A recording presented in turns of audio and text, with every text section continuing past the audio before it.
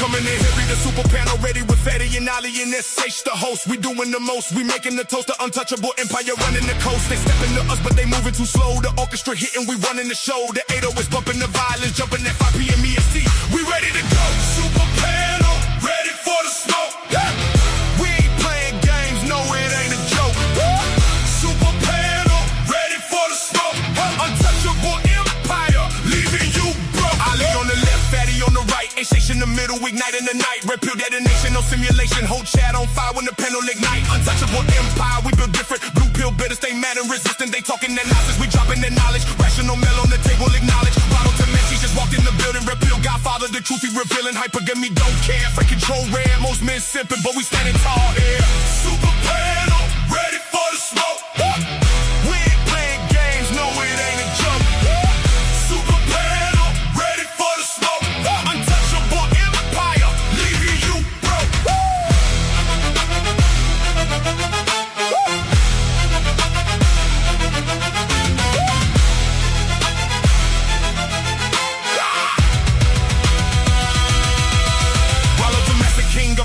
Dropping them chapters like buns on their ideology. Rational mail in his hand like a sword. Every man in the chat finna calibrate. No more cap, no more simping, no more blue pill lies. We killing Fatty and Ali, tag team in the mic. SH on the switch, we taking the spike. Empire, untouchable movements, too strong from the south to the world. We ringing the gong, high energy slaughter. Friday 5 p.m. better pull up or get left.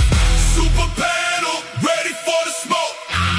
We ain't playing games, no it ain't a joke. Super panel, ready for the smoke.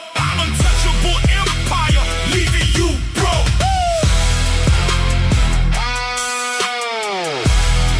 Super panel, are you ready? Untouchable.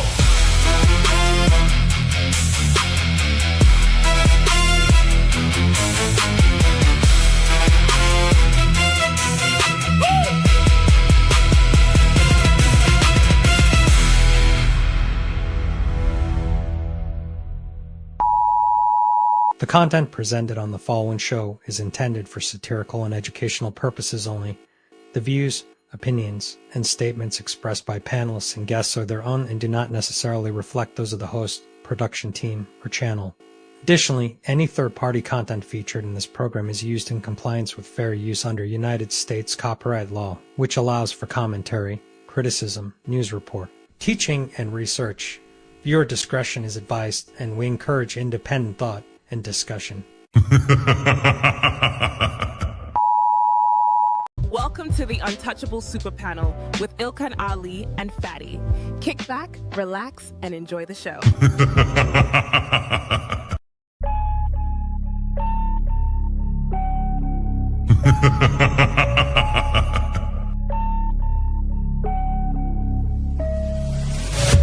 What you're seeing right now with the men is a response to your radicalization.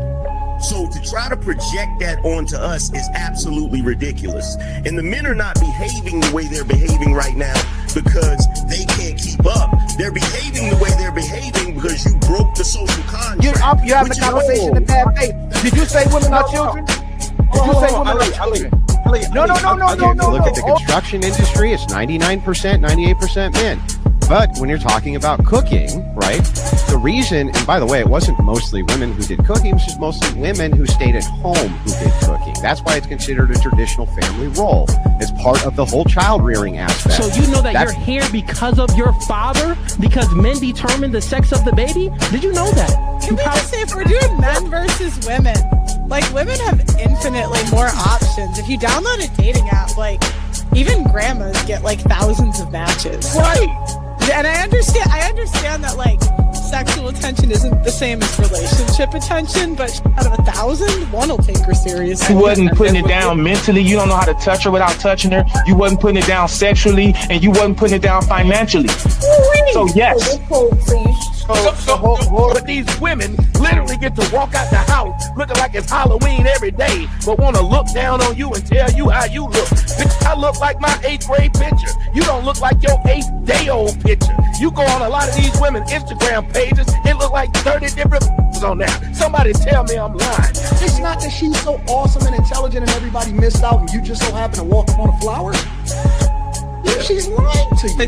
Right. But these women saw you. When these women saw you, she already wanted you before you even open your mouth. Like Ali said, you didn't convince her to nothing. There's the male ego.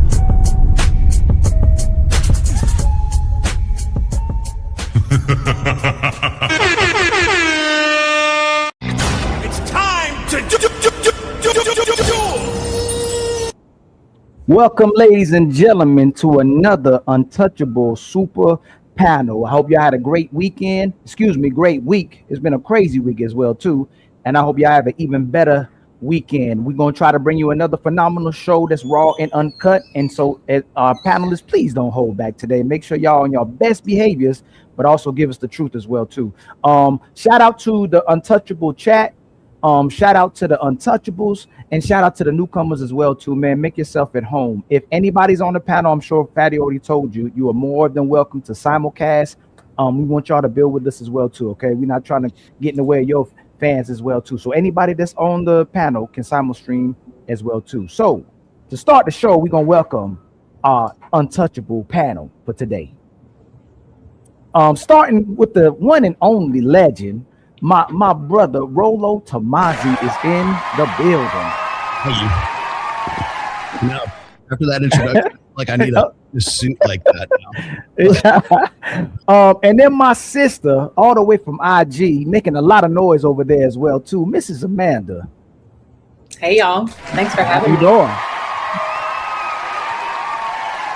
And my sister AVG is in the building as well too. Does phenomenal debates all the time as well too. It's more than happy to have you with us. Boo.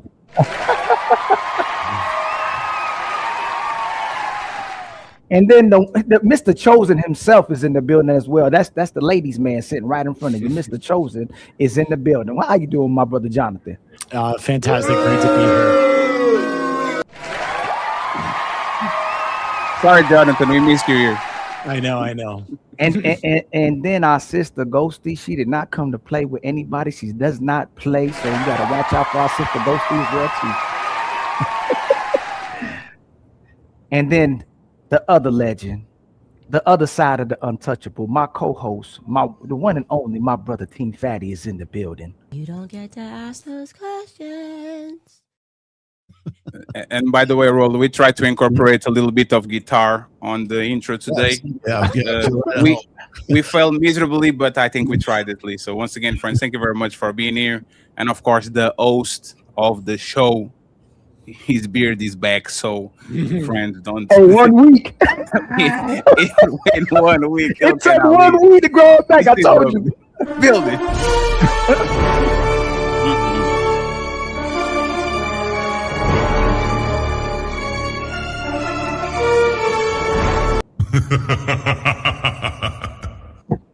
Friends, I have a couple of questions for y'all as icebreaker. This is kind of a mixed panel with some red pill people and some people that clearly don't agree with that ideology, okay?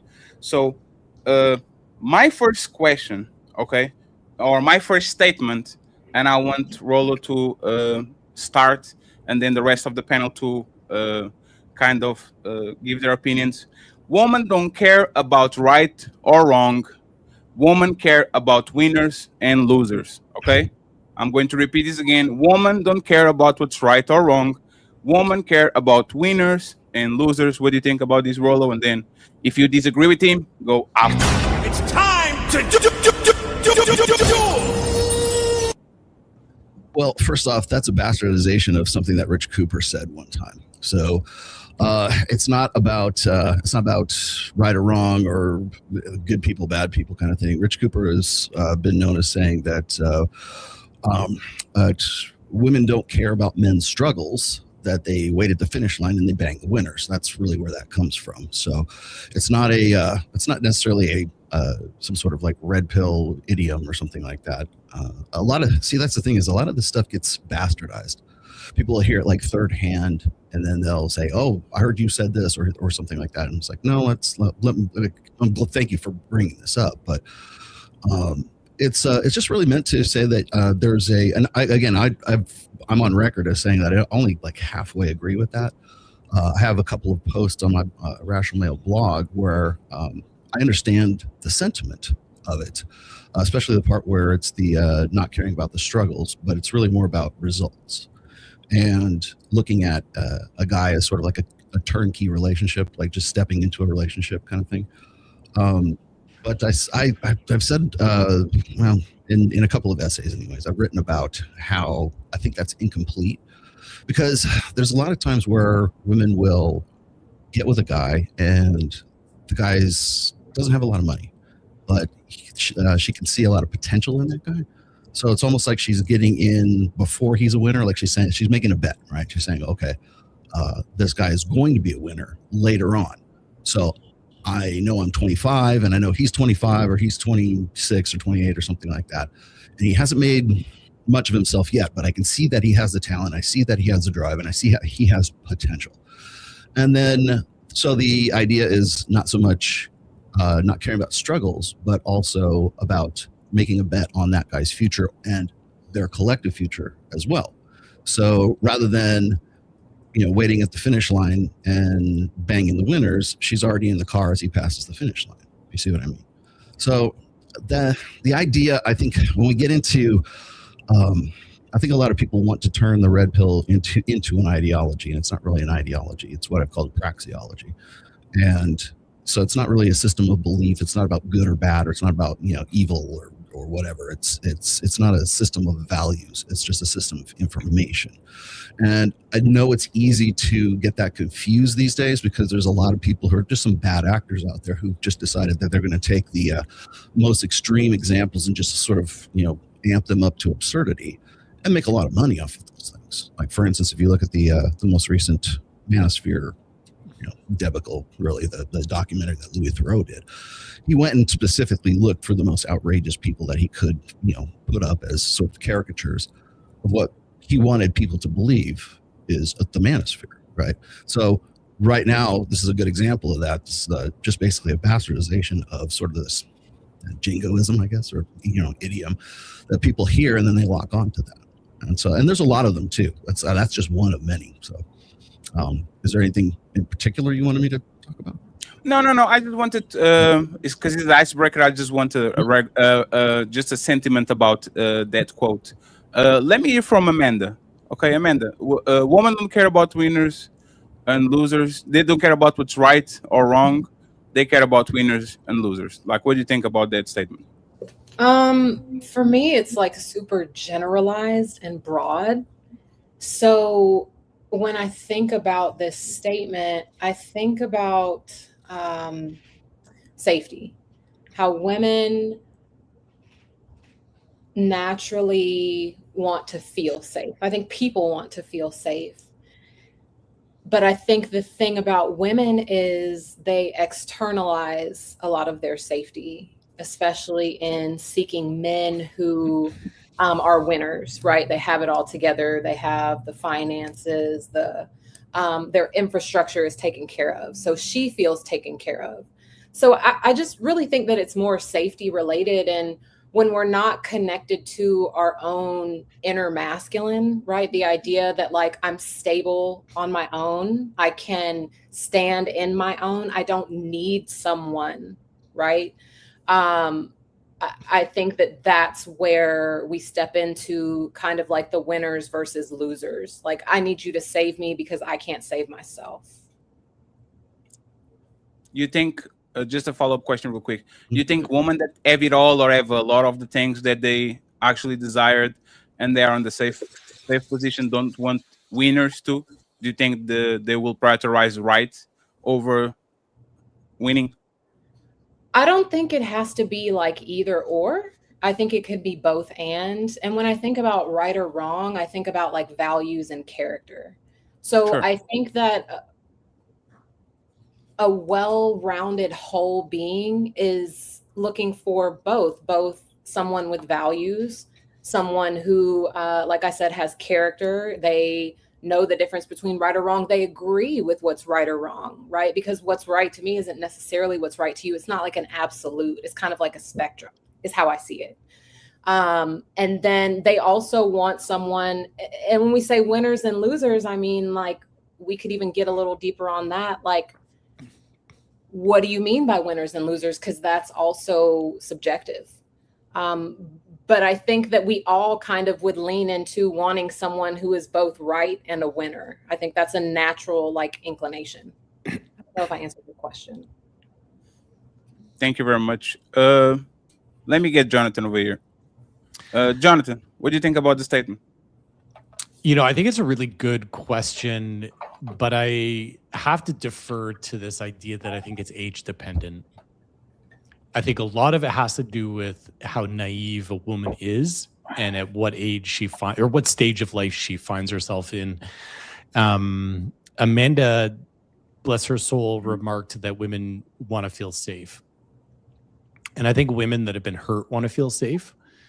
I think 16, 18, 20-year-old.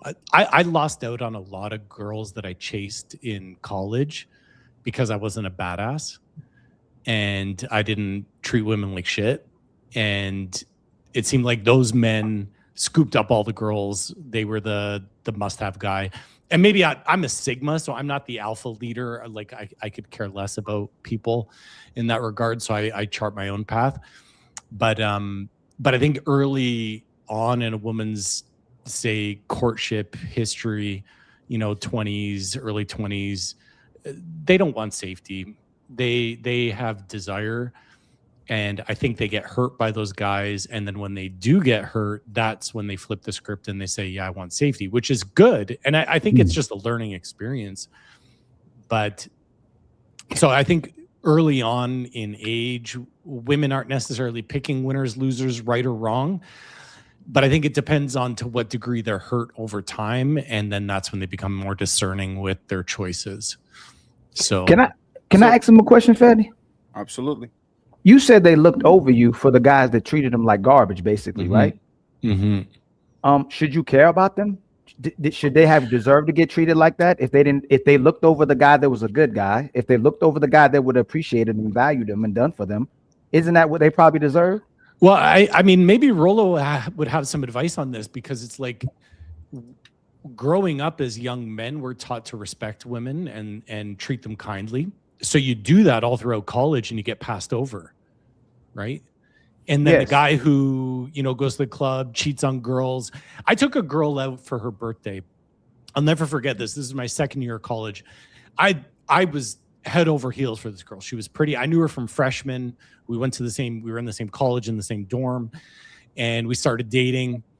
And I took her out for dinner on her birthday, went to the bar afterwards. We went our separate ways because I was going out with a bunch of guys. Anyway, she said, I was like, and this is back in the day when there's no cell phones. So 11:30 rolls around and I'm like, I'm just going to go swing by her house and link back up at the end of the night. Maybe it was 12 o'clock or something like that. Well, she wasn't alone. She was with this other guy that she'd been chasing the entire time. She broke my heart because I found her in bed with another guy. It crushed me. And this guy was just an asshole, right? And so I'm like, wait, so I take you out for this beautiful birthday dinner and then you go cheat on me that same night. So it was heartbreaking. And so I don't really know what to say to young men, to raise them up to respect women and treat them kindly. I definitely say that. Like, I'll always teach young men that. But then when they're tugging at me saying, Dad, why do I keep getting passed over? It's sorry, son, young girls aren't looking for safety. At least not now. They need to be hurt a few times until they do. So Rollo, is he describing the alpha, sure, the alpha fucks beta bucks situation you're talking about, or is more precise than that? In it loosely. put it that way. What he's really talking about is well, what I've referred to as woman's party years, really, but really other people will call it her hoe phase, right? I refrained from using that term. Yeah.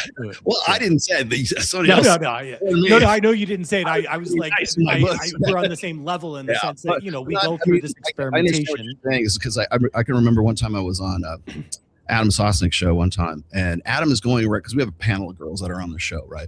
And he's going around the girls and he's talking to these girls and he's saying, are you thinking about getting married, right? And he goes to around the horn here, and I hate to say it, Amy Dangerfield was actually on that show too, but he's going around, and I'd say probably about 2/3 of them were saying, yeah, I really want to get married. And then he would get to like the ones who are about 23 years old, and they're like, hell no, I'm not even thinking about that. And they really came down on these girls, and I stopped Adam and I said, hey, look, I said, this girl's 23. It's not even in her head right now that she wants to have anything long term. She's like still, she's at the in her prime. She's hitting her stride right now at 23 years old. She has such selectivity at this age. She's not thinking about anything long term, right? And so from what you're talking about, when women tend to be between the ages of, say, about 18 and 28 years old, depending on that woman's sort of socioeconomic position and her background, of course, but by and large, between 18 and 28 is when women are going to be at their peak of sexual selectivity, right? So they're trying to see, we call it being prudent, but she's basically dating around and seeing what's available, right?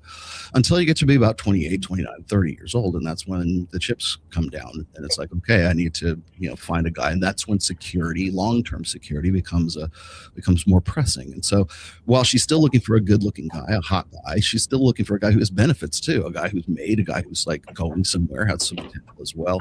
And the reason for that, I think one of the biggest reasons we have like a gender divide at this point is because we're on the 4th generation and coming into the 5th generation of women who have been essentially told from the time they're 5 years old that men are inherently untrustworthy and they can't be trusted to provide your long-term security or to be a good father because they're absentee dads or they're never around or something like that. And you either have Homer Simpson, the abuser, or the guy who's just incompetent.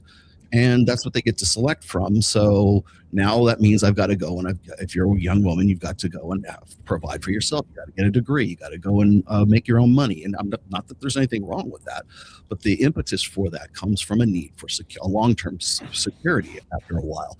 And the problem I think is happening right now is like so many women have been so good at that, like home ownership and getting into the workforce and making more money.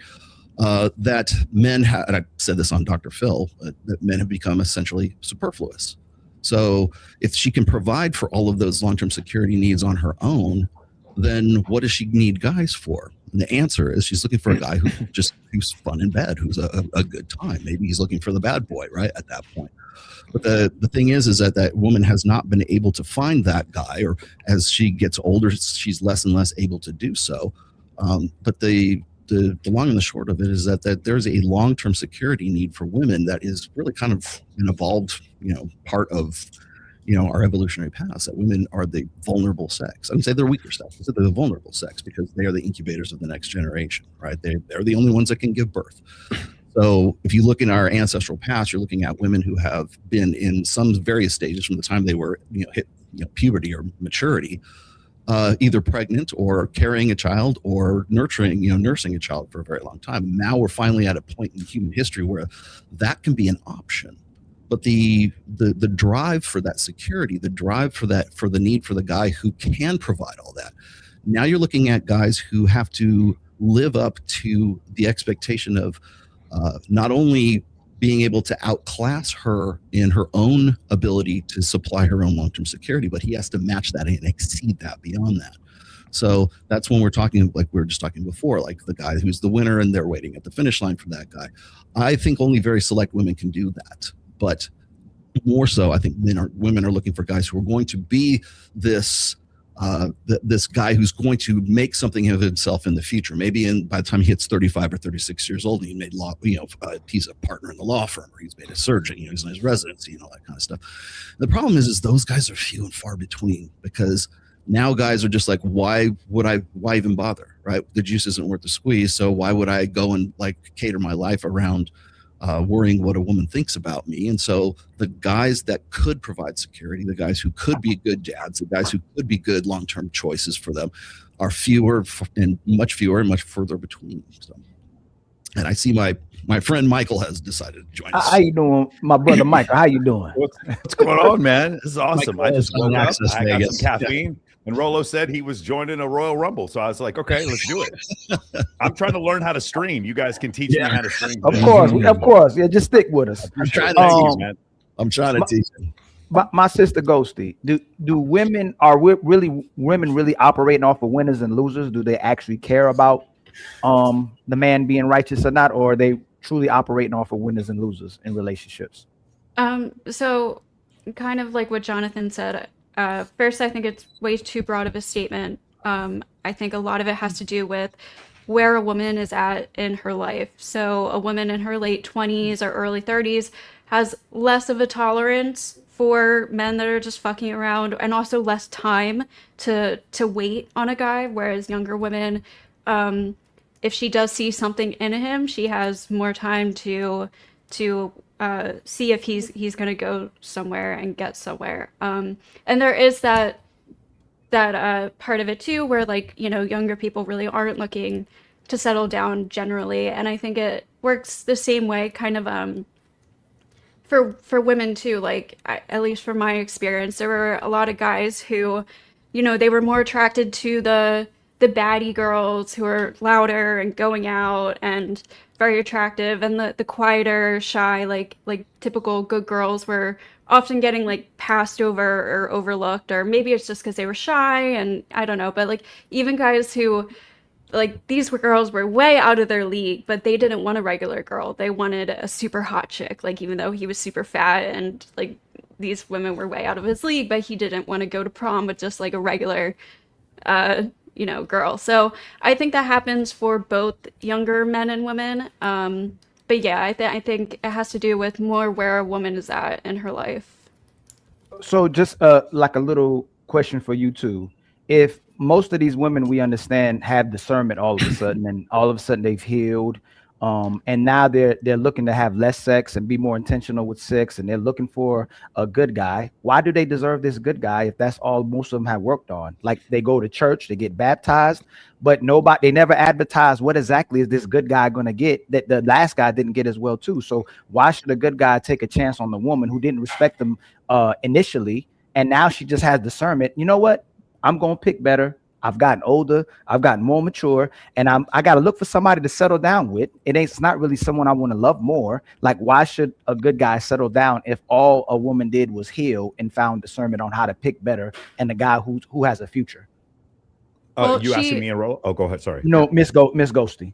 Go ahead, Ghosty. Sorry. I would say she probably has to prove herself to that guy, right? Like, I'm not saying that, like, nobody really deserves anything or anyone automatically. You have to prove yourself to somebody. So I don't know if he's willing to oversee her past, and she proves herself to him that she's going to be a good person, be committed to him, give him like what he needs, then I like, that's up to him, right? Okay. See, I kind of disagree that she has to prove herself. Every woman on the planet is wanted by someone. They don't have to compete. From the looks factor, if she's a 5, a 3, a 10, there's always going to be a suitor who's trying to pursue her wherever she lands on that scale of attractiveness. Men, on the other hand, excuse me, we all know we need to be 6'2", which I am, make 100K. We don't have that. So it's not about deserving or proving or anything. They don't have to do anything. They just have to start selecting. So there's always going to be someone lined up, no matter where they fall on that attractiveness scale. Yeah, so they don't have to prove anything. God, I wish that they just get to make a choice. So this is great, and I know where Rolo's thinking too. We're having two different discussions. What Mr. Chosen says is correct, but what it's different from the question that Ali over here is asking. What he's asking is, what do they do to deserve? And Mr. Chosen is correct. It doesn't matter if they don't do shit. We have a simp economy right now. OnlyFans made $7 billion. There are men willing to take every single woman that's out there. You're absolutely right. But you're also asking a separate question. What if I'm a high status man and the only thing what I want is peace? I want a woman who's going to help me build my empire. And I have a lot of women to choose from. And I have this one woman who's younger, who has less emotional baggage, or I have another woman who's older, who's like, hey, you know what? Yeah, I did porn for a while, but I got absolution from God. It's time for me. I've turned my life around. I have friends that are like that, and I love them very much. I just don't want to marry them. I don't want to get into relationships with them. They have incredible self-worth. If a woman was a cardiologist and saved my daughter's life, she has unbelievable value to the world, but it doesn't make me want to have sex with her. That's the difference. And so in this situation, what we're talking about is, both of you are correct. It's just you're talking about two different things. What should be, which is what Ali is talking about, and then what is, which is what Mr. Chosen is talking about. Both things are true. If you let a girl go, trust me, she'll find somebody else. There's so many people out there. The problem is the men that she wants, the girl who's a 3, the man she wants is an 8. And she can probably have sex with him. And because she does have sex with him, she thinks that's what she deserves.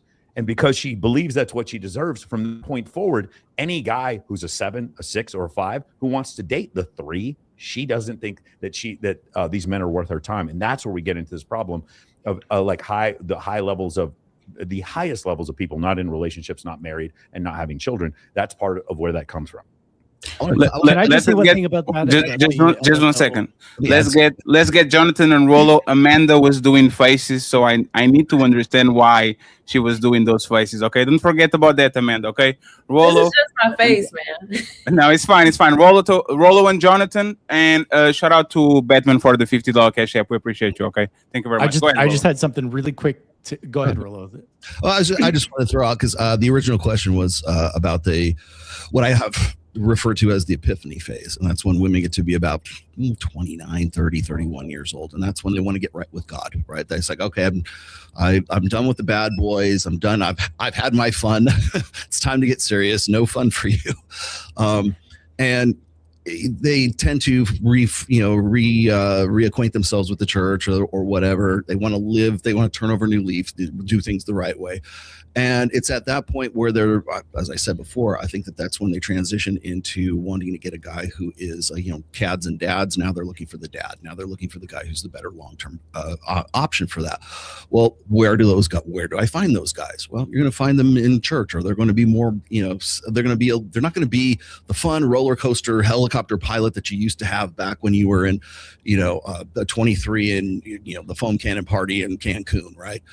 You're looking for a guy who's not like that, because guys are not good bets for the future, right? Those guys are not going to be there to commit. And so now the guy who didn't look quite so good before is suddenly made something of himself, and she's hoping that guy is going to be a good bet for her future, and he's going to be much more secure. The problem is that guy is never going to be as exciting as the guys that she's had in her past. So when that woman gets to church or whatever, or she starts making this guy sort of abide by and follow these rules. I'm going to set these rules, mister. I don't want you to think I'm easy, even though she was having fun in the spring break and the Cancun and the foam cannon party, right? So the problem with that becomes is that guy is now paying a higher premium than the guy that actually had to pay nothing about it, or wasn't even an afterthought back when she was 23 and in college. So that's where a lot of the guys are kind of like going, I don't think this is such a great deal anymore. And I think that's kind of like what you were trying to describe there. But now we've added the element of God to it. So if we do that and say, well, I'm forgiven, the Lord forgives me, why can't you forgive me? And so now, and if you don't, then how can you call yourself sort of a practicing Christian? And then on top of that, it's the instant mulligan, right? It's the you get a do-over. And if that ain't the case, then he's not the right guy for you. So that guy, if he's not a good provider, if he's not somebody that's going to sort of be there for the long haul, like I said, where are you going to find that guy? He's going to be in church. Now, people will ask me this. They'll say, Rollo, don't you think that women can be sincere in their beliefs and they want to really, get themselves right and they'll fly the straight and narrow? And I said, yes, absolutely. I think that if you put these women on a polygraph test and they would pass it. You ask them, do you actually believe this? They would say yes. My problem is not the sincerity. My problem is the timing. So that's before, hey Jonathan, all that's straight out of my second book, by the way. You know you're not gonna get away from my hook real quick, right? But it's very interesting. You said those women shouldn't have to prove anything, just like the men that those women like didn't have to prove anything. So then should the men only deal with the women they don't have to prove anything to? They just not like them. Is that a question for me? Oh yes, because so if we turn this around and asked about men who our daughters would meet, I'm sure you would say that man would have to prove something to be with our daughters. But hold on real quick. But you said that she shouldn't have to prove anything after she broke a good man's heart to go for the so-called bad guy. Now, when you get to this woman, I asked Ghosty, which she gave a more intentional answer of this woman needs to prove something. That was a great answer from Ghosty. You turned right back around and said he doesn't have to prove anything. So what's interesting is the most of the guys that the women chasing don't have to prove anything, and they'll still allow their hearts to get broken with this guy, right? So should men do the same thing? Should a man not give a damn, not care, not have to prove anything, and whoever likes him, that's who you should deal with? Ali, I will not disagree with you. I think in an ideal world, we should all be proving equally, men and women, or all not be proving equally, men and women. I think the reality of the landscape is that women operate from a position where they're pursued. And I think like even in the intro clip of this video of of the stream, there's that girl saying, the 77-year-old woman is going to have, 100 people lining up to want to swipe right on her, right? So I think in an ideal situation, we would all be proving, we would all be putting our best foot forward. We'd all be trying to be the best version of ourselves to get that person that we're interested in. I just think the way the stars align, women don't need to do that, and men obviously have to. The only thing I wanted to challenge Michael on, and I hope this doesn't get too spicy, is just this notion that once a woman goes through the OnlyFans ringer and now she turns her life around, I wanted to caution that that's kind of like really a dialogue now, especially because the OnlyFans world, and you see it all over X, you could barely open it up, where some girl says, like she's made millions of dollars and now she's turning her life around. Love the cat. The problem with Michael, I wish he had kept that to himself, because I think it sends the wrong message to women, mostly in regard to, there's a woman who, and back in my day it was strippers, like girls could strip to make money. They didn't have OnlyFans. But the issue now is, if a woman does OnlyFans, or if she stripped in the past or done porn, does this make her untouchable now? Hey, hold on. You can't associate. No, but he said untouchable empire, baby. That's not what I said. But at least that's not what I said. Finish. I'm gonna land the plane, and then you can take over. It was just the vibe that I got when he was saying that. Yeah. So whether he meant it or not, I'm just saying it's the vibe I got, and I just don't think that that's a good message to women out there. And Rollo brought up the term forgiveness, and guys, I think what we all need to do is what a man or woman does. There's 2 points I'm going to make here. What a man or woman does, we've got to differentiate behavior from identity. So someone could still be a good person and do OnlyFans. Hang on, Ali, I know your wheels are spinning. You got to let me land. We at the bar right now. You swung at my brother Michael. I want to swing back because that's my best friend. I'll right give you now. all the opportunity in a second. I just got a second point to make, though. We've got to be able to forgive behavior, but people are inherently good people. So even that girl that went out to do OnlyFans, she was making the best decision for herself to try and earn a living, whatever it is. She wants a Lambo too. I know tons of 18-year-old boys that want Lambos and will do anything to get a Lambo. She made a decision. It wasn't the best one. We don't need to shame her for it. And Michael, I'm not saying you were trying to shame. It was just a vibe I got. But what I'm saying is that we've got to look beyond behavior when we see people. And this is the second point I was going to make, is that when we decide that doing OnlyFans kind of excludes you from the dating pool, or you're no longer, a high value person, the risk is that we've all collectively decided that you can't recover if you've done OnlyFans. But yet you can recover if you used to do lines of cocaine when you were 23 in college. And now you've turned your life around, and okay, now you could be trustworthy. Maybe you can coach Little League and stuff like that. You're a former drug addict. So we've decided that one set of behavior is quote unquote forgivable, but this other one where we collectively had said no is not forgivable. I am not condoning OnlyFans. I don't support OnlyFans. I think we should send messages to young girls out there saying there's better ways. I think we should shut OnlyFans down, by the way. But I just want to make sure that we don't shame those girls that made that poor choice. And we do want to encourage them and say, you know what, there is a better life out there for you. You always were, and you still are a good person.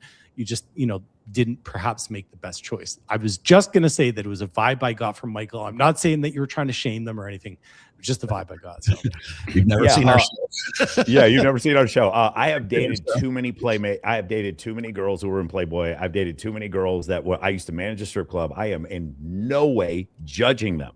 I am an oncologist describing the cancer to you. And I'm not even calling it cancer. Cancer is actually bad because cancer sounds like it's evil. I'm just a better explanation. We're going on the football pitch and I'm the referee describing the rules of the game to you. That's all I'm doing. I'm not saying they're right or wrong, but I am describing it. I am in no way, trust me. And by the way, there was a massive distinction we need to make. There's a big difference between guy-girl pornography and a girl who posts bikini pictures on OnlyFans.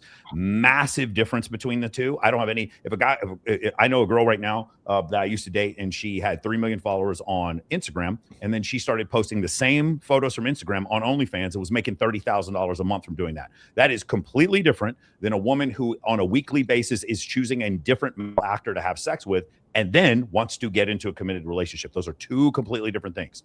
The second thing is, there's nothing, when we say forgiveness, these are two different things.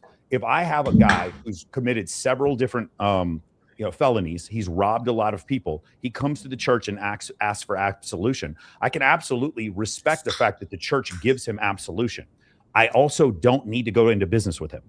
Those are two different things. I absolutely positively have no trouble whatsoever. Some of my best friends are girls. I live in Las Vegas. I have female friends here who are sugar babies, whatever. That is never an issue for me. But it doesn't mean that I now, what I'm saying is, you know how you have the Ken doll and it comes with the Corvette and all the little accessories? Just because you get the absolution, dating the high status man doesn't come. It's not an accessory that comes along with it, right?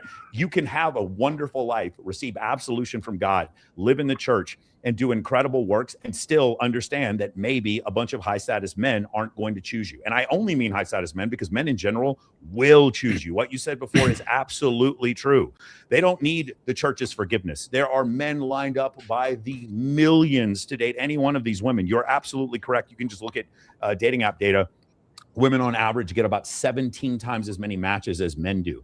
The top 10% of men get the same number of matches as the average woman. That's how skewed it is. So one of the things is what we can prescribe for being right and wrong. And the other thing is us describing the actual world that we live in, right? The tiger kills the gazelle. Is that right? Is that wrong? No. Who knows? But it is true. And what is true is the fact that there's several pieces of data from the IFS and the GSS showing that for men and women, if you have more sexual partners before you're married, you're more likely to be unhappy in a relationship. You're more likely to cheat. That's just the truth. That is just the truth. It's not a function of right or wrong. And if I had a decision, and my decision was I could choose between a girl who maybe, took some pictures in bikinis because she was a runway model or because she was a fitness model, and she posted on her OnlyFans versus a girl who did hardcore pornography and was an escort for a while. There's a massive difference between those two things. And I can still be friends with the second girl, go to her wedding, her baby shower, maybe even introduce her to the guy that she ends up marrying. But I don't want to marry her. That's the difference. I don't come with the Ken doll. Does that make sense? It makes total sense. It's still, but still in the sound bites though, you have to agree with me that when you say I would never marry a woman who had done OnlyFans, there are going to be young men out there. No, I would never marry a woman who'd done pornography. That's different from OnlyFans. Not, yeah. But hold, Chosen. Can everybody stop what you're doing? Everyone, you're stopping. He just conflated hardcore guy-girl pornography. I didn't mean to. You guys understand? I literally just apologized. Yeah. I literally just ate my words there. Yeah. So. No, but God. Go ahead, Fad. Just real quick. Jonathan said this. I don't want y'all to judge them. I just want to take their livelihood away. Which one do you think is worse, Jonathan? Right? I know that confused me too. Dollars of these women, or just shame them and let them make their yes. Yes, and God was helping us too. God forgives, but we don't, Jonathan, and society doesn't either. It's like you telling a man that if he touched a kid, if he raped a woman, if he committed atrocities towards society, and he's a gay man, that there's a princess waiting for you at the end of the tunnel. That'd be very misleading, Jonathan. Just like telling a woman if she's tucking 1,000 body, hold on, Jonathan, and he should get shamed as well too. There's things that's not redeemable, and that's the problem with society, Jonathan, especially our women. And what my brother Rolo Tomazi said earlier is that women are told their whole lives that they can get away with almost anything, and now you're saying, you know what? Let's add some more to that. If you do OnlyFans and you're a porn star, there's a prince still waiting for you, and you should be redeemable. That's very misleading, and that Michael just said that. Hold on. That's very misleading. And you're not fine with sending our daughters and women into burning houses, but you're fine with sending our sons. And that's the problem that I have. In order to have these fruitful, healthy relationships, it has to benefit our sons as well too. So after the good guy got played, which I made sure I made that note first, you got played. One, you don't forgive either. You're not dating no porn star, and you're not dating no woman who's OnlyFans. So why encourage another man to forgive him if you wouldn't forgive him? And number two, Jonathan, if she committed those atrocities of looking over a good man, and now all of a sudden she went to church and healed, and she still isn't saying what she provides for a man or what she can do for a man, and doesn't have to prove her worth, she should definitely still be shamed, and she should still be left on the market for a guy to continue to mistreat her. She should go right back to the guy who's already mistreating her, or bring something to the table for that good man to treat you good. Jonathan, you got the floor, my brother. I have a question. I have a question. What is productive about shaming someone? That's my point. What's the importance of that? How does that help anything? Make them stop in bad behavior. And friends, if I drop, somebody pick up the pace because my internet connection. I got you, my brother. Okay. If I steal something, and I did when I was younger, and my parents catch me and shame me, and my friends shame me, and my teacher shame me, I won't steal again. This is things that happen in life that you should actually feel remorse. Is that what happened? Yes, absolutely.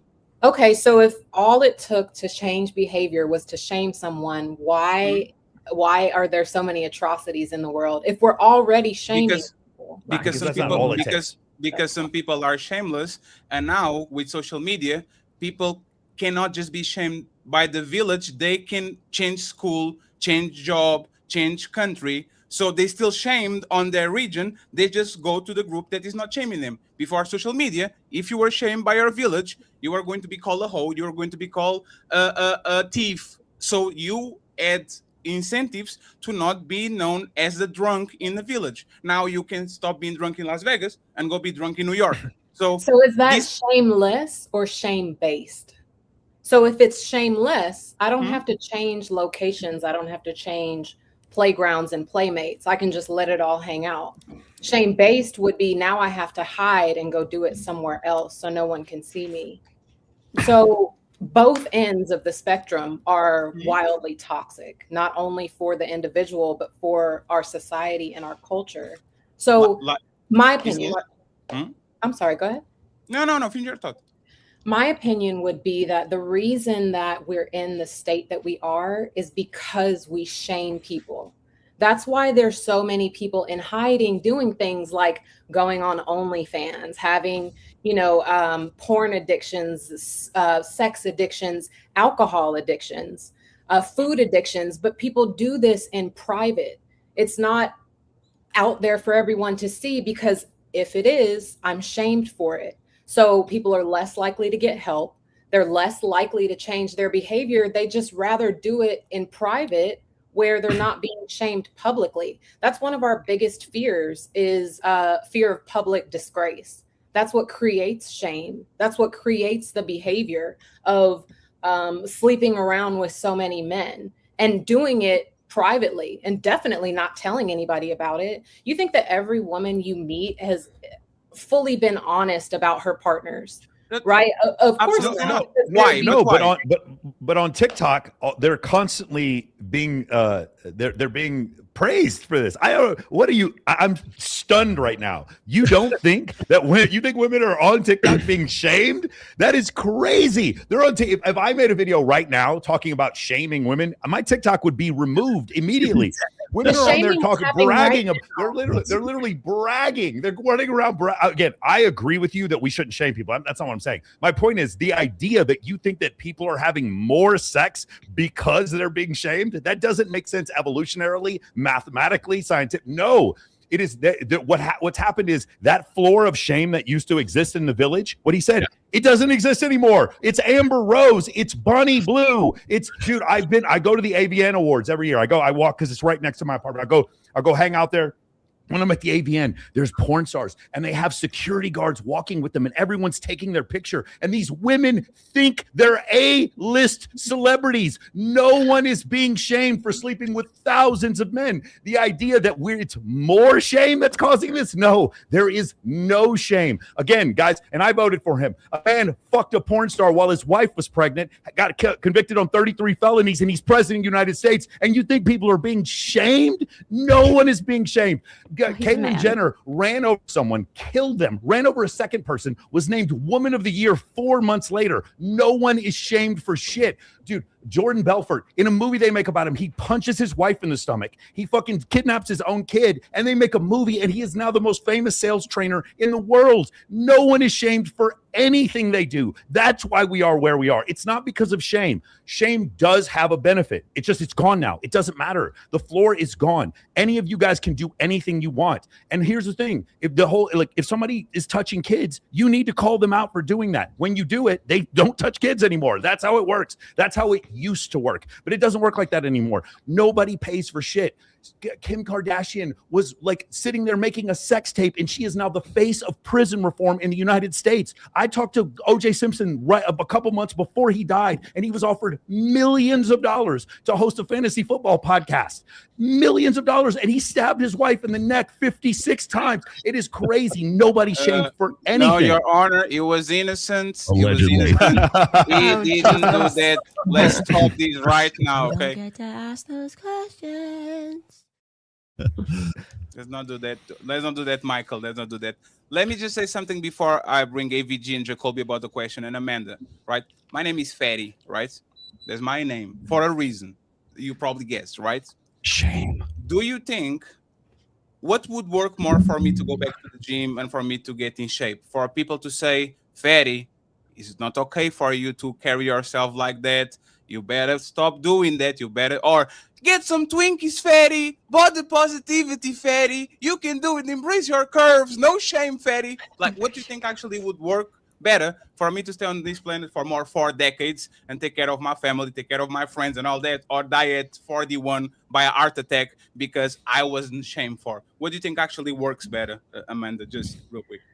I think it would depend on what you're motivated by. So are you motivated by I want to be alive.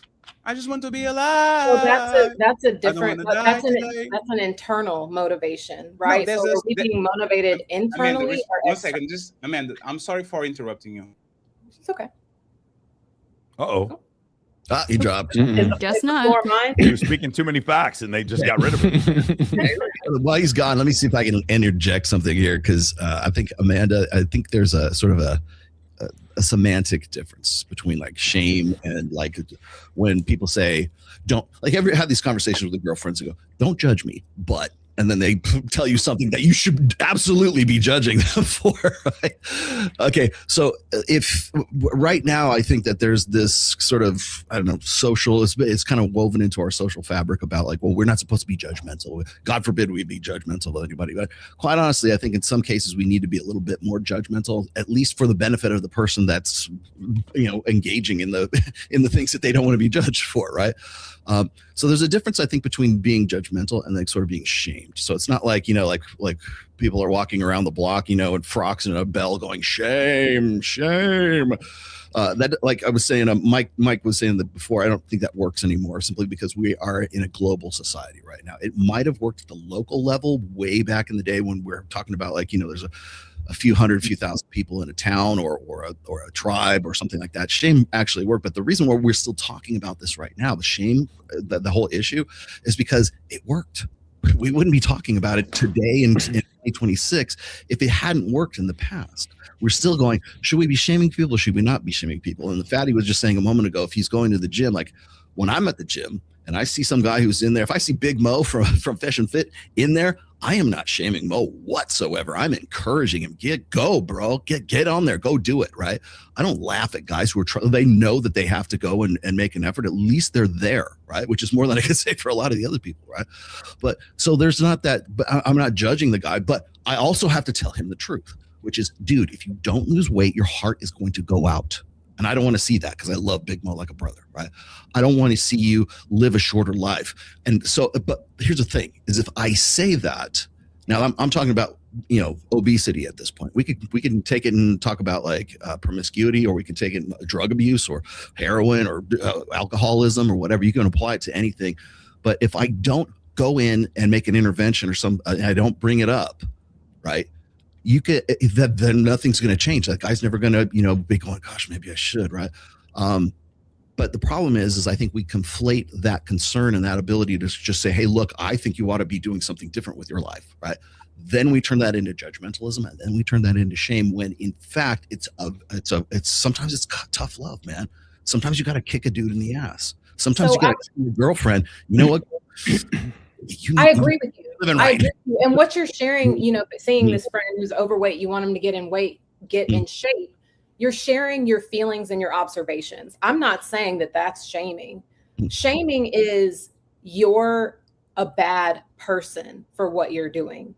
Shame is also an emotion that the individual experiences inside based on their perception of really themselves and being prematurely exposed. So I'm not saying that we don't have conversations with people about their behavior. I'm not saying there shouldn't be consequences for behavior. I'm just saying to shame someone into shifting their behavior isn't effective, as evidenced by most of the world who's unhealthy, disconnected. Yeah. Okay, so you just mentioned that shame is an emotion, or I guess it would be shame is an emotion, or it was something else. So let's analyze emotion just for a minute. What is emotion? I can change your emotion right now by giving you 2 shots of tequila. I can change Mike's emotion by giving him, let's see, one milliliter of Tren right now. I can change. So emotions are not magic. Okay, let's just look at it. It's not some pixie dust that comes out of the sky, right? Emotions are the way that human beings have evolved to sort of. It's one process that we use to interpret our surroundings, right? So if you're in a fight or flight situation and you get that squeeze, that shot of adrenaline to get away from the saber-toothed tiger, it's either fear or anger, right? You're gonna fight or you're gonna run. So emotions themselves are useful because what they're meant to do is they're meant to prompt you to move from one unsustainable position into another sustainable position. So while shame might be an uncomfortable thing, so is anxiety, so is depression, right? And what are those meant to do? To move you from an unsustainable state into a hopefully more sustainable state, if you're, doing it constructively rather than destructively, right? Same thing with happiness, right? Happiness is an intrinsic reward. So when you can never be happy, but you can do things that make you emotion of happiness. Why? Because when you're doing something that's making you feel good, hopefully it's constructive, right? And then it's to make you keep doing that thing so that you're promoting that well-being, and so that you are moving from one state to another. Anxiety, I got to get away from this situation and move into another situation. So how does that apply to shame? Well, so the difference if I'm instilling shame in you, what is it doing? Is saying, you know what? Maybe I need to move from one state into another state. So the difference The thing between is- what you're describing, shame as an emotion, I'm referring to shame as an identity. So it's feeling shame is natural. This is when it starts out as a baby. They're 6 months old and they experience shame for the first time when mom's trying to give the baby to an unfamiliar face. They become shy. That's shame. That's where it starts naturally.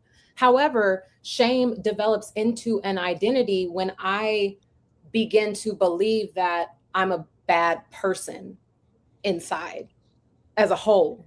So shame is a healthy emotion, just like anger, just like sadness.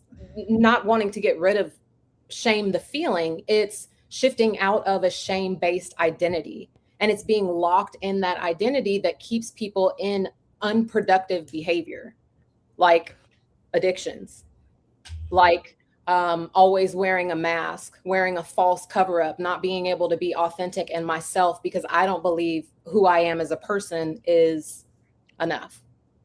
So that's a lot of the behavior that comes from the way that women show up in society, is because a lot of them are living with shame-based identities, but we don't help to bring them out of that by further shaming them. If anything, it further ingrains the identity of I'm a bad person. And it just keeps them locked in that role. Can you share the screen that I just posted up there? Can you guys do screen sharing? What I just put in there. There we go. Can you guys? There we go. This is don't judge. You see, it says judge this cover. This is Brittany Renner. Brittany Renner made an entire career. I don't want to show a lot on there, so I changed the shape. But Brittany Renner made an entire career teaching women how to get men, wealthy men, athletes, to get them pregnant so that she could have kids with them. And she wasn't shamed for it. She was made incredibly popular. And because she didn't experience shame, eventually she goes on and does a debate sitting across from Andrew Tate. And by the end of the debate, she's like asking him for forgiveness. You remember this, Rollo? She's like, hey, what do I do? I've screwed up my whole life. How do I get back to where I was? Do you guys remember this at the end of the video? Hey, can you keep that up again? Because I got another one I want to show you. Ready? You guys remember this? You guys remember the slut walk that Amber Rose did? Does anybody remember this? She went out there because what she wanted to do was lift the shame that women experience. Did you guys hear on Club Shay Shay this week, where she went back and she goes, I take it all back. It goes, after hanging out with these women and recognizing that they don't experience shame and that they just consistently don't take accountability for their bad behavior, she goes, I would never do this again. So I actually disagree, Amanda. I think shame actually does cause a change in behavior. Here's two of the biggest purveyors of promiscuity of women, like in the entire world, other than Megan Thee Stallion and Bonnie Blue, like literally the most. And these two women changed the way they believed because of shame. So I do think it is a motivator. Now, here's one thing caveat I will say. It is more of a motivator for men than it is for women. For men, because throughout our life, because most women don't find us attractive, throughout our entire life, we're always told about we know the money we don't have. We know the car we can't drive. We know the women that don't like us. We know the weight we can't lift. The world tells us, as we're men growing up, going through puberty, the world constantly tells us no. Because we're in comparison to other men. I watched Michael Jordan play when I was a little kid, and I was like, I want to be like Michael Jordan. I can't be like Michael Jordan. I'm not 6'6". I'm not tall enough. I'm not fast enough. I am constantly reminded of the no's that I experience in my life. And so because of that, and I also joined the U.S. military, and the U.S. military uses a lot of fucking shame in order to train their people. I will tell you that it is an effective strategy, more so for men than it is for women. But it is still an effective strategy. It's an evolutionary strategy that caused people to like almost, fall in line. Now, here's the thing. What they did, what several of these other feminists have done, even Sheryl Sandberg, we can talk about Amber Rose, whatever. A great example would be Alex Cooper from Call Her Daddy. What they're doing instead is they're making it more so like, hey, you should not feel shame. You should do whatever you want. Cheat on him. They have these sweaters. So the number one feminist podcast in the entire world, they sell sweaters that say cheat on him. That's what it says. There's another podcast called Kill All Men. You guys want to check it out? It's on Apple Podcasts. You can subscribe to it right now. There goes your revenue. Yeah. So I'm saying like the reality of the situation is, while I understand in a vacuum what you're saying, the reality we live right now, men and women, especially women, experience almost no shame publicly for their actions. It doesn't make any difference what they do, who they sleep with, whatever. They're famous, and 15 minutes later makes no. I mean, you guys are probably not old enough to remember this. The Iran-Contra affair, where Oliver North had to testify in front of Congress because he was illegally taking arms from the Sandinistas and giving, or the other way around, sorry, from Lebanon and giving it to the Sandinistas in Nicaragua, and he was a contributor on Fox fucking News after that. How about Mark Furman? Do you remember when he used the N-word 27 times in that screenplay that he made one time? He was a contributor on Fox News. He just died last week. Nobody pays for anything. There is literally, we are in the most shame-free society in history. There is nothing that compares to this. Dude, and here's the thing. Think about the biggest streamers in the world. Neon, cheated on by his girlfriend. Aiden Ross, cheated on by his girlfriend. Logan Paul, his girlfriend has slept with hundreds of dudes and he won't admit it. Adam 22 let his girlfriend go and have sex with another dude. There's no shame. You are rewarded right now for getting dunked on. Sneeko, he watched his girlfriend having sex with another dude. Made a career of it. Yeah, made a career out of it. It's like these men, literally, the more L's they take and the more shame that they would have experienced before, the more money they make online. You watch Clavicular over and over again. He goes up to girls, he'll get rejected on stream. It doesn't matter. The more shame, the more rejection. Dean the Great got punched in the face. You guys remember that? Dean the Great got punched in the face. His stream, 10,000 people watching. The more L's, the more shame, the more you make a fool of yourself today, the more money you make. We are in the opposite of a shame economy. We're in the complete opposite. There is zero accountability for what you do. Zero. And I'm not saying it's a good thing or a bad thing. It's helpful to me because I can say whatever. I can do whatever. It's like there's literally nothing I can do that I can't come back from at this point. Nothing. And so that part is good, but the bad part is that there are certain norms in society that were norms for a reason, and they've been lost. And because of that, the fact that they've been lost, we end up in a situation where women think every man that they deal with is not worthy. And go ahead. Let me ask something to Amanda real quick, right? And AVG and Jacoby, I have a question for you, so you can go to the next topic. Amanda, if shame is not the solution, what is it, right? Like, society is in complete disarray. Everybody does what they want, freedom of everything. Like, if we can shame people going back to their place, like, what will be the tools for them to actually go back to, like, a more orderly and prosperous society? What will be your advice? I am going to answer the question, but I do want to address something, Michael. So It's kind of like the snake eating its tail.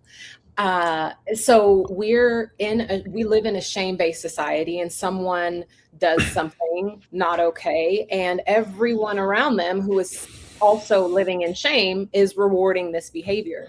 And it kind of like speaks to, just because you can doesn't mean you should, right? So then we kind of weave in, like, what are your values? So just because you can make $100K a month saying all of these things, it's like, where does your character come into play? Because what does it matter? No one's being shamed for it. It doesn't matter what your character is. I don't understand. The question you're asking is, again, you're going back to this world that doesn't exist. I understand. The question you're asking is a completely rational, moral question in a world that is neither rational nor moral. You're asking the question. It's a relevant question. The problem is we answered it. We elected him. We answered the question. We don't care about shame. You have to become the change that you want to see. I think that was Gandhi, right? Everyone in the world is losing their fucking minds, right? but who holds the light? Like, who has the character? And so, yeah, you're rewarded with money. And I know now it's like, and it's always been the almighty dollar, right? Like the almighty God. So people are motivated by money. They're motivated by social currency, by followers. But at what point do you bring your character into the picture? So it does matter. So I'm going to always revert back to be the change that you want to see, even if everyone around you is tripping. So Fatty, to your point, compassion that people have lost their way and still remaining open to holding space for them. And I know it seems very like woo-woo and like good vibes or whatever the case may be, but I'm going to bring my own experience in where I'm a recovering alcoholic. So I'm almost 4 years sober. So I know what it's like to be Good job. shame-based. Thank you. And I know I can spot it. And it's all around. There's so much shame. And how I really notice it is in relationship patterns, especially with women. Like the way that they show up and interact with men and the way that they date and their mind process is all shame-based. There's so much toxic shame. But the key to healing toxic shame is not through shaming someone. It's through holding space for the shit that they're going through and just being compassionate. How did you recover, Amanda? It's what now? You were an alcoholic and now you recover. Congratulations, right? Thank you. How did you recover? AA. What were the steps? Yeah, so well, one, I'm gonna promote this, Healing the Shame That Binds You by John Bradshaw. And by the way, we're going to include the Amanda book and Rollo Tomasi book on the description. Please go ahead and get the book. Okay, I would appreciate it. And Jonathan has a book on the way too. So we're going to promote it when it comes out. So go ahead, Amanda. So you went to the AA and then what happened? Yeah, so I read this book called Healing the Shame That Binds You. They suggested that if you have a problem with a substance, to basically come out of hiding, because shame-based people hide. So they hide what they do, they hide what they drink, they hide who they have sex with, they hide what they eat, they hide what they buy, right? So much shame. So went to AA, I got a sponsor, I worked the steps, and I've been sober ever since. But I had to come out of hiding around a group of people who didn't shame me for the things that I did. But that doesn't start with shame. Didn't your intention of not being an alcoholic anymore become, because I have several friends who were alcoholics and they all told me about a low point they experienced, and the feeling they experienced was shame. Amanda, there's nothing I said about not having a place for people to come home to. I did not say that. This is not the forsaken son in the Bible, the parable of the lost son in the Bible. That's not what this is. What we're saying though is in effect, I got in really good shape because I looked in the mirror one time and I was like, fuck, I'm fat. That's it. Like that made me get in shape. There's different ingredients that you can put into this that make this work. And one of them could be, doesn't always have to be, one of them could be shame. And that shame, but regardless, this is a pointless conversation. I think it's a bit disingenuous what you just said there, though, Michael. How? He just said that he's not saying that they don't have a place to come home to.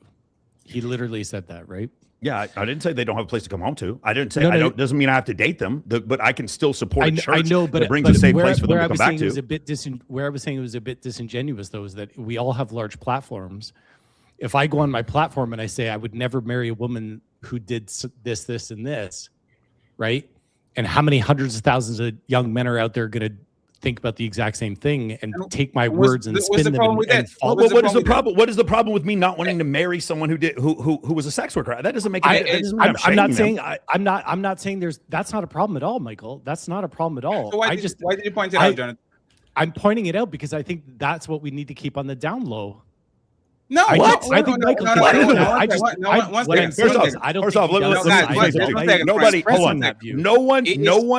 no one platforms more former sex workers than me and Rollo. Not you times 100,000. If you guys watch our show, we have 12 girls on there at once. Nobody platforms more former sex workers than we do. And they'll come on there. And we had one last week being like, Michael, I love you. You're one of my best friends. I was like, you're one of my best friends too. But I don't want to date her.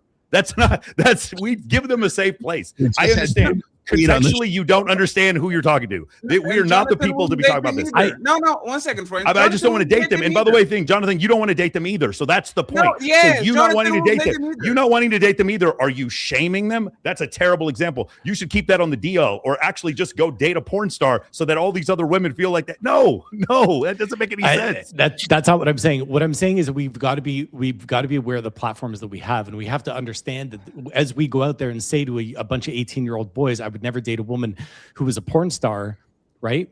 What happened? And she's got no place to come home to.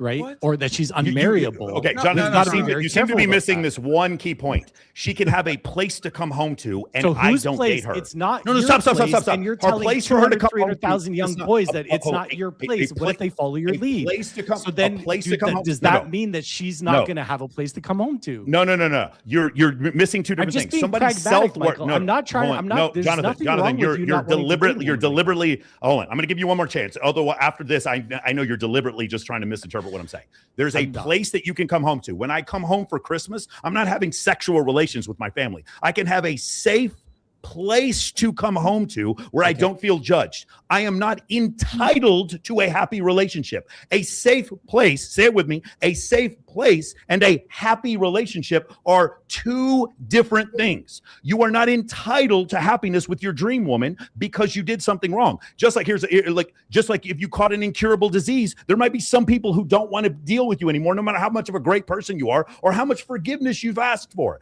Whether or not you get a happy relationship is different from a safe place. If I had if my brother did something wrong to me, I can still forgive him. He can still come into my home and have a safe place. That is not guaranteeing a relationship. And you of all people who would not date a sex worker have no right to say any other thing. You can still, I still love my friends. I didn't come out the gate saying I wouldn't. You want to talk about a content creator. I have 12 women on my show every other week. 4 of them at least are sex workers. And I tell them I love them and they're my friends. Some of my closest friends are female. So there's no talking about I don't have a safe place. I work with domestic abuse charities and I work with domestic abuse charities and human trafficking charities because I'm trying to create a safe place. Like the Shade Tree Domestic Abuse Shelter in North Vegas. That's a safe place. That's different from a happy relationship. Listening to anything what Amanda is talking about with regards to shame.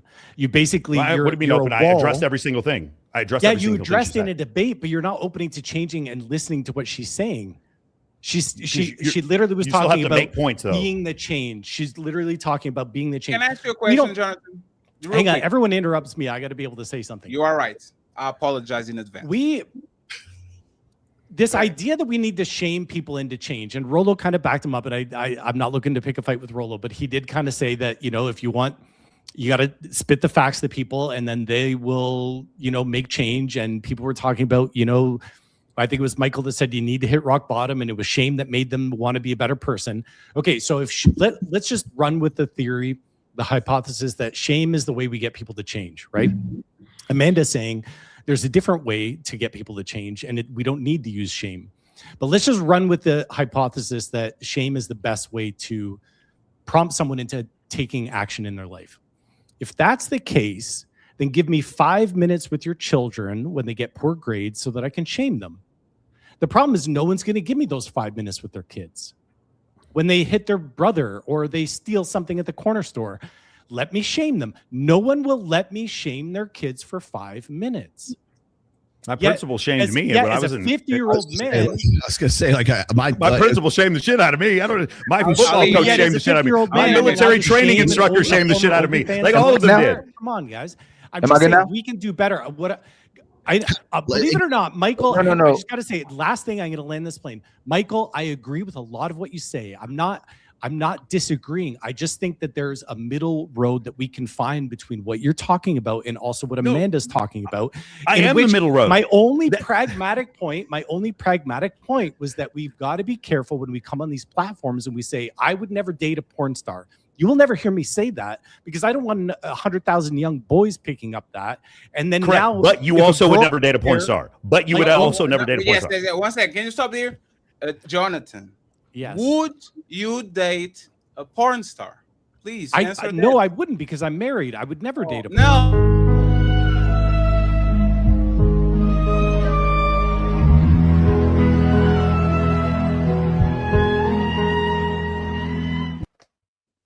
Jonathan, you made that man standing up and walking around the studio. What's going on? Jonathan, that's the point, Jonathan. You agree with him. I cannot. So I can't answer the question because I'm already married to a woman who. Don't do that. The hypothetical. Answer the hypothetical. She's amazing. So I cannot say that I would marry a porn star because I couldn't date a porn star because I'm married. We love you, man. He doesn't want to say no. Jonathan is awesome. Jonathan's like, why you guys shaming? We did the porn star. Nope. And Jonathan, you said that before. Like you were like Jonathan, you are married with an awesome woman that didn't engage in this behavior. So you would. I wanted a 5'4" ballerina who was perfect and amazing, and that's what I found. Can we bridge the gap a little bit though? I believe everybody on here would concede that to give people their self-worth, they should be loved and praised and elevated, correct? Yes. That's all I'm saying. But we know when they're being loved and praised and elevated and the incentives don't work, that's where consequences come in. If let me finish. If the person has pride when they're doing something that's bad and shameful, then they're going to be more prideful. They're going to engage in it more. I don't think anybody's saying here immediately, if we're praising somebody who's doing the right thing, that you automatically go to shaming them. It's when someone's continuously demonstrating consistent bad behaviors that may be hurting other people or them. There's a saying, right? If hurting you doesn't hurt me, you don't care or love me, right? So something has to make someone feel better than the incentive they're already getting in the behavior that they're presenting. I would tell Amanda, if I was cheating on you, or if a man was cheating on you and you were already loving him and caring for him, what's going to change him? What's going to make him change that behavior? Not giving him more love. Oh, no. It was what's going to make you break up with him? Right. Hold on. What's going to make Amanda break up with him when he keeps cheating and she keeps taking him back? It is shame. Right. So watch this. After I've cheated for the 5th time, knowing that you love and support the man that you're with, what's going to work more?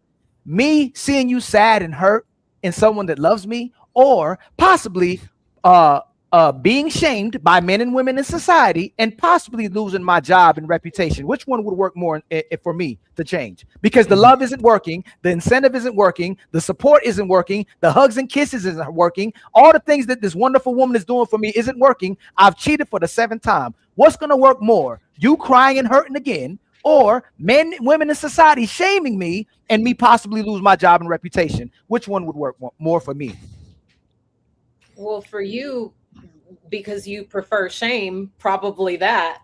But when you said loving and praising and elevating someone, that's only one part of the whole, which is there's also the consequences, the acknowledging the bad behavior, the having a conversation, the diving deeper into the behavior is just the surface level. So if you keep only addressing the behavior, you're just putting band-aids over a bigger problem. No, work would be real quick. Yeah. Okay. Let's say you're somebody's daughter, right? And you were raised the right way, maybe the wrong way. Let's just go the right way. And you were getting hugged and encouraged by a mother and father. Now you're demonstrating behaviors that hurt them, and you still don't feel anything. So the shame part should come from not just about how you feel, and it's how other people feel. That's the part of what shame's supposed to do. Not just, oh, I'm hurting, I feel down, I'm miserable. How are you making other people feel? So it resonates with you, and you become empathetic. The shame should work where you end up being ashamed because you go, oh, why are they hurting me? These are the people that I love and care about. Oh, such a good point. Right? Yeah. Oh, I'm hurting them. Now that hurts me. So I'm ashamed from being shamed. Such a good point. And the point that I really want to touch on is shaming is an external expression of an internal feeling. So if I'm shaming you, there are feelings behind that. Maybe it's you upset me, something you did hurt me, it made me angry, it made me sad. But because we're so disconnected from our own feelings, and especially being able to communicate those, that looks like you're a piece of shit. You shouldn't be doing that. Yes. Instead of this really hurt my feelings. And someone is able to connect more with you hurt my feelings than they are with you ain't shit. So right. Can I interject on what you just made? Your phenomenal point. If you can't change somebody by loving them, you have to hurt them. You have to hurt. It's not your job. Let me finish, ma'am. Let me finish. If I'm going around here hurting people and I feel absolutely nothing at all, something has to shock me. It's not going to be the love. It's that I hurt somebody and I can feel it. Oh my God. I either hurt you or it has to hurt me to make me stop doing that behavior. If the incentive isn't working, the consequences have to be higher than the incentive. So I have to be hurt. And once I get hurt, I say, yo, I don't want to feel this anymore. And then that's where the shame takes place. Now, if you're a narcissist, if you're a psychopath, and you continue to demonstrate those type of behaviors, you're just a trash person. The necessity of being shamed is to feel that you may be a trash person and assume the identity so you can take the time to change the identity and the way people are perceiving you. That's the point of shame. Let me see if I can bring this home for you, Amanda, just really quickly. Okay, so my people don't know this about me. My background actually is in behavioral psychology, not evolutionary psychology. Behavioral psychology, what Ali was just talking about a minute ago, there is negative reinforcement. Okay, punishment. Okay, how do you get? We train animals this way. Okay, with either positive reinforcement or negative reinforcement, which is different from punishment and reward. Okay, so how do we get a desired behavior from a dog or from a person or from an animal, whatever, right? Well, there's many ways to do that. Okay, one of those is negative reinforcement, which is anytime that dog does something that is undesired behavior, there is something that is associated, there's something taken away from it, right? Instead of like punishment applied, like a stick, something like that, a reward is removed. Okay, so that's one way that you can change behavior or modify behavior. Okay, another way is if you perform the desired behavior, then you are rewarded for that. So nobody goes to work because if they don't go to work, they're going to get a sharp stick to the ass because of it, right? No, you go to work because there's a reward at the end of your day, which is a paycheck, and you get to go home and keep the lights on and have food on the table, right? That is the reward. So there's a difference between punishment and reward and negative reinforcement and positive reinforcement. Negative reinforcement could be shame. Is that a way to change behavior? Absolutely it is. There's other ways to change behavior as well. One of those might be reward. That might be encouragement. That might be some sort of positive reinforcement that motivates you towards that desired behavior. But if that doesn't work, where one doesn't work, another might. So, there's a school of thought that says that, most human beings don't make personal change unless they have something very real to lose. In this case, it might be their life, right? Inspiration grows from the barrel of a gun. Okay. That is negative reinforcement right there. If you don't perform the behavior that I want you to, I will shoot you. That is the punishment is the gun, right? But that's the negative reinforcement right there to get you to do what I want you to do. There's other ways to go about that, but sometimes it might be dread. Sometimes it might be anxiety. Sometimes it might be, I like the thought of getting with this guy and having sex with this guy so much that that's my reward and I'm going to get after it with this dude, right? That might be something that changes your behavior. So you know what? I really want to get with this guy. I'm going to give up drinking. I'm going to give up all this stuff because I got a better reward than all that shit, right? So that's not necessarily grown from the end of shame, but it's also because there's a reward at the end of that. Maybe something is a better motivator than something else. So shame, although it is effective, it is not the only means to get people to change their behaviors. Which I think is what Amanda's been saying this entire time. I guess the only issue and my only point when this whole thing started with Michael was just that our platform and being mindful of that. I go back to the Whatever podcast, right? When Brian turns off his computer at the end of his 4-hour streams or whatever like that. No, they're 10 hours. 10 hours, yeah. Sometimes. But he gets to get in his car and go home. And I know he probably sleeps really well. His podcast is doing great. I think he lives. Yeah, I'm pretty sure. Maybe. Yeah, he lives in that room. I've been there several times. But just this thought of I want to sit across from 5 women and make them feel bad about themselves. I don't understand how someone would want to do that and wake up and want to do that every day. That's not what the show's about. Y'all keep talking about $200 but we're pragmatic here. I see the clips on X. It is what the show's about. I don't know if people are doing that here though. Yeah, but respectfully, right? If you don't have if you're not shamed enough to show your asshole on the internet for money, words shouldn't hurt your feelings. These are consenting adults. Y'all taught man, no means no, yes means man. Yes, these women consent to go on these places to talk for 8 hours about whatever. They should understand exactly what's going on. But to Rolo's point, there's one way of doing it with shame. But what Amanda's trying to say is there's a different way. No, I don't know why this is so hard. You know why there's not a different way? Because men are being shamed to be better for women. You broke, go get money, sir. You fat, go to the gym, and how does sir. it make us feel? No, we talked about hey, Homer Simpson. No That's one life. liked it That, growing up in the 80s and 90s. Jonathan, you know what waking up at 4 a.m. to go do a job that I don't want makes me feel? Life is pain. Like a lot, since when, like people do things that they don't want to all the time that cause them pain, that cause them stress and all these. This is the life of a man. I have to do things that I shouldn't be doing, but I doing because I have a woman. So now I need to have a 4-bedroom apartment instead of 1-bedroom apartment. I need to have a bigger car. I need to have a better job. And you know what we say? Go ahead and do that for your family. But every time we ask women to do very little things to adjust so they can fulfill the obligations of a man, you do what you did right now. Why do you have standards, Michael? Why are you telling people to do?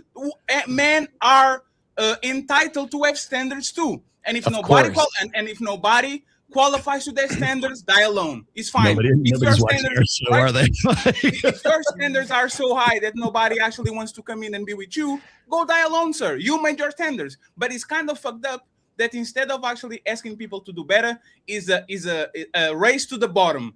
Yeah, accept that.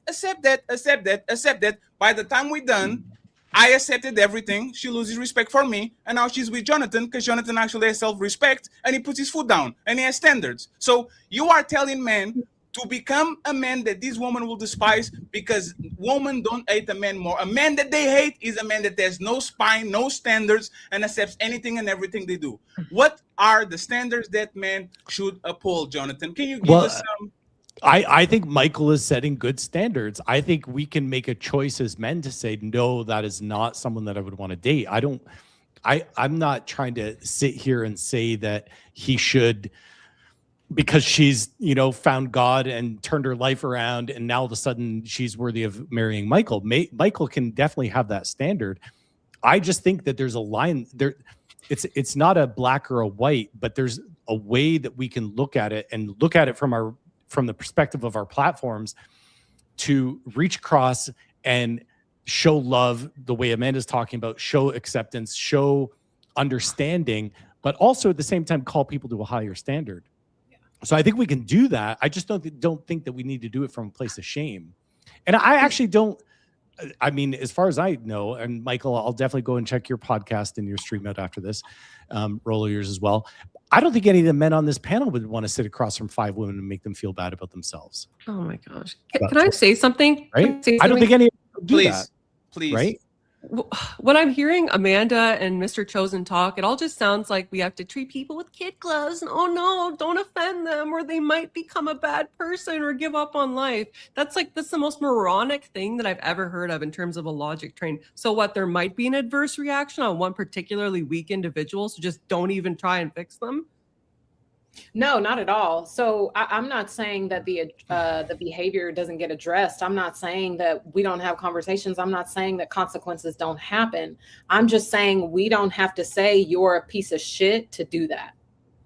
Sometimes we or do unmarryable to do that. Yeah, yes, but can we bridge the gap again? Let's bridge the gap again. You're marryable, just not by me. We're going to bridge this gap again. What Michael was talking. Hey, Michael, it isn't that shame works better on men. It's the fact that men are shamed.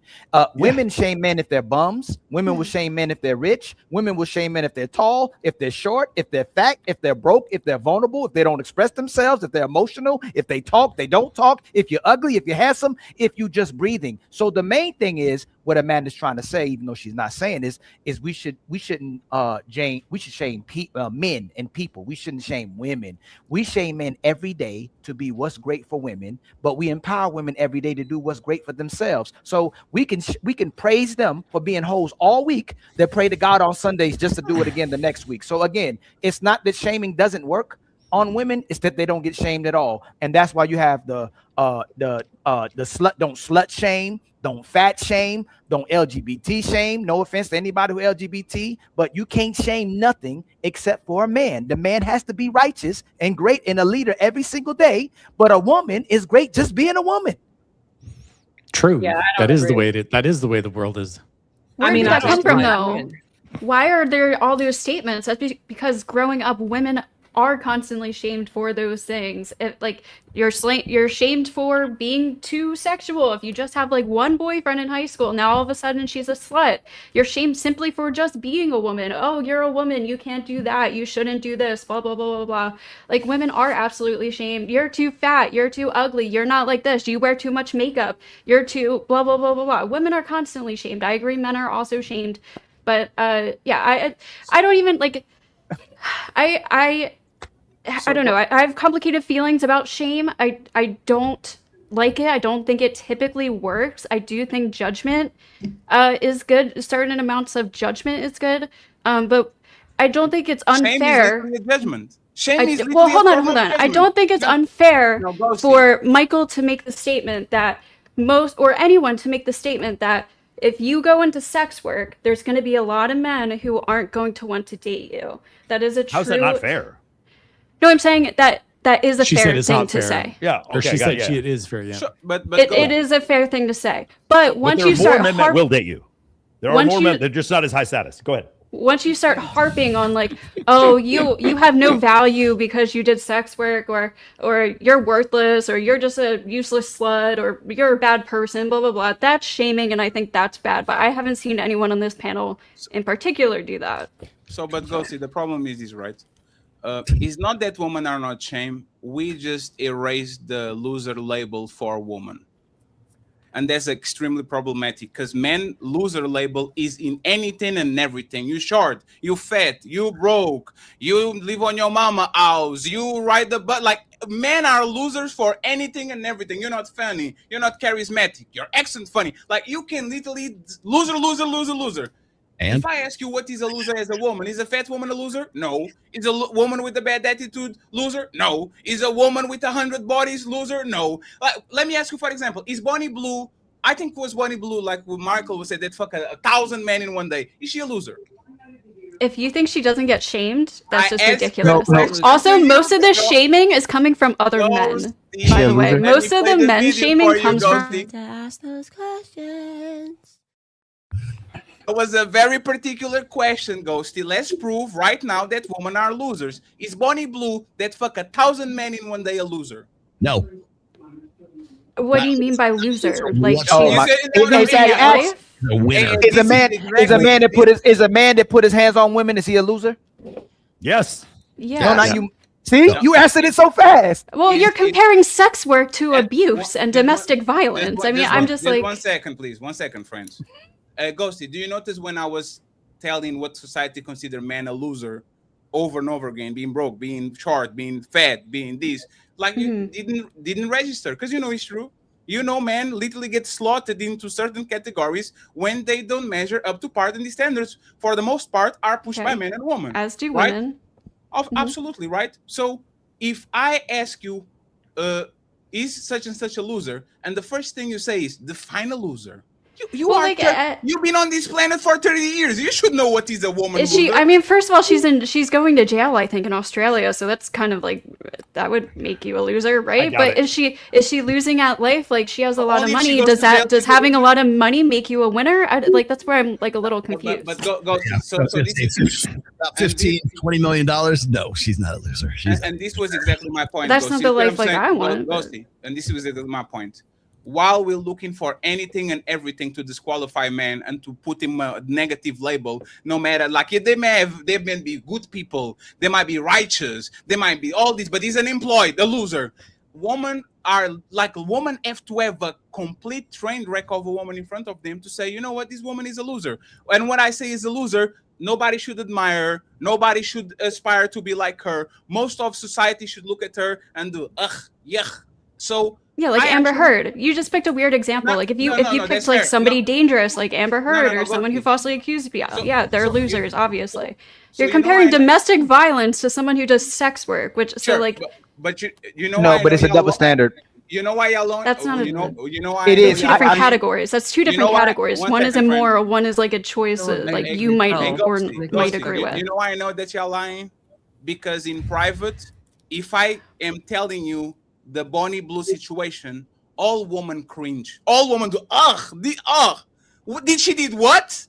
In public, y'all are like, what's the problem? And let her leave. in private, women have way more visceral reactions to Bonnie Blue fucking 1,000 men in a day than they actually have in public. Matter of fact, let me just say this. Let me just say this. Even whores look at that behavior and they cringe.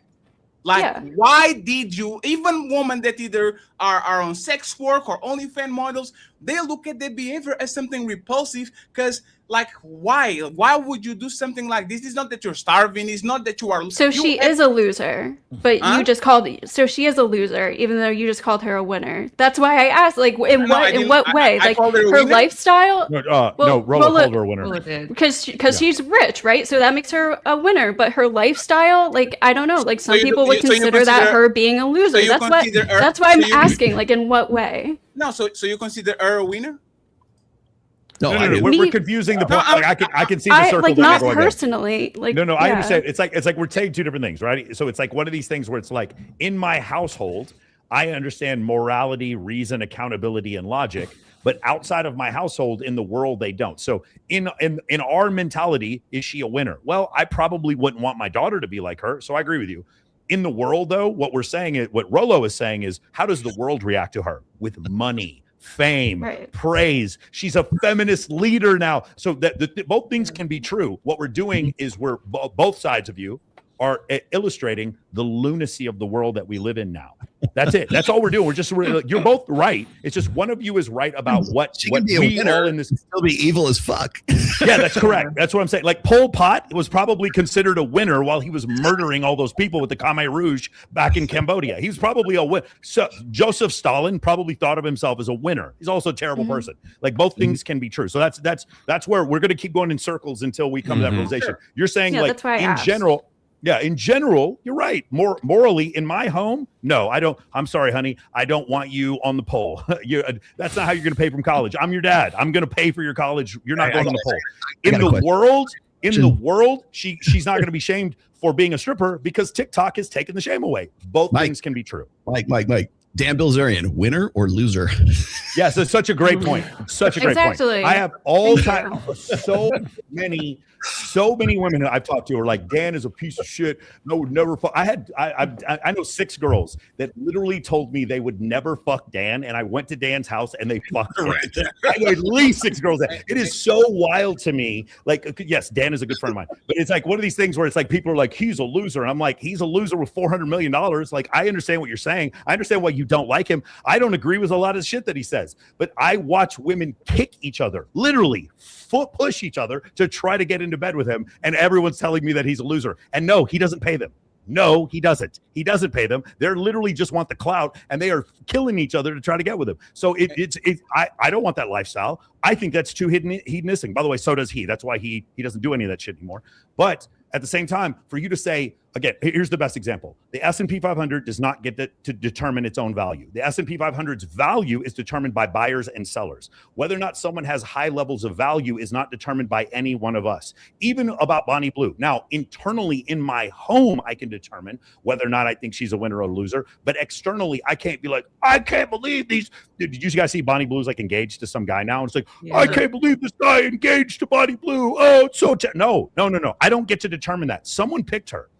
Out there in the world, someone picked her. Someone decided that Dan Bilzerian, the stock price of his Ignite stock is worth X, and he's worth X millions of dollars. Someone decided that no matter how many mom and pop stores that Jeff Bezos put out of business with Amazon, he's one of the richest men in the world. Someone decided this. No matter how much little I think of Lauren Sanchez, a billionaire married her. So I can't decide her value. I don't get to decide other people's value. The world does. And so that's why I'm saying that when it comes to this, internally in my own home, in my own church, yes, I can decide my values. But out there in the world, I can't. Does it make sense? So that's Michael, a whole different. Before Olo goes, and then we have to go to I need AVG to answer the prompt and go to the next question. I don't know if y'all remember the prompt before Michael, come in. This is literally the prompt. What do women like? Women don't care about right or wrong. Women care about winners and losers. And this conversation, full circle, kind of make us think that, like this example of Dan Bilzerian, they don't give a fuck about right or wrong. They will do a moral judgment and then go and pick the winners that they think that are winning. This is not about right or wrong. This is not about doing what Jonathan and Amanda want us to do, being pathetic and be nice. Dan Bilzerian be kicking us out of his house since the mid 2010s. And this woman know, and they know there's 10 men on their DMs that want to treat them right and want to be just the only one, and they're ready to go ahead and flock to that man. And in a lower doses, it happens with the average woman and the guy that is tall, handsome, and all these things. So why should I do the Amanda and the Jonathan thing, right? When women clearly don't care about the right thing, they care about the winner. Why shouldn't I become ruthless? Why shouldn't I become that person instead of coming in with empathy and all these things? You're right? Like, why should I do that? Go ahead, Rollo, and interrupt me, please. Well, Mike, just to clarify, it's kind of a bastardization of what like Rich Cooper was saying. You know, like how women don't care about men's struggles; they wait at the finish line and fuck the winners, right? Which, as I was saying before, we got to remember we're using Bonnie Blue and Dan Bilzerian as like example. These are the most extreme illustrations we pull out of our ass. Okay, like one of the things that like when. I remember this one conversation that was on Fresh and Fit, and I think it was Destiny was sitting across from Fresh, and Destiny said something effective like, what percentage of women do you think are getting flued out to Miami by Drake to go on a yacht party or something like that? And Fresh is something like 30%, which is like really ridiculous. But it's more like a fraction of 1%, right? But that's not the point. The point is that because that one woman there's one woman that was flown out and she has friends, and it's just exponentially goes around social media, goes around Instagram and everything. What that does is it affects the attitude and the understanding of the sort of the self-evaluated value of that woman. So if that bitch can get flown out, I'm cuter than that girl. I could get flown out too. And so there's this sort of this perceptual sense of value that gets amplified as a result of social media and being on and seeing what's possible, what could happen, right? So not every girl's getting flown out to Biscayne Bay for a yacht party or something like that. But the thing is that the possibility that it could happen is that perception of it is what is sort of feeding into that whole thing. Is that woman actually going to be able to go and do that? Probably not. Is a woman actually going to be able to, the average woman going to be able to fight for the attentions of Dan Bilzerian? No, not going to happen. But what we have to do is you have to scale that back and understand that on a larger sort of population scope of things, the perception of all that feeds into the social fabric. It feeds into the attitudes that we have with men and with women. So when that woman finally turns off the phone, or that guy finally logs off of Twitter or whatever, now he's got this attitude like women are all out to get me, and that woman is always like, well, I could do better than this. I could do better than this guy, because she's taking that understanding of that global sexual marketplace, and now she's turned it off, and now she's stuck in her local sexual marketplace, and she looks around, she goes, all these guys ain't shit. All these guys in Miami, they're way better than these guys, right? And so now that's the standard for her, because she lives in Paducah, Kentucky, and she doesn't live in Miami, right? Or the same guy who watches, watches TikTok videos, watches reels or something like that, and he sees these chicks and they're all in bikinis. If all you ever did was watch women in Instagram, you would just think that everybody just lounges around and walks around in lingerie and swimwear, right? It doesn't happen. Thing is though, that's the attitude. That's like this pervasive sort of like understanding of what we think or what we're expecting from our global expectations, or what we apply to our local expectations. And I think that's what sort of drives that divide. And that's the thing that's average women don't want to get with average men. But that standard of what is average and what is not is set by what they see on Instagram and what they see on TikTok and what they see on YouTube. But how do you break them out of that? How do you break out of that mentality, that perceptual mentality? If there's one gender that is more prone to that perception, I would say women are, because that's the communication side of things. But that's not to say that guys' expectations aren't also affected by that as well. So in reality, when we turn off this live stream and I walk outside my front yard, it's a whole different fucking world out there. And it's something that I kind of had to reassess when I started working with Mike, and we live in Vegas, we do our things in Vegas and everything, and I am constantly around just absolutely stunningly beautiful women all the time. If you've ever watched Access Vegas, you get an idea what we're about. When we go to our charity events, when we go to like Babes in Toyland, we just got done in Miami at the white party, at Swim Week, also in Miami. But when I'm there, I always have to say, this is a different world. Because when I walk through the Miami airport or walk through the Las Vegas airport and I go from the TSA to my gate, I'm looking around and going, this is real people. These people that I'm looking at right now, the overweight people, the people who are like, one man is fighting with his wife and the kids and everything, all this other stuff that's going on, that's a cross section of America. Those are normal people, but they're still influenced by this stuff. But Rollo, that's the point, right? These people are not excluding themselves for this lifestyle because they don't want to. It's because they can't. It's like asking a person that doesn't have superpowers, why don't you fly, man? Because I can fly. The only thing that humbles this woman is their loss of superpowers. When the titties are sagging and the ass is not as round as it was, and now she has, like, this woman will use their superpowers to do whatever and whenever they want. And the other woman that usually don't qualify, and this is why, for example, the plastic surgery industry is booming right now, is because it's giving powers to people they shouldn't have. If you guys watch The Boys, this is the V, compound V. You are not a superhero and you inject that and all of a sudden you are a superpower. This is what women understand. I used this as a clip actually on one of our shows. It was on whatever podcast, and Brian was going around the table and he asked each one of these women, he said, what percentage of men do you find unattractive? Right. And then they all said something like anywhere between 50 and like 80% somewhere. Some of them said 90. Right. And then they were like, okay, well, how many guys are like completely like, like ugly, like not unattractive, but like ugly. And then they would just, say, 90%, blah, blah. And then how many men do you think qualify as being attractive, like personally attractive?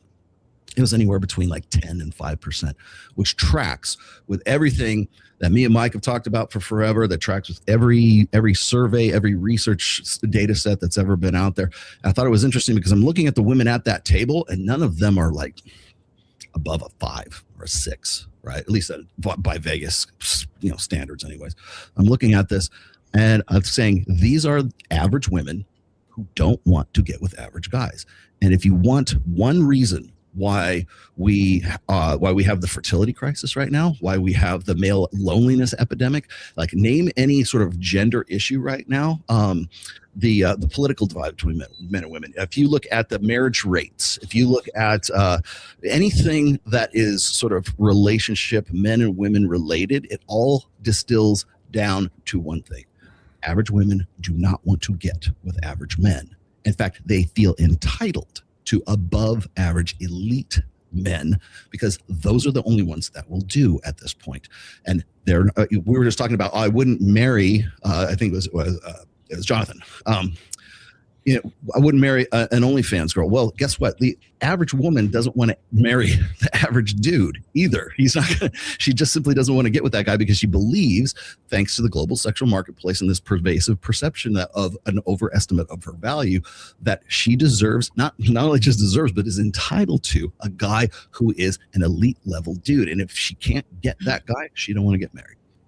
Amanda and Ghosty, I want to ask you this question before I read the super chats real quick, okay? Does the average woman respect the average man? Does the average woman want the average man? Okay. It's time for some super chats.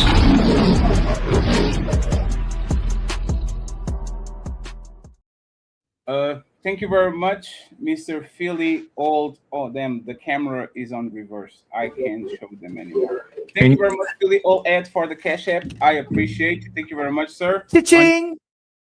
And your mic too, Fatty. My mic is gone?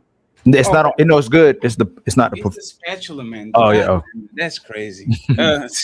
Philly Old Ed, thank you very much for the cash app. Thank you very much. He says 20K. Salute. I appreciate you, sir. Cha-ching! Lady Xerox with the $5 cash app, happy $5 Friday, LOL, awesome panel. Thank you very much. I appreciate Cha-ching! We have OG Top Cat. He says, salute, brother. Nice show. I appreciate you, OG. Cha-ching! And finally, we have Jeremy Batman with the $50 ball. He says, the Untouchable Empire, baby. The Untouchable Empire, baby. Thank you so much for the $50. I appreciate you, sir. Let me go to the super chat real quick. All Long Nate says things. Shaking my friends. I'm Portuguese. I have no idea what that means in English. I only have basic English understanding. Okay, but thank you very much, sir. I appreciate you for the super. We have System Crash. He became a member on the Rolo side. I appreciate The Untouchable Empire, baby. Thank you very much. We have Jay Wills gifted 1 membership to the Untouchable Empire. Thank you, Jay. The Untouchable Empire, baby. We have Scott Ott something. He became a member on the Rolo side. Thank you very much, The sir. Untouchable Empire, baby. We have Shadow the Titan Wasp saying UGH Canadian. Friends, once again, friends, you need to take in consideration that I'm a foreigner, please. No more abbreviations. Worthy says Audi Rolo, Audi Class F, tune in a wild. I'm dying with laughter seeing the pearl in the intro. Ah ha ha ha ha. Please don't judge us, friends. We don't like her either. You didn't hear that right now. Oh man, hey.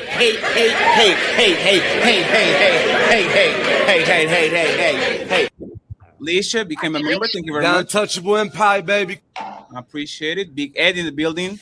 Yo, the Untouchables in the panel. Thank you very much, sir. Carl Anderson with the 5 The membership. Untouchable Empire, baby.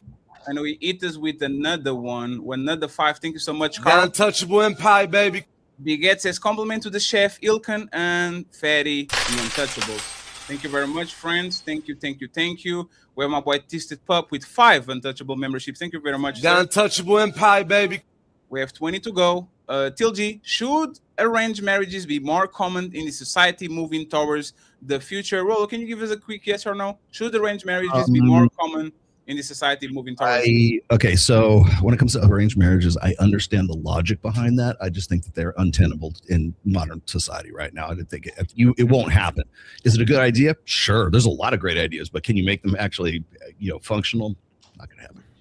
He said no. They don't work. 0. Most people don't change. This is a Hollywood myth. Thank you very much, Zero Fallout. We have TLG. He's saying, Jonathan, stop saving these hoes. If Jesus can't save these hoes, why are you trying? What make you think you greater than Jesus? Keep trying, Jonathan. Don't listen to him. Maisha, thank you very much, Maisha, for the 5 Untouchable memberships. I truly appreciate you. Not 5, 10. Thank you. I believe that there's multiple so-called black leaders who believe that they are untouchable. The Untouchable Empire, baby. Thank you very much. Shadow says, literally, internet lives forever. Thank you very much, sir. Philly Old Ed became a member The of the Untouchable Empire, baby. Thank you very much. Frieza in the building with another The membership. Untouchable Empire, baby. Frieza The again. Untouchable Empire, baby. Thank you so much, Frieza, for another membership. One more again. Thank you. Big Bad Kahuna, another membership. Salute to you, sir. Appreciate The it. Untouchable Empire, baby.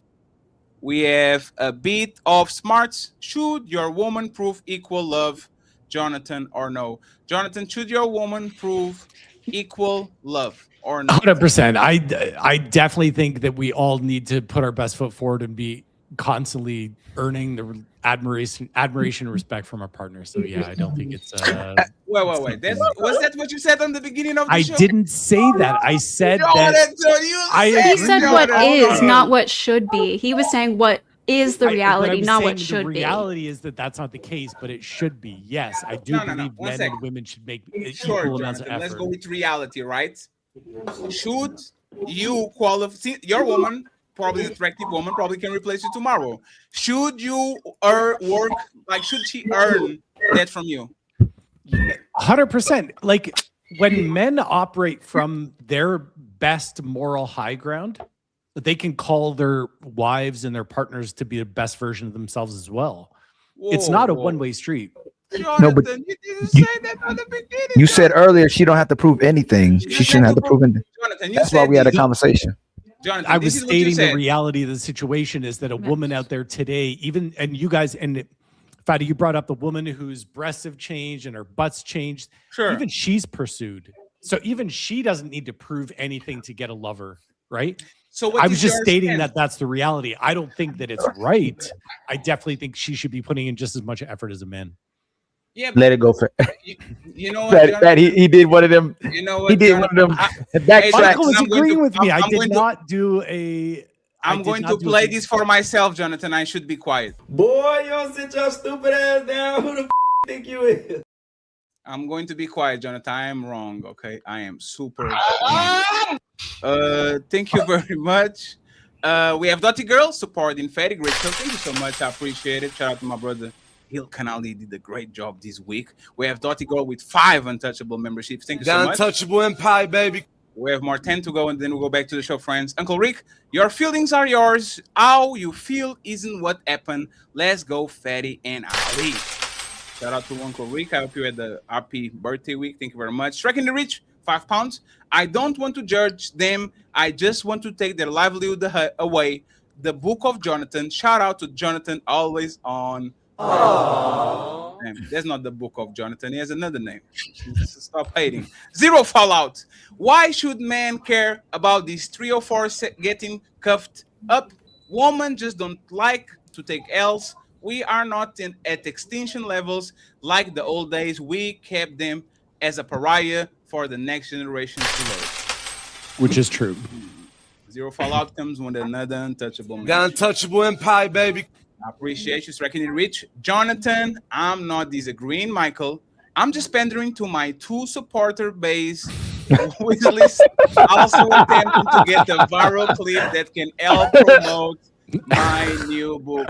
Jonathan has 50, 100, 400,000 subscribers on Instagram. Way more than us. I don't Jonathan, subscribe don't to you that. have like That's very mean. 100,000 subscribers, Jonathan? What's that? Don't you have like 500,000 subscribers, something like that? He has a lot. He has a lot. Like 338 on Instagram. Man, and hey, like- striking it rich. Stop dating on Jonathan. Oh Hey. man, hey, Yes. He got he got all those followers from not judging women. You know, I throw men and women. I'm just joking, Jonathan. I'm just Damn, joking. hey, Jonathan, after the show, block Holly. That's fucked up. That's fucked up. Bonnie Blue. Striking the Rich says, Team Fatty, is Bloody Blue a loser? Ghosty, define a loser. Somebody has been learning from the Andrew Wilson School of Debate. No. Damn, that's crazy. No Definitely comment. Nico is in the building. Ghosty, how many times could the same rubber band retain the newspaper, including the Sunday edition, is why sex work is trash. Thank you very much. We have 5 to go. Maisha with the $50 ball. Thank you very much. Thank you very much, Maisha, for supporting my air conditioner fund. Thank you very much. I appreciate it. He's a sponsor of the show with the $100 all long night. Just saying, Paducah, Kentucky is a beautiful little town, and I would like to spend more time there. And we I always use that as like I don't know, it's like sort of in the middle of nowhere. I'm sure it's probably a very nice place. Paducah, Kentucky. Okay, I see that. Thank you very much, sir. Shadow Dragon TV gifted 1 membership. I appreciate The you, sir. untouchable empire, baby. And Michael wasn't understanding towards his cat showing his asshole on the camera, and he took him out of the Hey, man, thank you very much. you know how much you get for that on Masculinity. Masculinity. Hey, I have he 3 cats, said- by the way. I rescue cats. That's my number 1 hobby. Yeah, shout out to Garfield. He was in the building for 10 seconds. Thank you very much, sir. Shadow Dragon gifted another membership. Thank you very much. Hold on. Fat, he said he became a millionaire saving cats. I need to change mine. I need to. That's crazy. That was a double entendre, huh, Michael? Yeah, that's pretty funny. A bit of smarks. Focus on similarities to conserve our society, please. And then I think we have 2 more. It says, Mr. 420 himself. Average woman don't want the average man until the average man is all they can get. Then they settle. And finally, Mr. All Long Nights Ain't Fatty, don't wear out the soundboard. Thank you very much for the advice, sir. I will stop doing that because you asked, okay? Thank you very much. I will never play a clip again. Liar. Now, let's go back to the show, please. It's time to Amanda and Ghosty. Do average woman want average man? Do average women think they are above the average man? I want to start with Amanda and then Ghosty, and then we go to the rest of the panel. Go ahead. Does the average woman think she's above the average man, and then does she want the average man? Is that real? Yes. Yeah, body language. It's what? Your body language. Never mind. What's it saying? You about to tell the truth? Don't listen to Ali trying to destabilize you. Don't listen to him. So the average woman wanting an average man, I think that women want the idea of what their imagination has created. I think that women are severely misguided and underguided when it comes to how they choose people to date. And so they end up dreaming up this man, this idea of the person that they want to spend their life with. And then they find that reality isn't meeting that standard. So my answer would be no, she doesn't want the average man, I would say. Ghosty? I would say, yeah, like I kind of agree. Women probably will say that they don't want an average man, but when it comes down to it, most average women end up with average men, and that's seen by most married men aren't 6'1". Most married men don't make over $100,000. Most married men are in pretty average shape. So at the end of the day, like, sure, you have your Prince Charming or whatever, but most average people end up with other average people. So that's kind of interesting. Are y'all kind of confessing that women only settle with their counterpart out of necessity, not because they actually like them? No, I don't. Not think so. necessarily. Yeah, especially because the times we're in, I mean, women can support for themselves. It's not like back when, they needed a man financially to survive for safety and security. Is that true? Can I say that that's absolutely not true, Amanda? Yeah, most people can survive by themselves on this economy. They need a roommate. They need the mama. No, they you need guys the got to remember boyfriend. this. You guys got to pay attention to this. Women can't survive and support themselves on their own. All they've done is outsource that supporting to other men who they're not married to. Women don't run the oil rigs in the North Sea. They don't build the bridges in China. Men do that, right? They're just outsourcing support, right? So this is the thing that drives me nuts about this dialogue that's out in the world, that women can support them. They can't, but men can't procreate by themselves either. Men also don't create Christmas memories in the way that women do. We need each other. So this idea that we don't need each other or that we're not supported by each other is completely false and inaccurate. So I just needed to clarify that. I agree from the vantage point that you were looking at it from, and maybe there's some naivety in my perspective. So I wasn't going as far as to say that we don't need men to really uphold the infrastructure. I'm strictly referring to living arrangements. So paying but then bills, the problem is you sound like Elon Musk. Elon Musk says, I don't have internal combustion engines. No, he's got external combustion engines. Half of the electricity produced comes from fossil fuels, right? So he's getting the electricity, he's just outsourced the combustion engine from inside the vehicle to outside the vehicle. So this idea that we don't need support is just, it's this dialogue that pits men against women. It makes women feel like they don't need men. It makes men angry when women say that. This is just divisive nonsense that we need to move away from. So I'm not coming down on you, Amanda. I'm actually just more coming down on this idea, but it bugs me to no end when I hear that women don't need men. Women absolutely need men.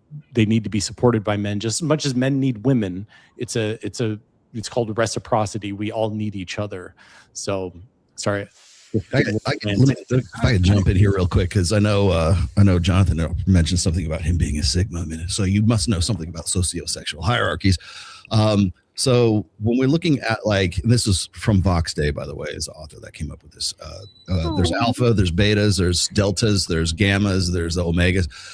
A lot of people want to talk about alphas and betas and gammas, but we really don't talk about as the deltas. The delta male guys, by classification, are sort of the guys who are average men, right? I'm going to turn the Ned cam on. I'm going to turn my Greyhound on here in a minute. He's 25 pounds. So the delta males are the guys who are what Jonathan was just talking about. There's the guys who work on the oil rigs. They're the blue collar workers, right? They're the salt of the earth guys. They keep the lights on. They fill the potholes. Drive the trucks. We drive the tray. Exactly. Longshoremen.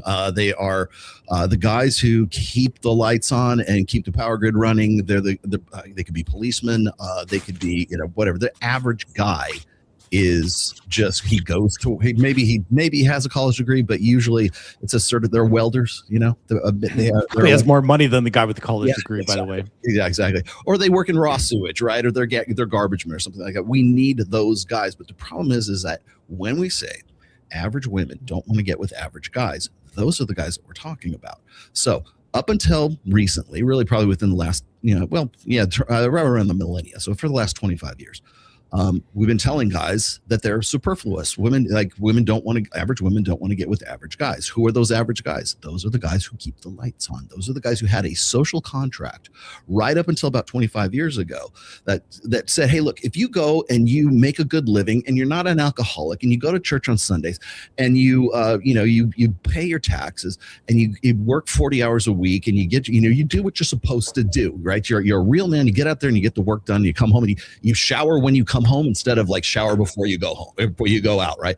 That guy had a reasonable expectation that if he did all of that, he could get with a woman who maybe she's got a job. There's a difference between a career woman and a woman who has a job. So she's got a job too. She can get with the average woman, will get with the average guy. They can have average kids. They can have a golden retriever in the front yard, and they can get a nice SUV, and they can, go have fun on a Saturday at NASCAR or something like that, whatever it is, right? That's all out the window right now because the social fabric is such that women don't need that anymore. They can do just fine by themselves, right? We have strong, independent women. Independent from what? Independent from men, independent from the support of men, independent from relying on their long-term security, as I was saying earlier, on men. So if those women, those average women, don't want to get with average men, those guys go, fuck it. Why am I playing this game anymore? Why do I want to be a part of this anymore? And so what happens is you lose the delta males. And when you lose the delta males, you lose society. That's when everything goes dark at that point. Guys just simply say, well, what's in it for me? Why am I even doing this? That's the first time. It's funny. It was interesting that I think it was Andrew Wilson who he was talking to, Tommy Lahren on Pierce Morgan. She's just going on about what a real man does this and a real man does it. Here's your expectations and this is what you need to do and all this stuff. He just shut her down with one sentence, which is, what's in it for men? And she just looked at him like stunned, like I can't even believe you're asking that question. Like, well, because she couldn't answer it. There's nothing really there because the women that she knows already make their money. They don't need a man. A man is just sort of like an accessory. It's just like nice to have, but not absolutely necessary. When you take that and you put that into middle America and you put that into the delta males, you lose the delta males. Lose the delta males, you lose society. I don't think society's better for that though, Rolo. Like a lot of women are really miserable because they're unmarried and I'm 36 this year, right? I was engaged once to a man that I had incompatible beliefs with, but You know, I don't have any kids, right?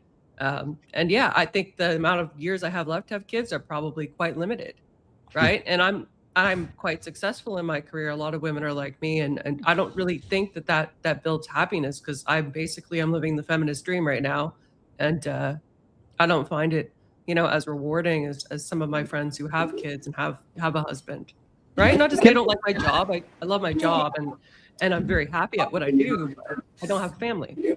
Yeah, well, I'll tell you something very unread pill. Okay, it's I'm of the opinion that men and women are better together than they are apart. 100%.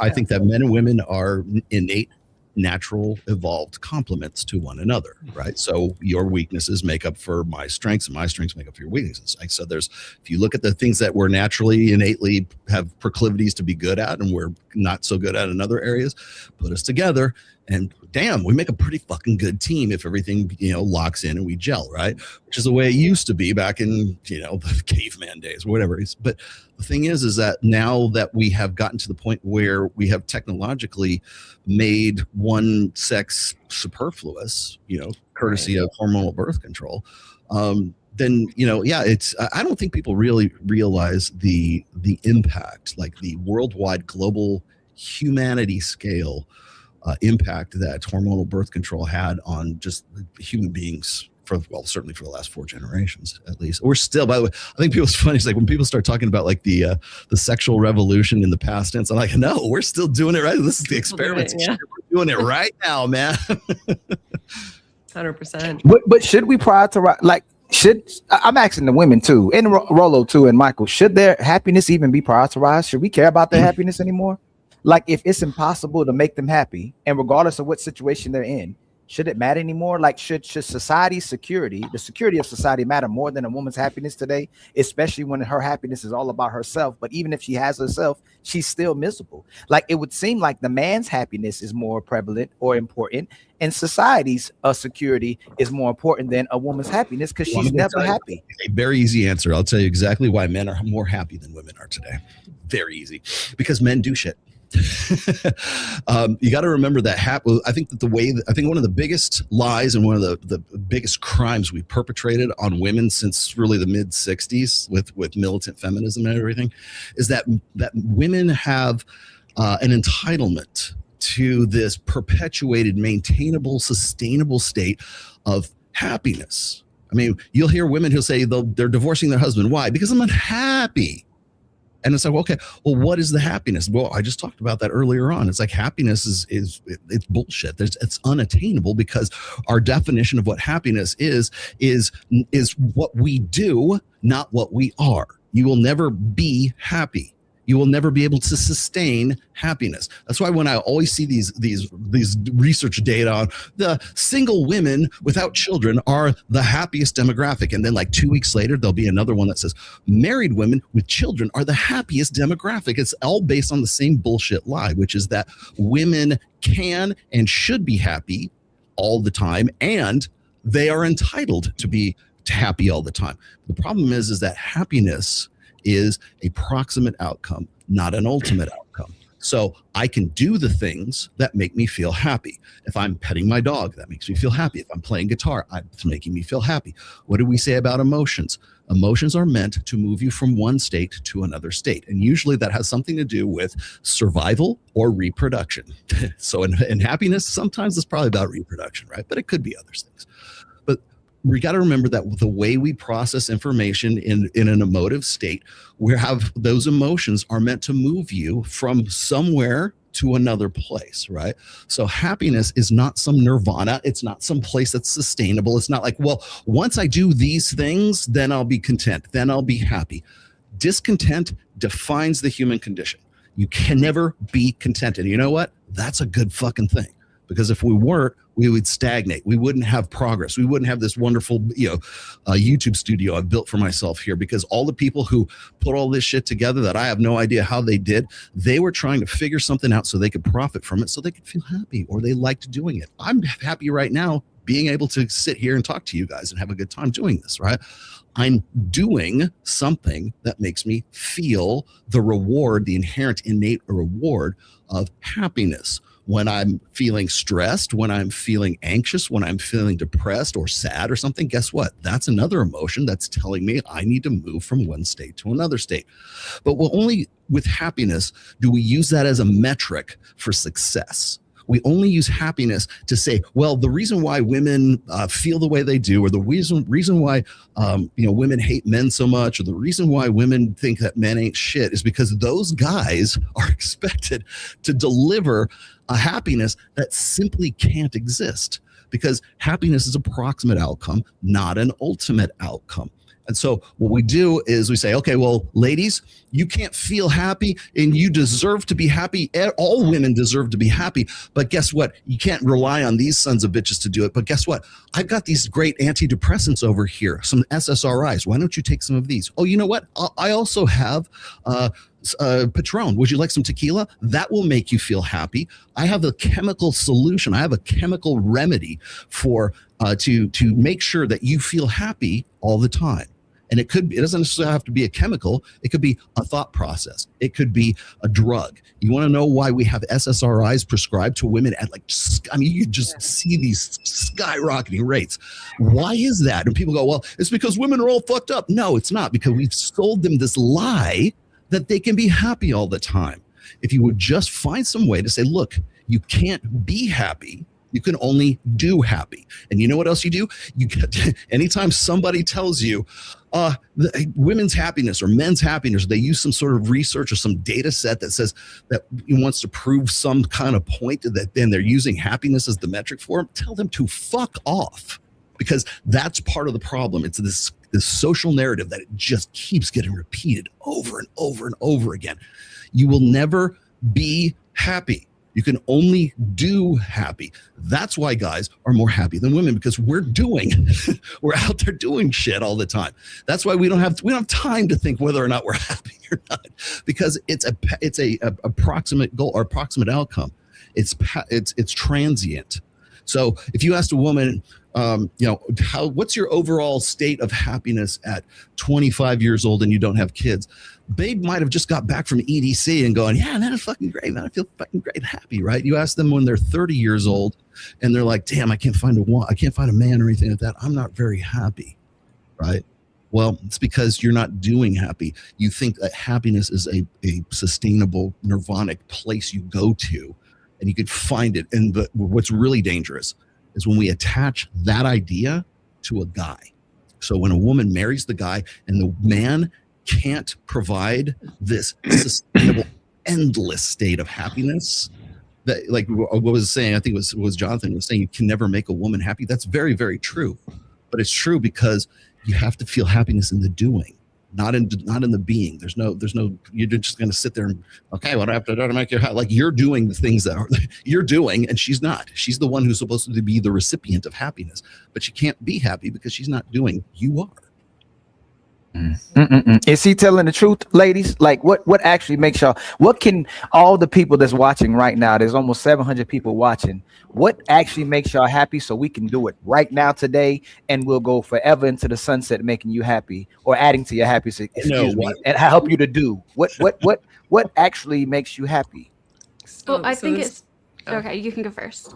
Vigorous sex. Okay, so it goes back to the initial question, right? Like, what do women prefer? And something that I didn't hear that I would have really liked to is that it's all intrinsically feeling based. Women are generally led by our emotions. We typically, define winner and loser differently depending on the day. That's why there's the bad boy phenomenon. That's why women will go and be hypergamous, right? There's all of these different societal factors that influence us, but also our hormones and our feelings. So the question, what would make a woman happy? I guess I would ask you, well, what day is it?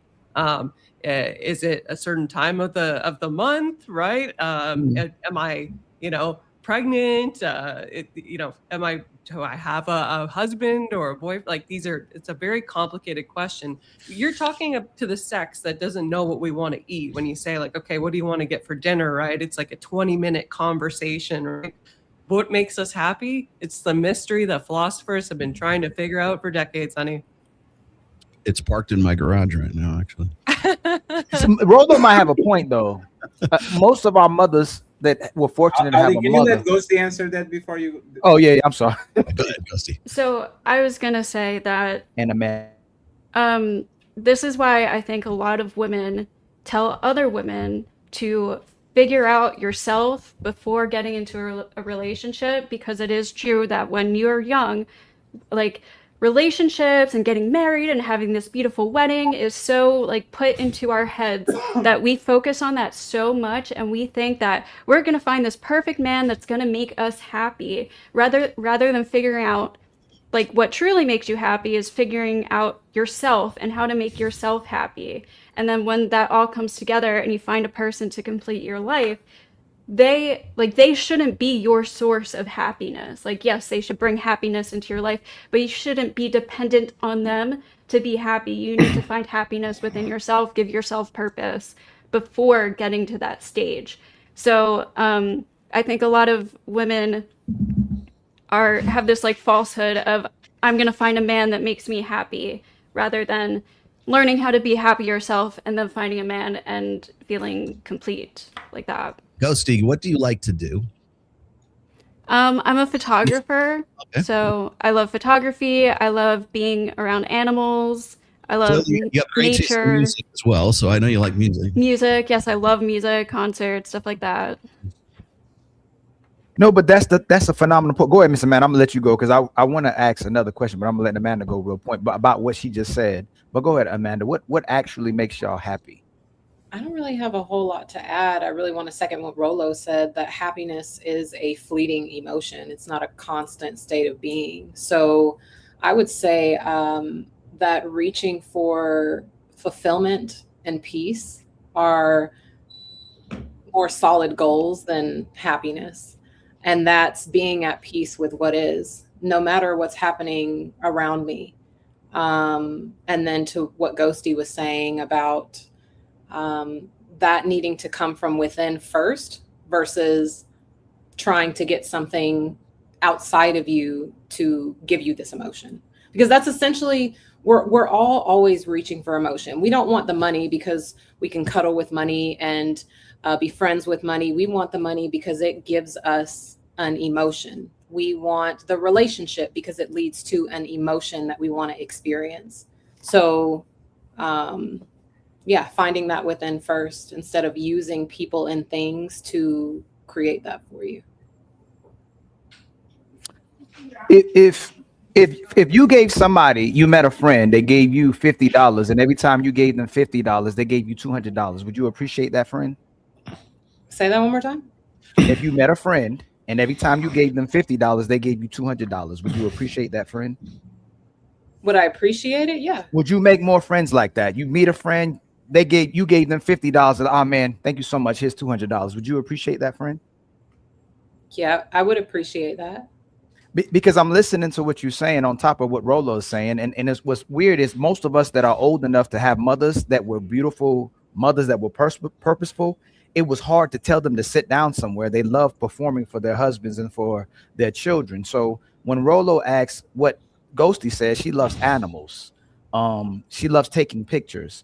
And then you're saying you should have a goal. But if you take the doing part, or what you love, which is a choice, right? Let's say it's happiness, all correlates with each other. There's happiness, what you choose, and then you live for it, it becomes your purpose. Why is it that all these other things, everything, going on trips, being with your friends, going to the restaurants, partying, taking pictures, animals, babies, your jobs make you happy or add to your happiness, but for some reason, when a man is added to your life, something you have to do for him, you become miserable. Or express that you're miserable. That's the part I'm still trying to figure out, and I can prove it. If you go onto Instagram and you type in "I hate being a mother," there's countless mothers on top of not liking to be with their men and calling themselves maids and oppressed. They don't even like their kids anymore. So they're saying they have to sacrifice too much or do so much for their kids. But what Rolo's saying is happiness is doing, and then y'all can find love and purpose in doing other things. What is this making you so most miserable? I'm not going to say it's women on the panel because it's never the women on the panel. What is making it women so miserable doing for their men and for their children today? I can't speak to that. I can. I think it would be about not. I think a lot of these women probably don't feel appreciated in the relationship when they do things, or maybe they do have like that kind of brainwashed, like, no, I don't need to do this for you, make your own sandwich kind of thing, whatever. I personally love to make the people that I love in my life happy, so I love doing things for my boyfriend that he likes or whatever. And but if I wasn't feeling appreciated for doing that, then yeah, of course I'm gonna be like, well, what the fuck. But did you notice that you didn't mention The problem is that the appreciation Hold on, isn't. Jonathan. Hold on, Jonathan. Fatty was saying something first. Did you notice that you didn't mention him at all? What do you mean? So if people say this, what do you enjoy to do, Fatty, or what are the things that make you happy? Never hear me. Right? Watching the season finale of The Boys, cuddling with my girl, right? Go and play basketball with Ilkan and Rollo. Like to play guitar with Michael. Like you are going to, most of the times, a lot of times of your experience, they become trash or they become awesome, not because you're doing something, but because you're doing something with somebody you love. I went to places that were awesome with terrible people, and the shit was trash. And I went on terrible places with awesome people, and that shit was awesome. I believe a lot of times it's your company and the people that you are around that makes these be awesome, happiness, and all these, or be terrible. For whatever reason, woman, my opinion, you can correct it. They like to look for the exterior when something is wrong or something is painful or something is doesn't feel good. It might be these people around me, but when they have to say good things, you see what I'm saying? Is very like the husband doesn't come first, the boyfriend doesn't come first, the kids don't come first. They never verbalize it. See what I'm saying? They will always go to places that usually are once again is there, is them, and anybody wants to say, because I hear the Well, I'll add to that, Fatty. You raise. Hold on, Jonathan. I asked that question for a reason. Who does more for women?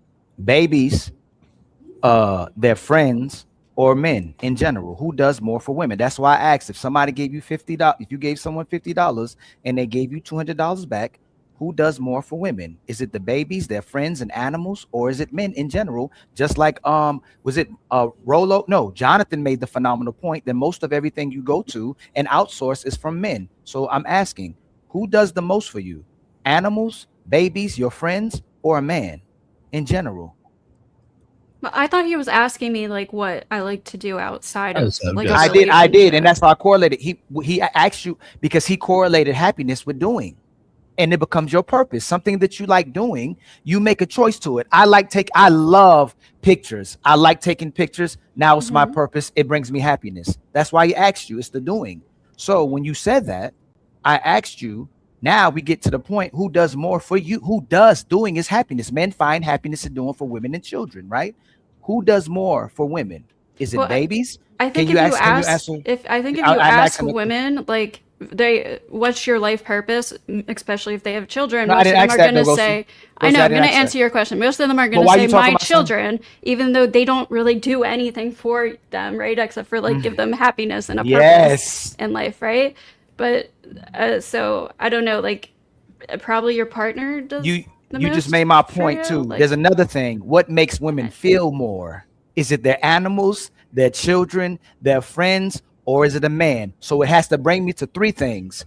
Either you have DNV, you have an indifference towards men, or a dislike towards men that's taught and you're conditioned to feel this way, or by nature there's somewhere inside of the women where they actually don't like men and children the way they say they are. So I'm trying to figure out which one it is, because you admitted it, that the kid makes you feel happiness and feel good. Your friends, fulfillment. Yeah, but it's a choice. They're not doing nothing for you. The baby really doesn't do anything for you. The cat and dog, you're actually serving. You're walking the dog and cat. You're feeding the dog and cat. They're your cat and dog that does nothing for you. But your man, I'm a maid to him. I'm oppressed by him. But he does the most for you. So what makes it in a woman's? I disagree, Ali, because feeling is what you feel towards things is not a choice. Like no, it could be like what you feel. You might be real quick, Fatty. Real quick, Fatty. Before you say, if you can teach children spiders are bad, or bugs are bad, or insects are bad, or people are bad. If society can teach someone and condition them not to like something, like think about this: righteous men and men who are actually leaders and who try to perform in the masculine ways and want to have society be orderly, they're seen as toxic masculinity. But women will endorse gay men and trans men all day long until those men start competing with them. They're their best friends. Hey, bitch. Oh, that's my bitch. But the actual man can't call them a bitch, but they end up being their best friends, and they actually only support them because they enabled the gay man to be gay. They're the biggest supporters. So let me, and I'm landing. How are the gay men and the trans men more supported than the actual men? And you get a better feeling from those men because they make you feel good being a woman because you make them feel good being gay. Because feelings are not connected to, like, you have several levels of subconscious activity in your brain. The things that make you feel something a lot of times are not connected with your conscious choice. So it's very probable that the person will feel happier or will have a better feeling towards people that enable them instead of people that shame them, right? If you have a strict father and you have a loving mother, it's natural that your brain will go to the loving mother, then go to the strict father, because even though the dad is doing what you need to learn, your feelings, your heart, the things that actually make you feel good is going to be the woman that pampers you and give you titty and kiss you on the forehead and says, I love you, I love you, I love you. I think that's what happened with women too. They rather go to the woman that cuddle them instead of going to the woman that correct them. Instead of go to the man that sing for them and validate them and give them money, then going to the men that actually are going to put their foot down and they're going to say, you should act this way. So feelings, unfortunately for women, is a too like is a slippery slope, because women don't even understand how their feelings actually come across. And I going back to your original question, I don't think you should care about if women are happy or not. You should definitely care about your woman be busy. You should treat them like they treat you. Women are treating men like working horses, and they are using them to go to whatever they need to go. They dangle a carrot so they can be busy and go from point A to point B to the house to the vacation and all that. I think men should do the same. You being happy is going to be fleeting. I need to make sure that you are busy and chasing any carrot, apple, orange. Chase something so you can be busy, because when women are not busy, this is when actually problems start to happen. My main point is they find happiness and more joy in serving everybody else, their bosses, their pastors, the army, their babies, their friends, society, and getting attention and validation from them than the actual men that take care of them and love them and respect and value. They have more respect for those people that they perform for, may not really even like, than the actual men and or their husbands. How do you fix it? Go ahead, John. I think this is how you fix it. What Ollie's describing is how emotional pain is manifest. And if you understand relationship theory, you understand that when I'm married and I lose my job, and now my best friend doesn't want to talk to me, and I hate my in-laws, that emotional pain that I walk around with on a day-to-day basis, or it could be the woman who's gained too much weight after children, or someone who's contracted a autoimmune disease. What happens to individuals, men and women? It's not just women that do this, it's men and women. When you walk around with emotional pain in your life, you can't blame your children. You can't blame your dog. So what happens is your emotional pain needs to go somewhere, because no one can be a container indefinitely for that. It's too painful, right? To walk around in pain without blaming someone, without having a villain, a person who is responsible for all this pain. And where do we direct that? That gets directed at our spouse.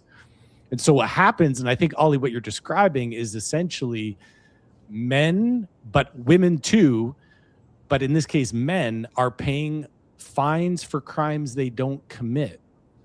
So if a woman doesn't like motherhood because it changed their body and now she has got no free time anymore, that emotional pain that she feels has to go somewhere, and she directs it at her husband, right? She's not going to send it to her kids. Sure. She's not going to send it to her dog. It's got to go somewhere where it can be contained. So it goes automatically to her husband. So it's not by choice. It's just the default of human behavior. But Fatty asked a great question. How do you fix it? Well, we've got to unwind that situation, and men have to stand up and say, No. That's exactly what I wanted you to go. See this shit? This is what Jonathan do. This woman has a problem, and she's projecting her pain to the man. The man didn't do nothing. And what is the solution? The man needs to unwind and understand. No, you didn't let me finish. You didn't let me finish. Hey, Jonathan, I am Fatty, you Jonathan. did not let me You finish. need to You watch didn't your. let me finish. I'm calling you out. I'm so sick of these people. You know, You didn't let me finish. Go What ahead, he does well is he takes on the responsibility and the blame for the parts that he Your caused. microphone, for whatever reason, started going in and out. Yeah, guy wasn't feeling that answer. Yeah, Mr. you started to blame man. The Matrix started acting up. Okay. I'm back. What a man does is he owns what he needs to own, the 30% of her pain. But I've had women that have come to me, couples that have come to me, where women have said, I had a falling out with my best friend, and all of a sudden it's the husband's fault, right?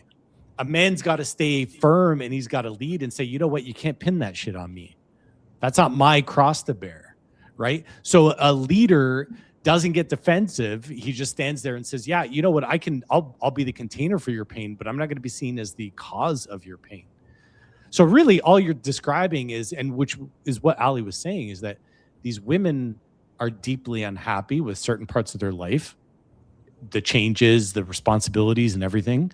And what I'm saying is with that emotional pain, they're laying it squarely at their husband's feet. Unjustly, Fatty. I'm telling you, unjustly. But it's our job as men to not accept it, to reject Jonathan, it. You know, it's funny, Jonathan. Let me play this video and then, because this actually is the I'm going to play this, Jonathan, so you understand what was going to be the next topic. And it's kind of crazy that you actually gave me this audio. So let me dunk it real quick, okay? This was supposed to be the third comment. We had another one, but we're going to go with this real quick. Sense of the advice that these men are receiving from red pill creators? Well, on one hand, I understand why men believe in it and think that it works, because it will work on some women. It will work on women who are traumatized. It will work on some women who have an anxious attachment style or insecurities or a pattern of dating men who are not good for them. You know, they will respond to that. But I think of it in this way, like imagine you want to get a really jacked physique and be healthy and strong. You can go and take steroids and get that look faster. And you might look really powerful, but in the background, it's impairing your testosterone, your organs are getting cooked. And the second that you stop doing that, the result is going to go away. So you can. I'm going to stop here because it's kind of funny that she's talking about artificial results. Knows nothing about steroids. While she has a face full of makeup and some veneers and like nothing is real, but man took the artificial pet. Okay, so my question, Jonathan, we're talking about women being hurt. Mm-hmm. Does the red pill concepts only work on women that are hurt? It's time to and I'll get Trollo and Michael after you are done. Do red pill concepts only work on women that are hurt? We're talking about women being hurt and blaming it on men. Please give me your opinion, please. You know, honestly, I think leadership now, masculinity is now red pill. Like for a man to be a strong man and a leader in his home is now toxic, right? And Jonathan, are you a clone? Is this a clone? This is not the Jonathan that we Jonathan. Who are you, Jonathan? What's going on? I'm a man who, for Amanda's benefit, can have a ton of empathy and not shame people. But I also believe in strong leadership. I do believe that as you operate in your higher self as a man and you occupy your moral high ground versus a poorer or less good version of yourself, you clean up your act, you take. I live by 5 truths: loyalty, honesty, transparency, commitment, and fidelity, right? You're living those pillars of an enlightened marriage, and that's how you lead your life. You can call your woman to the same exact standard. And when she tries to blame you for the fact that she chose to be a mother and now she's unhappy with her life, that's not 100% your fault. Maybe you didn't do enough dishes, change enough diapers. Yes, you can always do more. And if she were to ask me to do something, I'm always willing. My wife just did today. She asked me to do something. I said, sweetheart, ask me anything on the planet and I will do it. Tell me what to do. And the automatic answer is a no. And so you need to lead as a man. And unfortunately, you know, like, unlike this crazy woman that says, you know, that basically what she's saying is that men don't be masculine, don't lead, and only the men who, or only the women that have been traumatized will accept that. I think that's probably one of the ills of society today.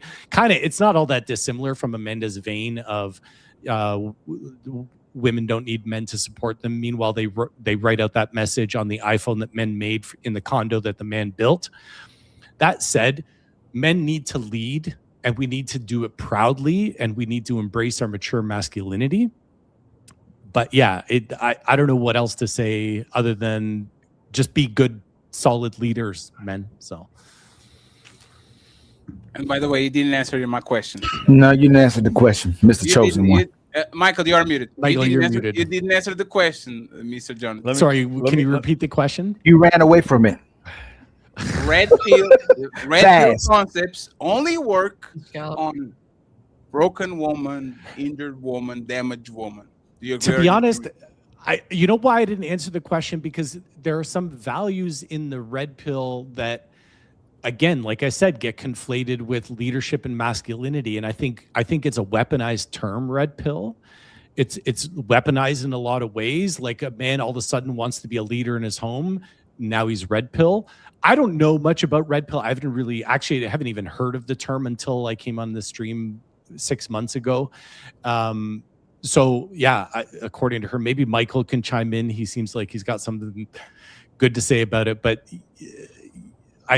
if leadership and mature masculinity is red pill, then call me guilty. So I see what you're doing. Mike already knows what I'm going to say. I see what you're doing, Jonathan.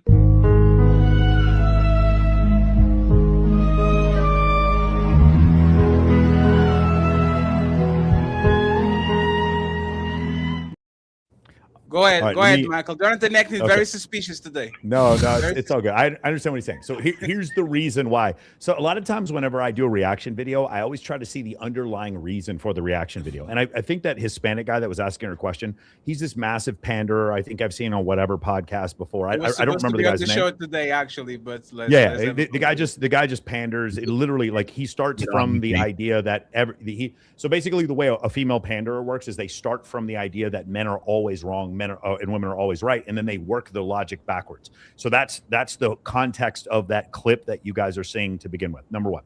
Number two, they have to explain away the fact that I have, and it's not just me. I'll just use me as an example, but it's not just me. I have a perfect score on Trustpilot, almost perfect. So I have like 1 4-star, but everything else 5-star. I have 4,500 clients. I teach them concepts. They're not specifically red pill, but they are things that work. They need to explain away why guys like me do so well with women. And the way they do it is by saying it's those women, those unhealed women. That's always the answer. It's damaged women. And the answer is, for someone like me who's been teaching this for 18 years, I can tell you it's not damaged women or undamaged women. Number one, all of us went through childhood trauma. All of us did. So from that definition, all of us are damaged. I overcompensated for the fact that I had skinny little arms when I was in high school, so I went to the fucking gym. We're all overcompensating. So what happens is, the way it should work is, when Galileo tells the Pope that the Earth goes around the sun, the Pope can't, now that telescopes show that the moons of Jupiter, et cetera, there's all this evidence to prove that what Galileo's saying is right. The Pope now has to figure out some way to denounce him and call him a heretic and put him on house arrest for the rest of his life. These guys who are, I'm going to just call them blue pill content creators, they can't explain away the fact that Clavicular goes on a stream every day and there's just women just crawling to get in his stream. They can't get over the fact that there's just women on Call Her Daddy talking about, I don't like the nice guy. I need a guy who's rich. I need a guy who's tall. Literally, you go on Call Her Daddy and everything they're saying on the feminist podcast of record, Call Her Daddy, everything they're saying agrees with red pill concepts. They have to figure out a way to whitewash it, to make it go away. So the only thing they can do because they look at me as like, it's creepy when an older man dates a younger woman. I was 44. My girlfriend was 21. She was 23 years younger than me when we started dating. It wasn't a choice. I didn't want a girl that was that young. I was hosting a bikini competition and she chose me, and she's fucking gorgeous. So we started dating each other. So they need to shit on me because I got a good Christian girl who was from Frog Level, Arkansas. They had to figure out some way that what I was doing was toxic or bad or whatever. But forget about me. Just completely take me out of the thing. It's the women chasing after Andrew Tate. It's the women chasing out whoever the guy is who does the toxically masculine stuff. The trail of women who follow him. I got another one. Chris Brown. Take a broke man's bitch. All this stuff. Chris Brown. He's basically spewing red pill content and has an army of women following him to the after party. It's all these women clout chasing everywhere. They have to explain it away. And the way they explain it is, it's not all women. It's just the broken women. It's just the injured women. That's the way it works. It's not that case. Women who I know who are solid women who have multiple master's degrees also chased after the dude who didn't call her back. They also have the one night stand with the super good looking guy. They also did the stereotypical red pill things that apparently only unhealed women did. Stop it. It's fucking cope. Well, I'm not saying all women are the same. What I'm saying is all women, and by the way, all men, we like men. If you see a really attractive woman, we might do some stupid shit. All men are. It doesn't mean they will, but they could. We're all subject to this. But the idea that it's only unhealed men that like women with a fat ass. That's the equivalent of what you're saying. It's Megan Fox. She's only attractive to unhealed men. No, it's bullshit. It's not unhealed men or healed men. In general, mechanisms of attraction are designed through natural selection, through evolution. And some of those mechanisms of attraction might be big fucking arms and shoulders, might be a deep voice, might be more relevancy, competency, access to scarce resources. It might mean more humor, pre-selection. It might be more social proof. Those are things women find attractive, not just unhealed women. This is horseshit, and the data does not back this up whatsoever. There's no data showing that it's women with mental disorders are the ones that are chasing after these men. No, it's not. It's not the case. You want to know how I know it's not? I have 10 women on my show. I ask them, how many of you guys have dated a narcissist? All of them raise their hand. Two weeks later, I have another 10 women on the show. How many of you? These are not sex workers. These are just a bunch of these women have normal jobs. Some of these women work in data analysts. We had a girl on last week who has two masters. How many you do real estate? How many of you ladies have dated a narcissist? All of them raise their hand. 2 weeks later, how many of you ladies have dated a narcissist? All of them raise their hand. It's not unhealed women. It's just women. And they have to figure out a way, because one of the main problems with criticizing me or criticizing Rolo is all the guys who come out and say, what you taught us changed our lives. That little black book, you didn't have nothing. You ain't had no rebuttal, no response. That's why I thought you. That's it. Okay, never mind. I thought you had something to say. That's why I broke you up there. I thought you were like, "What?" He's muted. He's no, muted. no. I made a face because he said he didn't have a choice in dating a 21-year-old, and I just thought to myself, "Oh no, it's not that I didn't have a choice. She picked me." Yeah. Yeah. Oh, okay. Cool. Yeah. What's wrong with that? Oh, nothing's wrong. I just got criticized for it. I don't think that. Why did he get criticized for it? Oh, because she was so much younger than me. So the problem is. Well,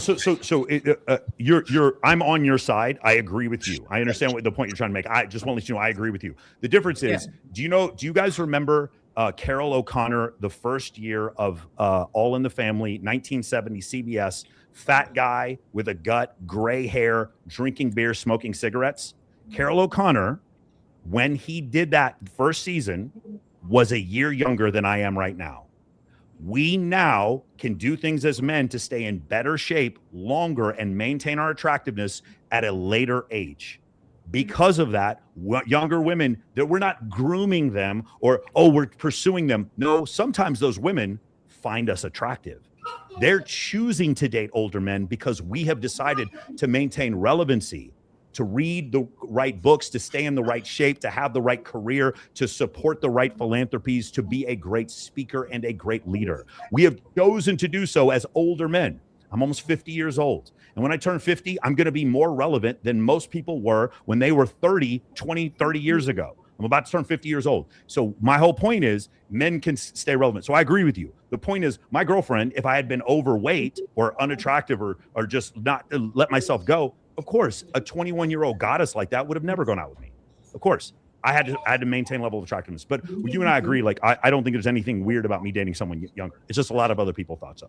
I was hoping that somebody else would disagree with it so that I could debate them on it, because I really don't see the harm in it. Well, I'm typically against age gap relationships. Oh, really? I'm happy y'all came here. Well, hey, go ahead, y'all. I want to hear your perspectives. Yours and Little Black Book, because we're gonna show you today how much women lie about that as well too. But go ahead.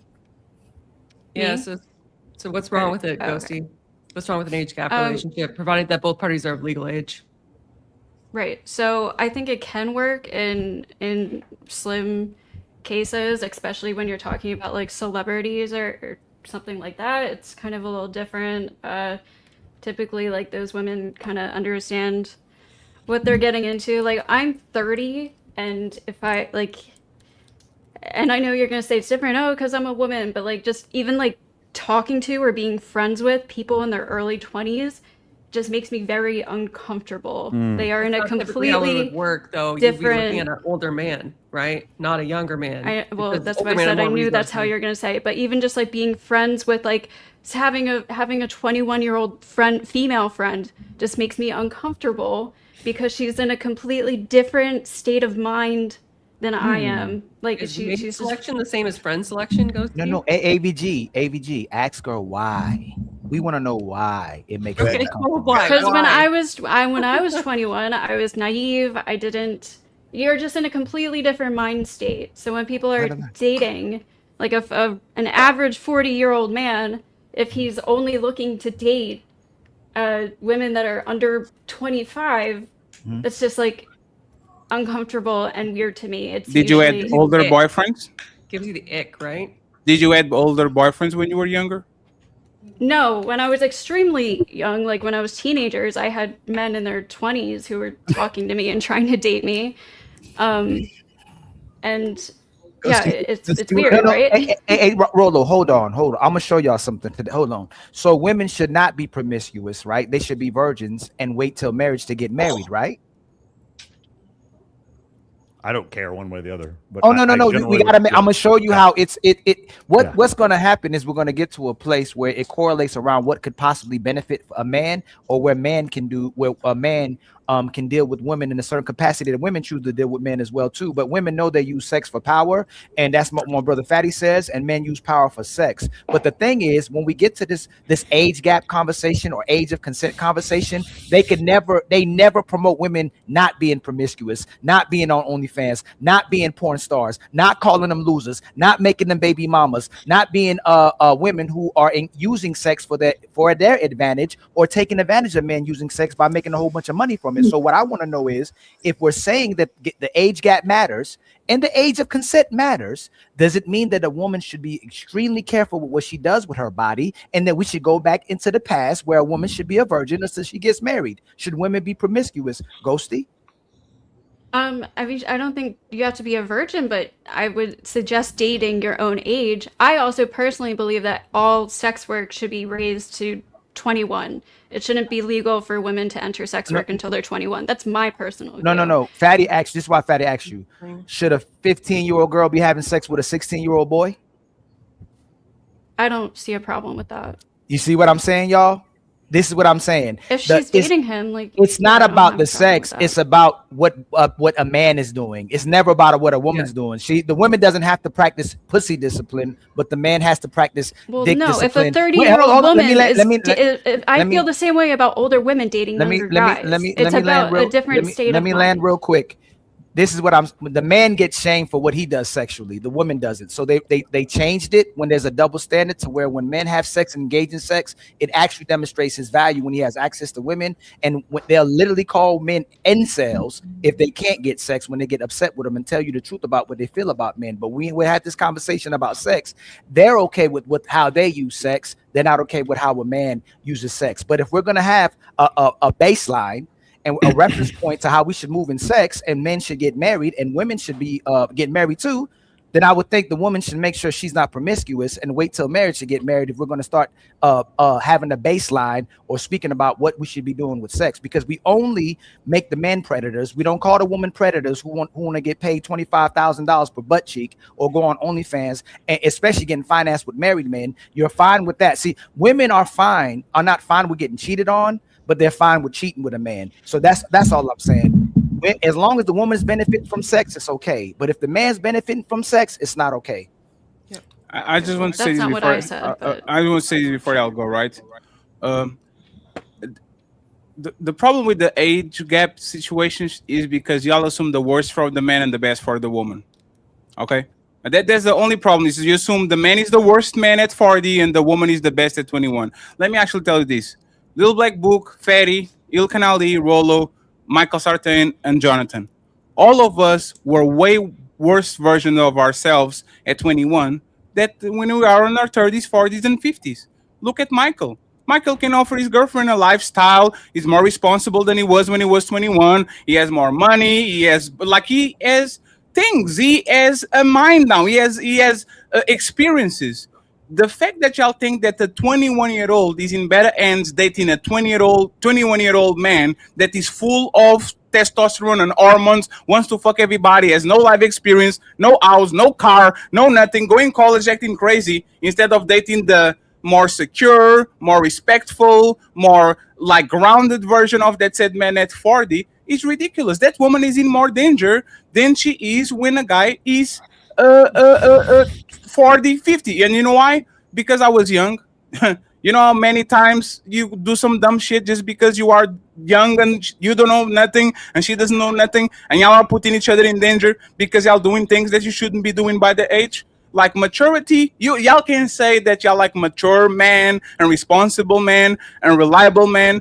And then when I put you a Michael Sartain that is 40 and a Michael Sartain that is 20, you go with the guy that is 20 because you think the older one is going to take advantage of her. No, he's more mature. He's more responsible. He knows what to do.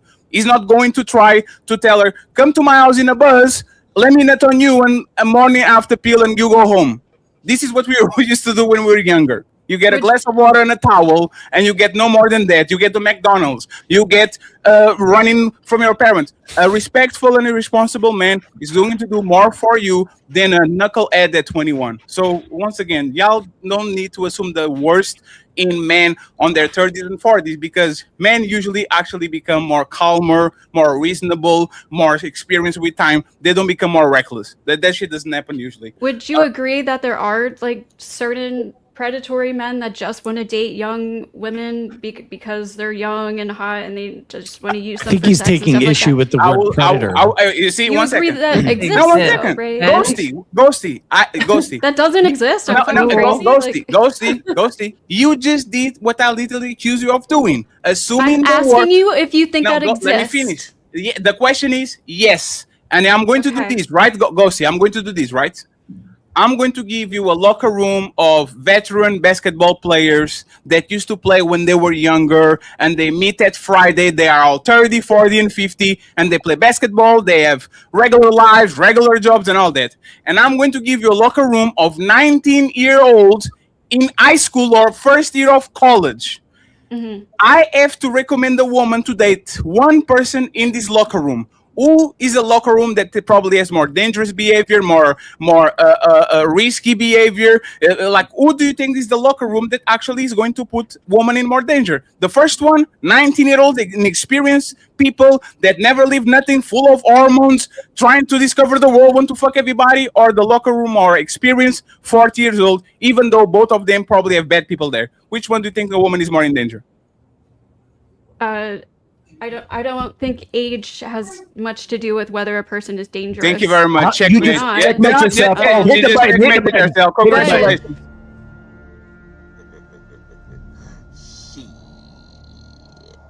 Got your ass. Repeat your words. No, 1 second. So I can't finish? No. Okay, Repeat that's fine, you can talk. 1 second. Repeat your words with me. Age has nothing to do with what? With if somebody is a dangerous person, that doesn't mean that there isn't an That's the imbalance between. So being 19 years old or being 40 years old doesn't determine if you're going to be more dangerous. But there is still an imbalance between a 19-year-old and an older person. No, So- Ghost, you have to listen to. I'll let you finish. You have to listen to yourself. I know what I'm saying. I know what you think this is like. I get it. Even by our standards, you admitted there's bad 19 years old and there's bad 40 years old. So you have to. So what is in science? You have to take that because there are going to be bad people of every age. So you are not going to say, I have a problem with this 40-year-old dating this 20-year-old because I can replace the 40-year-old for a 20-year-old, and just because he's bad, he's going to do the same damage Yeah, as she the can end up 40-year-old. in a dangerous relationship with anyone at any age. I agree, but there is So still. my only thing was, aren't they all? Isn't there an imbalance in every? Like, I don't know you very well, but I think I can bench press more than you. Like, there is an imbalance in every relationship. There's always going to be an imbalance. Like, I don't know. Does that make sense? Also, you want to know the other imbalance? But mentally, it's just she got way more. She got way more attention when we walked down the street, 100x more attention than I did. There's also that imbalance. There's always going to be an imbalance. We're not I'm 100 pounds heavier than her. So, but you said something also, you know, we have women who can make the cognitive decision to do virtual sex work, and we don't shame them for that. We also don't shame women for dating Leonardo DiCaprio. We don't shame them for that. But at some point, you're like, well, there's a cognitive disadvantage. I promise you, if any of these women had voted for Kamala Harris, nobody would have thought it was a cognitive disadvantage. If I joined the military at 18, there is nobody making YouTube videos being like, look at what he did. The government took advantage of him. No one says that. No one. And the reason why is because I'm a man. At 18, as a man, I am fully responsible for my decisions. But for some reason, for a woman who decided to date Leonardo DiCaprio, for her, it was a healthy preference to date a movie star. For him, he's grooming. That's the double standard. Well, again, as I said, I think like with celebrities, it's like a little bit different. Like especially like women in LA who are like in these, they kind of, I don't know, it's different from like a random 18-year-old in Oklahoma versus like an 18-year-old model living in LA who's like going. Well, how about this? Like, those are Grooming two completely is grooming. different people. It doesn't matter what the age is. Grooming is grooming. It doesn't matter what the I age is. agree that there are some age gap relationships that can work, that are genuine. Like I'm not saying it's impossible, but just from my experience, there are a lot of older men who only want to date younger women for what I would consider just wrong reasons. It's because they're hot. What are those reasons again? What are those reasons? What are those reasons again? No, let her tell her the reasons, y'all. Yeah, what are the reasons to go see? Because Wrong reasons. they're naive. They think they can shape their life into the way that they want. They want to like. No, teach there's them one things. reason. There's one reason, Ghosty. It's And only it's one. for sex. It's for sex because they're hot, they're young, vulnerable. but a 19-year-old Just dates the second one. They're because hot. woman. There's no other reason. It's just they're hot. There is no. I'm not saying. By the way, I Andrew date Tate has literally talked about this. Like, I like to date younger women because I can shape their minds, and they're naive and they're Andrew stupid. Tate, but and- Andrew Tate is one of the 4 billion men on the planet. I'm not Okay, saying that and there's doesn't a lot happen. of I'm other saying men in who general. think like that. Can you tell me, hey, Michael, can she tell you what most women 18 years to 50 years, what woman is not dating for money and sex? Which one is not dating for money My and sex? point is there are just Can you as tell many us, women. like women, we literally said women have their fun phase and their hoe phase, and a lot of them gold diggers, and they want something for their cooperation and submission. Well, there but are it's more- plausible. there are It's more plausible. It's plausible deniability. That's what it is. There's more women who date men for money and clout than men who are older who could possibly date younger women. It's not even comparable. I agree that's wrong 100x too. more. I think it's wrong for women to use men for money and why shit. is it wrong for a woman to date for money or clout? What is inherently wrong? Because I feel like that's I Does she personally not feel allow- like is I she- personally feel like that's a That's a great shallow question. relationship. Choice? It's a shallow materialistic relationship, and I like if you're only dating him for money. Who are you to judge and say that that's one- not hold on, I'm allowed to hold judge, on, guys. right? One mic, I'm one allowed mic, to and have one my mic. judgment. Hey, She's hold on, allowed to y'all, do one that, mic, and I'm y'all, allowed one to mic, judge her. One mic. Hold on, Ghosty. That's a great question that Chosen answered. Why can't a woman have sex for money and just have sex because she likes sex? Why can't she do that? She can. I feel like it's shallow. I feel like love should be deeper than that. I don't personally agree with materialistic relationships, just dating someone for So materialism. you support a woman, whether she's 18 or 50, that wants to just have money because she wants to wants to date. Hold on, They can do what they want. I'm just going to judge them for it. Again, I know, Fatty. Can I finish it, Fatty? I'll let you finish it. No, it's because she contradicted herself. I know. It doesn't like Ghosty. Love is the most important thing, even though there's money and sex. If that 20 years old loves Michael Sartain, why she shouldn't be with him for love?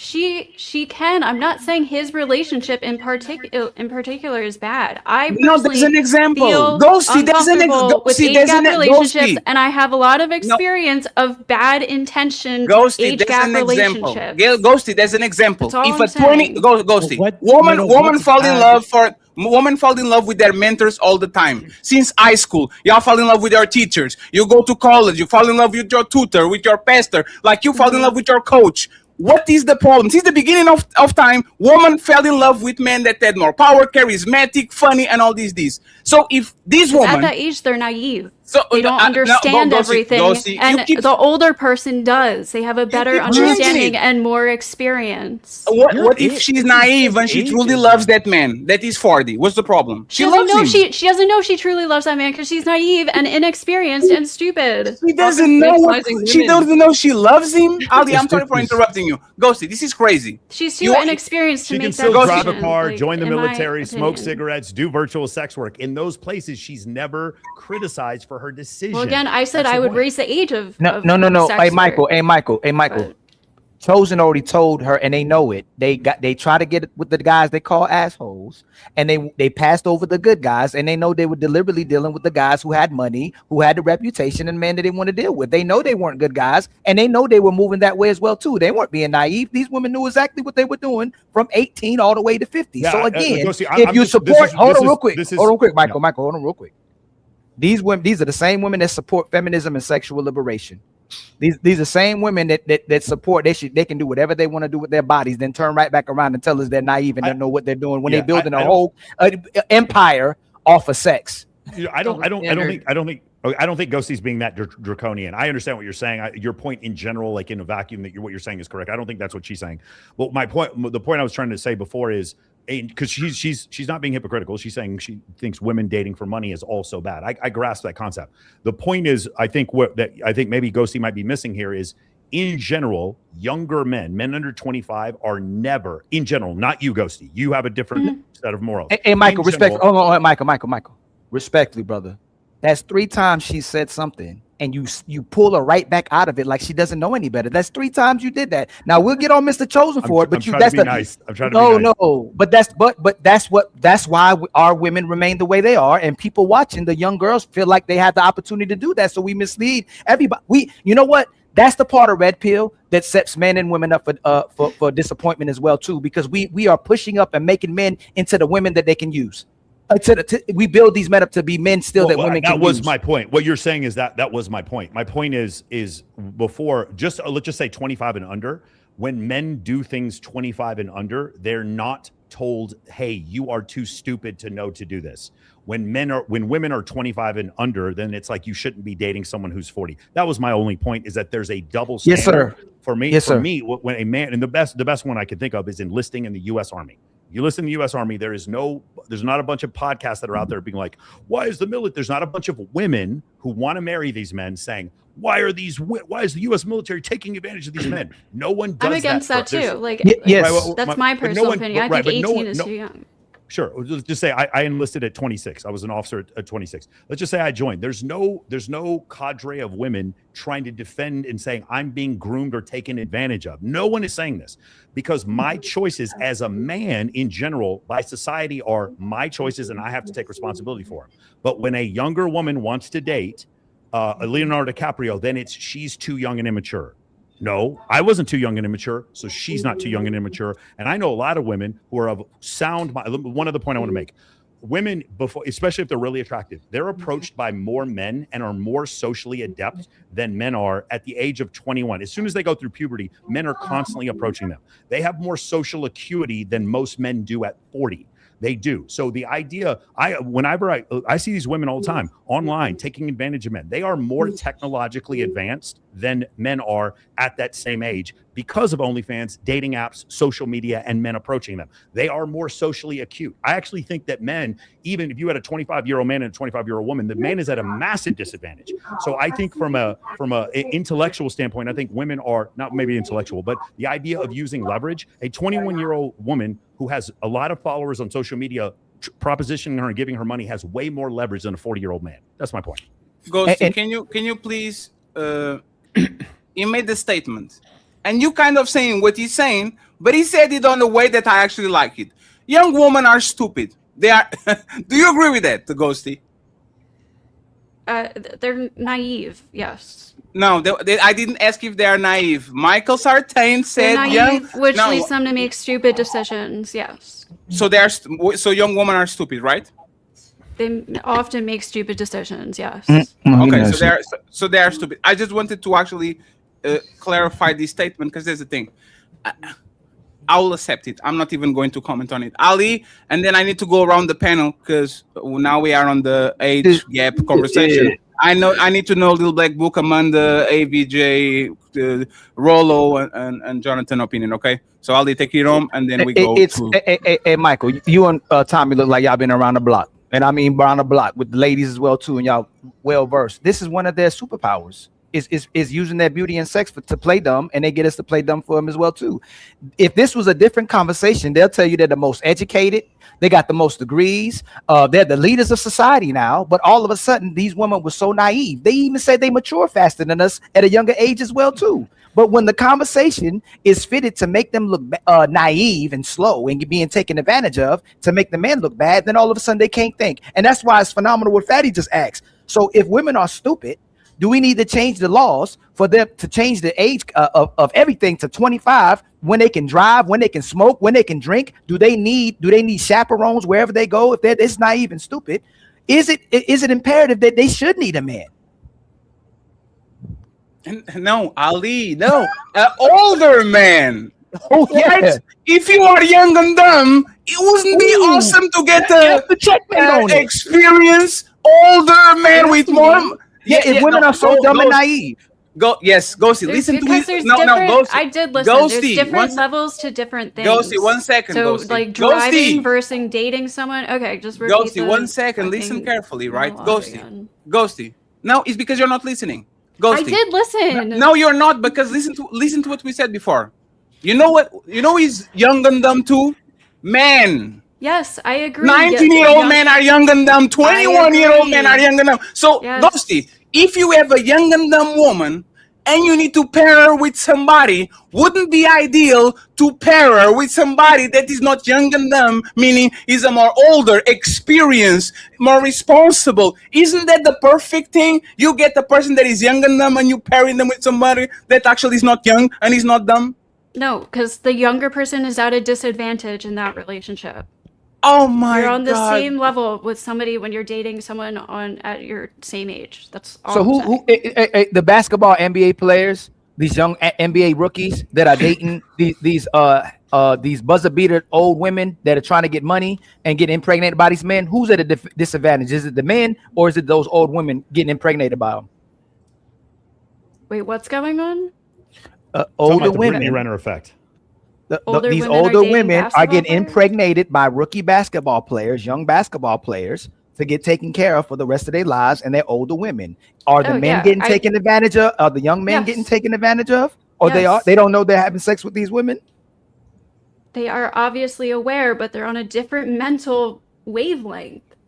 So they could be making a bad decision that they think right now is good, and then 5-10 years later, they're like, wow, that was really fucking stupid just like of me. Everything else. Now that I have all of the life experience I do, I realize that I shouldn't have been making that decision. Ghosty, you know why this is problematic? Everybody at 25 said that shit at 35. Everybody at 45 said that shit at 35. There's not the 60-year-old man that says, oh man, I was doing all the right decisions at 35. We keep doing stupid shit year after year, decade after decade, and when you look back, you say, I shouldn't have done that. This is not a 20-year-old thing. Difference. No, this is not a 20-year-old. No, this is not a 20-year-old thing, Ghosty. This is a life thing. You always going to look back at your youth 10 years ago, 20 years ago, and see the places where you actually fucked up. It's not just, it's 20 and 30, so now I'm regretting this shit. Life is regret. Go ahead, Michael, and then when he's done, please, the rest of the panel, we need to talk Michael, about hey, don't make me have to close my camera, man. Stop trying to take our women, man.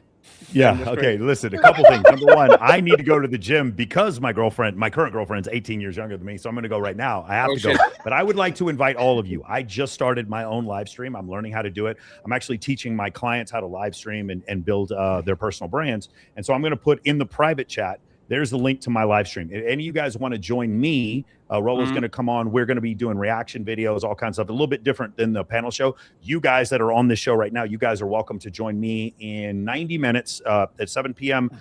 Vegas time. I would love to have you guys join, and all the people that are watching, if you guys want to come on and join.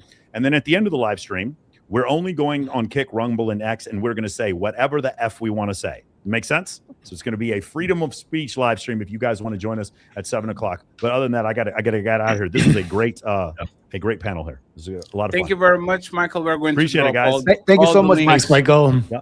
We're going to drop all the links for yes, sir, for you and Rollo. We had some outro links, but I can find them. But I will make sure that we play them before they're gone. Rollo, you have to leave too. Do you have any final thoughts? I have to go join Mike. Yes, sir. Do you have any final thoughts, Rollo? No, I kind of wanted to go back a little bit to that the one video with that girl talking about the red pill this and the red pill that, and it kind of comes full circle to what we were talking about in the beginning here. And I think what's happening right now is there's sort of this misunderstanding of what the red pill actually is. Okay, the red pill is not an ideology. It's not philosophy. It's not a set of best practices. It's not a belief set. It's just information. What you do with that information is what defines your brand or whatever. So if you think the red pill is just Andrew Tate or Myron Gaines or whoever you saw on the last the Manosphere movie or something like that, you think it just happened half an hour ago. I've got news for you. I've been doing this for about 24 years now. So it's been in the red pill itself is not a bumper sticker. I can't give you an elevator pitch. I can't tell you like what the red pill is in 5 minutes. Okay. It's a college major is what it is. It's something you have to like understand and be involved in. So when people are talking about the red pill is this, the red pill is that, it's like, I can tell when I've been doing this long enough to know when people are speaking from a position of ignorance, and really that's all that video really was speaking from a position of ignorance. And again, it's not there's a difference between being stupid and there's a difference between being ignorant. Okay, being stupid means you don't have the actual brain, there's something brain damaged, right? You don't have the structure there to understand what's going on. Then there's ignorance, which means you're still a smart person, you just don't know what somebody is talking about, or whether that's by choice or that's just simply by chance. Being ignorant about something, I can excuse stupidity. Actually, it's when people who are deliberately, confidently ignorant about what they're talking about. That's when things get skewed, and really that's where we're at right now, where the quote unquote red pill is, or the manosphere. And I think that a lot of people don't understand that there's a lot of good that is done, and a lot of progress, and a lot of constructive stuff. A lot of substantive conversations are happening in the manosphere. But you'll never fucking see them because they get overshadowed by HS Tiki-Taki or Sneeko or the biggest idiots with the loudest voices. I should say that with the most clippers, with the people who have the Kick accounts that have 1,610 clippers to pump out 2 billion paid views per month. You will never. I can't compete with that. I can give you the highest quality stuff I can possibly do, and people will say, well, how come I don't know about you? Well, that's why, because right now the algorithm and the way that hell, even AI right now, the way that it works is they found out how to game the algorithm. And so you're never going to get the real story. So you're going to listen to these people pop off with a 45-second buzz clip or something that appeals to this mass ADHD right now, where it's got to be, can't even be 45 seconds. It's got to be like 30 seconds right now. And it has to be as outrageous as it possibly can be.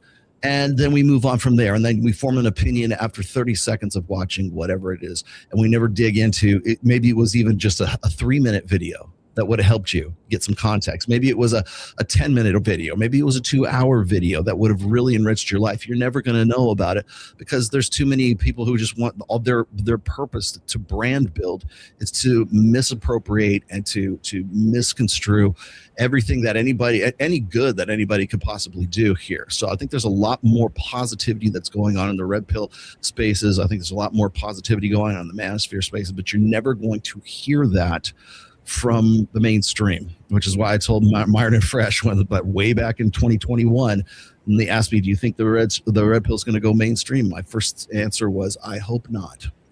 Because the minute it does, you have all these bad actors that come into play. And I mean, literally, I feel like I had a crystal ball back then because everything I predicted back in 2021 has happened since then. And it's disappointing to me because, as I said, I've been in this space for 24 years. I'm 6 books in right now. I wrote The Rational Male. People don't know what to do with me because I've been married coming up on 30 years now, happily married. Thank you very much. I live in Vegas. I work with the most beautiful women in the world. I work with Mike Sartain. I've got a lot of different irons in the fire. And that's the thing is nobody wants to have me on their show because I don't fit their narrative. In fact, I ruined their narrative because their narrative was created by a 45-second buzz, just like the one you just saw a minute ago. And that's all people are going to form their opinions on. So anyways, if you want to talk about that more, I'm going to be over on Mike's stream here in a little bit. But it's been great, guys. I love doing Thank you so much, brother. Thank you very much for your time, sir. We appreciate it. Fantastic. So I'll see you guys later. All right, bye. Thank you very much. I'll see you later. Hello. So, Mr. Little Black Book, nice to see you back, sir. And your guns, man. They were talking about, and my PC is just going crazy. I said, and your guns. I thought it was just me, but my PC be doing madness too. So yeah. That's kind of crazy. Can we just stick here with the age gap thing for a second? Like, what do you think about those? Do you think they are problematic? Do you think that you're in favor of that? Like, what do you actually think about it? I'm gonna say just because you can doesn't mean you should. You understand what I'm saying to you? Just because you can doesn't mean you should, right? So there are some things in life that you can do, but you should be aware of the fact that it's not everything you need to do. I think a 20-year gap, and I didn't get to ask Mike, obviously. My thing was, why the hell? Why?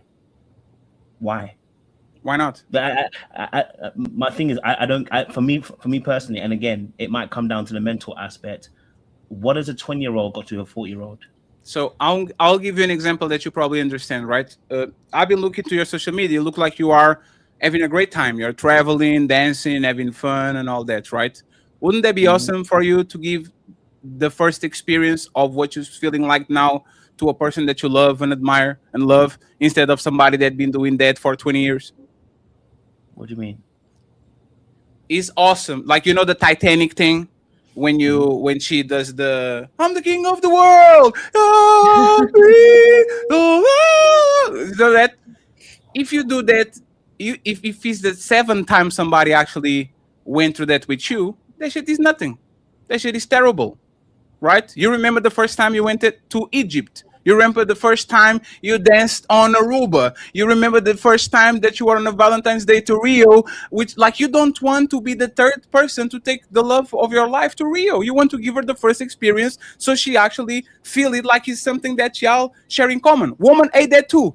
The worst thing you can give to a woman is a woman cooks a nice plate to you, the best plate, and in conversation, you say, there was somebody before you that cooked this nasty lasagna that I love. It might be not you might not want to hurt her, but you are like, she's going to look at you like, damn, there was another person before that did this for you. Dating younger women for the simple fact that they are actually fresh to new moments, to new ideas, to new feelings is awesome. Is way more awesome than actually dating a 40-year-old that actually is well-traveled, have experienced 3 great Valentine's Days with 3 ex-boyfriends and all these things. Is a different feeling. So just because of that, why shouldn't you do it? Again, I'm going to say it, right? Age is a factor, but it's not a factor, right? So, for instance, mental capacity or mental maturity and emotional maturity do come with age, but don't come with age. right? For instance, there are 40-year-old people who can be mentally mature but emotionally are stunted, right? And there are 20-year-olds who can be somewhat emotionally mature and somewhat mentally mature as well, right? But the majority of people, we're talking about general principle of a 20-year-old and a 40-year-old, they are not even in the same capacity mentally usually, and they're not in the same capacity emotionally. Therefore, I'm questioning what if he's a mature individual emotionally and mentally, I'm questioning why you'd want to be with a 20-year-old. You know what I mean? For me personally, Yeah, sure. I'd question that. Because relationships are nothing about maturity. Most of women are immature until the day they die. I need you. Hey, little black book. You are hilarious. Do you need another hilarious person, or you need somebody to laugh off your jokes? You can't compare humor to mental and emotional maturity. Relationships are not built on a bedrock. No, hold on. Let me finish. Go ahead. Relationships are not built on a bedrock of humor. They are built on a bedrock of emotional attunement and attachment. You build those things, and, you are wrong. Also to maintain it. I'm talking about maintaining. I'm talking about attaining somebody. If you want to grab somebody, I can grab somebody at 20. I don't need emotional maturity to grab somebody. We're talking about maintaining a relationship. Do you need what? Can you repeat that again? Do you need what? To maintain a relationship, not attaining. Maintain, right? The same way that when you get a car, you can buy a car, but to maintain, you have to do things with it. A relationship is maintained when people are able to keep the emotional connection alive. In order to continue that, in most people's cases, you need emotional maturity as well as a mental maturity. So no, you don't. I'm asking.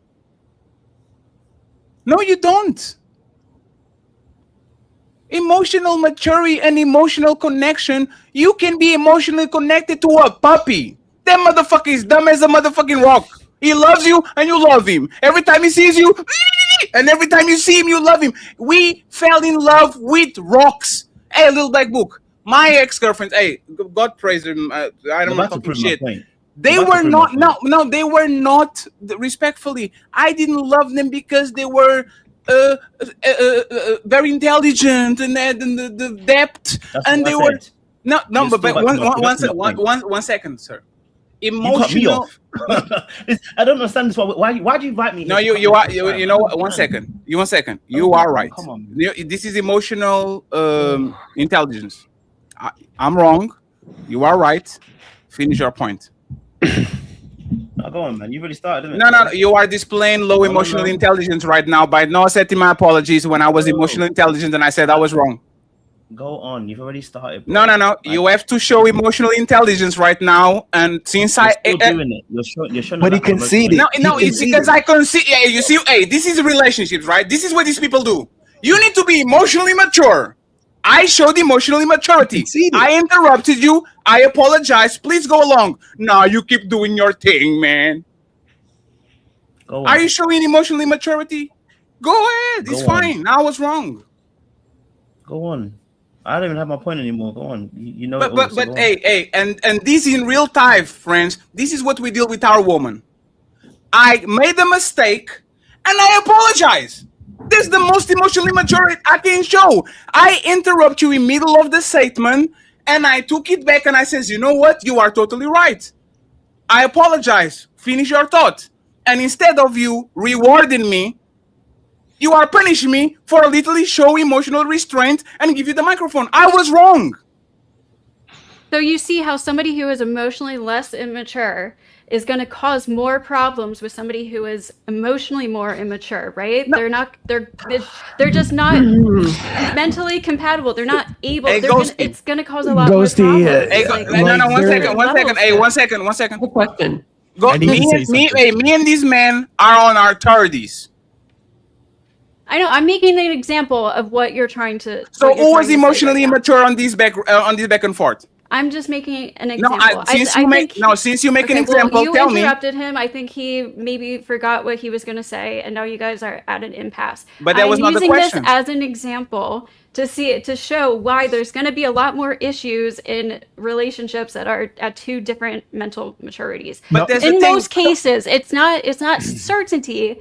But very likely, that's what's going to happen. So who was emotionally immature, since you use it as an example, on this exchange? I guess because Huh. you apologized and said, "Oh, I was wrong. Go ahead." You're showing some kind of emotional maturity. Sure. How did somebody demonstrate emotional maturity? It doesn't help because your feelings is your feelings. If you get on your feelings, there's nothing I can say to get you out of your feelings. Do you see how irrelevant this is? The emotional maturity thing. When people get on No, their I'm feelings, showing its relevance. but- no. When people get on their feelings, nothing go through them. Because they will be emotionally mature when the car is parked as soon as they eat the Phoenix desert, Arizona desert, and now you actually need maturity and you need strength because the car is going through a level of stress. They should stop working. There's most people. So do you think a 20-year-old is going to be able to mentally handle the same mature adult issues as like a 30-year-old or a 35-year-old? A 20-year-old is not typically going to be ready to handle those adult mature issues as another 30-year-old So would Ghosty, be. my point was, as somebody that been dating for a while, women that are older, the average woman at 35 is not emotionally mature. My mom is married with my dad for 40 something years. She's 60 something. When she gets on her feelings, there's nothing I can say. And she's an experienced woman that did their duties and did their things, still married and all these things. But once she gets on her feelings, the maturity goes out of the window. There's no place where she stops in the middle of a conversation and says, you know what? I am wrong, baby. You got it. And what I was trying to show Little Black Book is I had lack of impulse control. So because I had lack of impulse control, and I know this is not the first time because we've been talking about this, about the interruptions, I showed emotional restraint and I stopped myself and I apologize, not in a funny way. I apologize. But that's the thing. When people don't want to hear you or when people get on their feelings, the same people that asking you for emotionally maturity show that they're emotionally mature. Because this is a conversation about the conversation. And if I can cause this on him, what do you think I cause on a woman that I love and I care and is around me and I'm upset with her? It's going to be even worse. Can I? So now we stay over here. So it's going to be even worse for a less emotionally mature person. Well, I'm not saying everyone in their 30s is emotionally mature, but everybody in their 20s is most likely going to be even less emotionally mature, and they just might never mature. So why Little Black Book is in his 30s? Why didn't have a positive reaction since he's mature? I think he just forgot what he was going to say, and he was frustrated that you interrupted him. I think you're making it a bigger deal than it has to be. But I spoke to him about this. This isn't the first time I spoke to him about interruptions when we're talking. One thing I like is respect. You pull me up about my respect, and then when I pull you about my respect, that's all I'm asking for, right? Number two, I actually have forgotten what I'd said. So I said, go on. There was nothing immature about me saying go on. Go on. You've already started, so finish the point. I never punished you. That is actually the gaslighting that happened in that moment. I never punished you. I said, go on. I don't have a point anymore. You already started, so go on, finish the point. That is it. No, you make a comment. You interrupted me, which is a remark of correction. And I said, you know what? You are right. I truly interrupted you. You know what the follow-up thing would be? Fatty, thank you very much for admitting guilt, but I forgot what I said, so you can keep going. And now all of a sudden, two mature people are having the conversation. You will remember what you were saying, and we can have a conversation. It was not gaslighting. You need to be a better communicator. You have to tell me, I don't remember what I was going to say, so now I can actually take the accountability and go forward, carry the conversation until you remember. When you fall back, and you're like, and you do the and your body language is all fucked up, I think you just lost interest or you are upset. And this is what we do with our woman. What's going on, baby? No, you go on. Nothing. You got it. No, fantastic. You saw that I'm upset. I didn't say I wasn't upset, number one. And number two, you've highlighted the fact I was emotional in that moment. Fine, not a problem. That's not a punishment. Me getting upset about what you've done, it's not a punishment against you. That's the gaslighting I'm talking about. There is no punishment here. You've done something to me. Let's say you stepped on my toes, and I get upset about you stepping on my toes, and you're telling me I'm punishing you for getting upset. That is the gaslighting. There's no punishment here. Can I explain why? Can I explain why? Go on. Can I explain why? If you did something to hurt me, right? Or you did something that caused me to be on emotional distress, and you want to correct, you want to, you kind of understand what you did, and you come to me and you say, Fatty, I apologize if I actually did this and this. I apologize. And instead of me saying, I appreciate that, sir. Thank you very much. I'm like, cryptic messages, not addressing the issue, doing like a body language that showed that I actually am hurt without actually saying that I'm hurt. That's the gaslighting, because you want to stick on the position of victim. This is what happens a lot of people is I did something wrong towards you. I go to you and apologize because I'm clearly wrong, and because you want to stay on the victimhood status, because that gives you leverage over me. You don't want to leave that shit.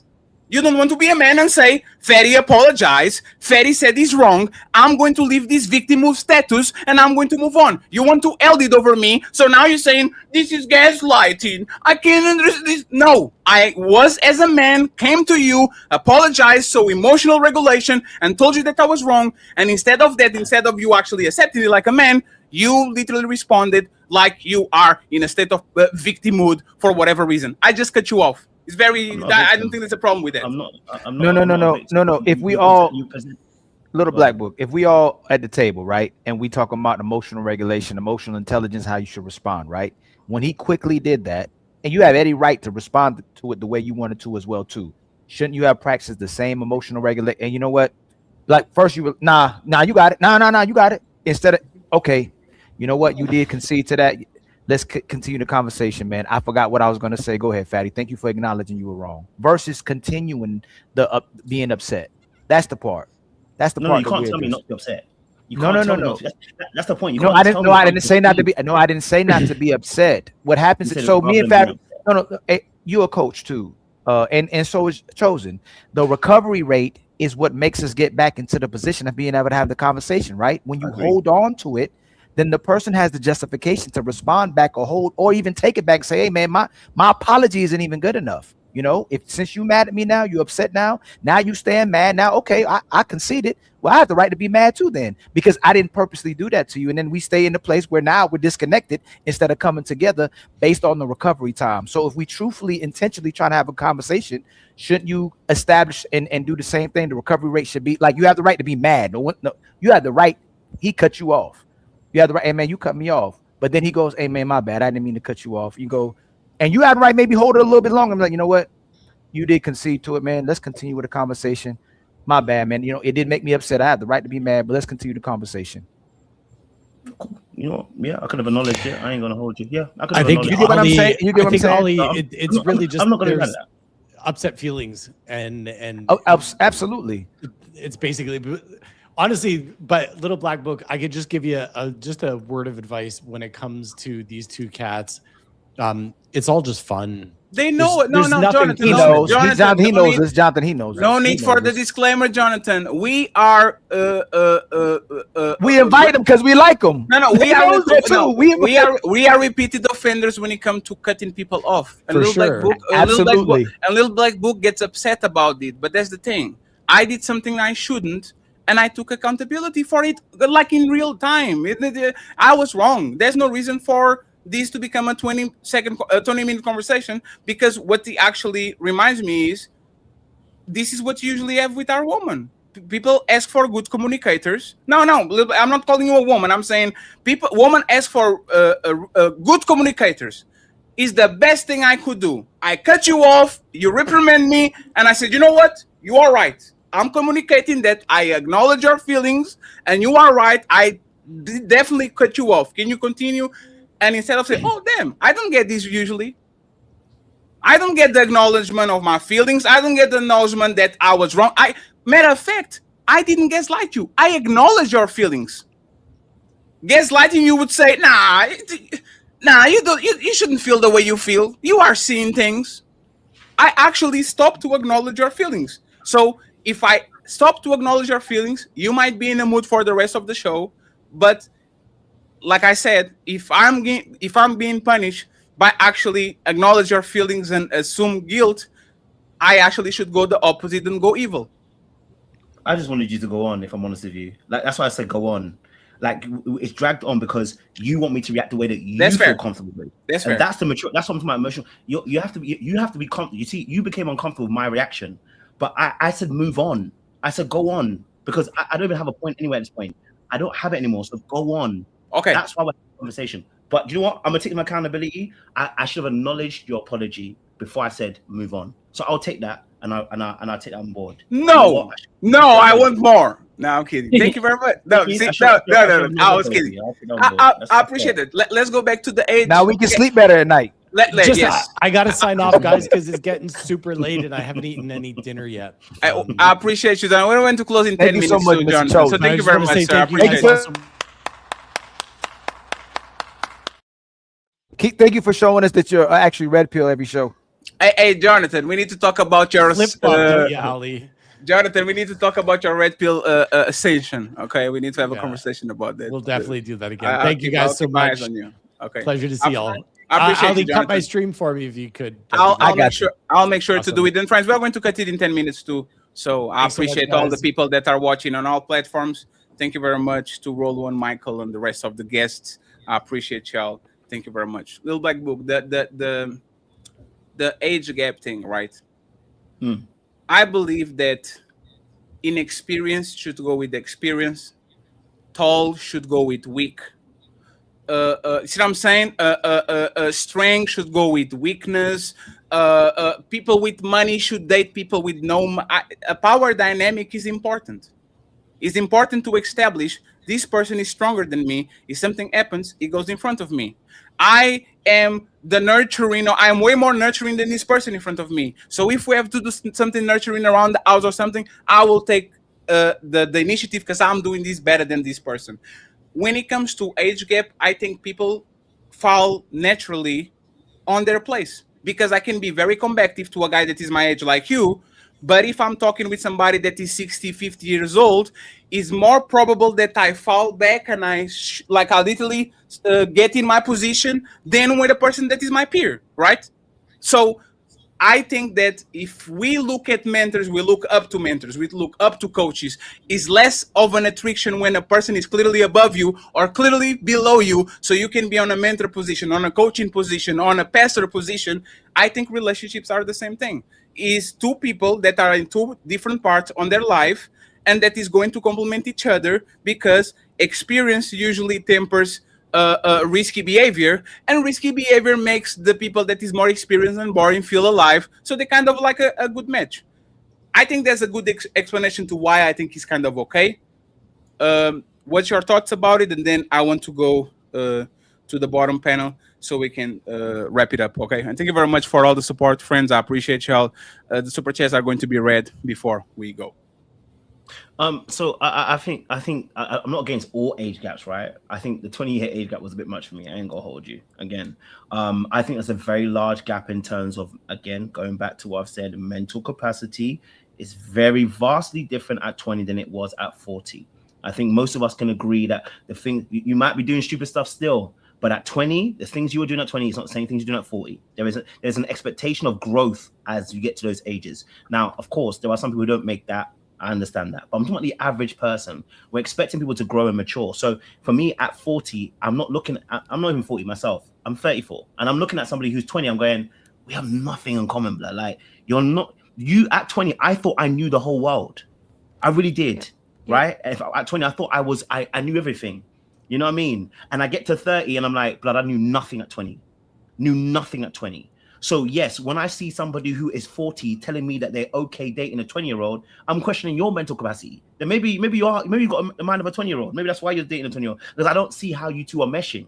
I don't see how you two are with life experience of 20 years plus that person, how you really are making sense of this. You know what I mean? And for me personally, and maybe not for the guys here, but the guys that I roll with, if I told them that I was dating a 20-year-old, the way I would get slapped. Not only that, if I told them that if they had a daughter, none of us would agree, and this is my circle maybe, I would agree that a 40-year-old man coming for your daughter at 20, you're looking at the man like, are you dumb? Are you crazy? Are you stupid? In what world? So can I actually tackle that?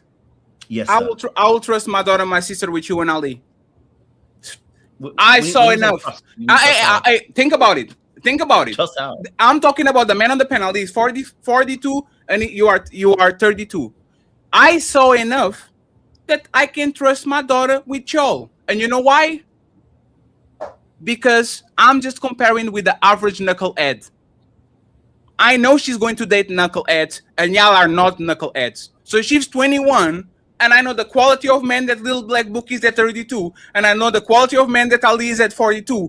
I rather her dating the people that I actually know are not knuckleheads, even though they are way older than her, than dating a motherfucking 21-year-old knucklehead, because I guarantee you, Little Black Book, especially first-generation Europeans, descendant of Africans, we are motherfucking knuckleheads when we are younger. That's a fact.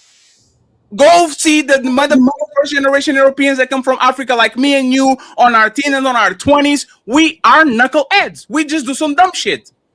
So why should I want my daughter to be dating the 21-year-old version of you when I can have my daughter dating the 32-year-old version of you? You are more established. You have more money. You can give her a better shelter. You can give her better conditions of living. You can guide her. You can coach her. You are a coach. If you can coach random people, you sure can coach people that are around you every day. Why can you rub on her? And even though she might not be with you forever, she becomes a better person and more experienced. So now when her future husband actually pulls up, she says, I learned so much with Little Black Book that now I'm ready to have a husband. Like, what's wrong with that? I think again, with a 20-year-old, you starting to coach someone, I think as well, especially that what ends up happening is you build a Frankenstein. And we all know what happened to Frankenstein and the creator.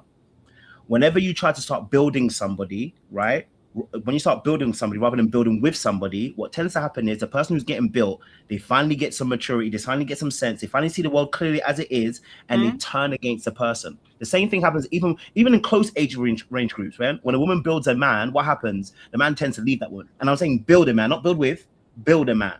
Whenever you're building someone, if I have to keep building you in terms of growing you and stretching you, there's probably going to come a point in time where you're going to turn around and be like, wait, hold on a minute. I know myself, I know this, and etc., etc. And what ends up happening is that relationship begins to falter because it was built on a dynamic of me teaching you. Whilst I believe there is some aspect of teaching that happens, but if I'm now your teacher in the relationship, I believe it's the wrong dynamic to begin a relationship with. I don't believe it has a good foundation long term for maintaining a relationship. For me, but you believe in coaching? Of course, I believe in coaching. How? Coaching is literally an unbalanced relationship where I'm teaching you things so you can actually be better at life. Wouldn't that be something that you transport to your relationship? I do that with my younger brother. My parents did that with me. My coach did that with me. Ali did that with me. I take from different sources and I say, I want to learn real estate, so I'm going to be around the person that knows real estate, so Ali teach me something. If any person on this panel have a skill set, I have no problem on going to Amanda and say, Amanda, can you teach me this thing that you're pretty good at and I'm not? This is literally one-on-one relationships.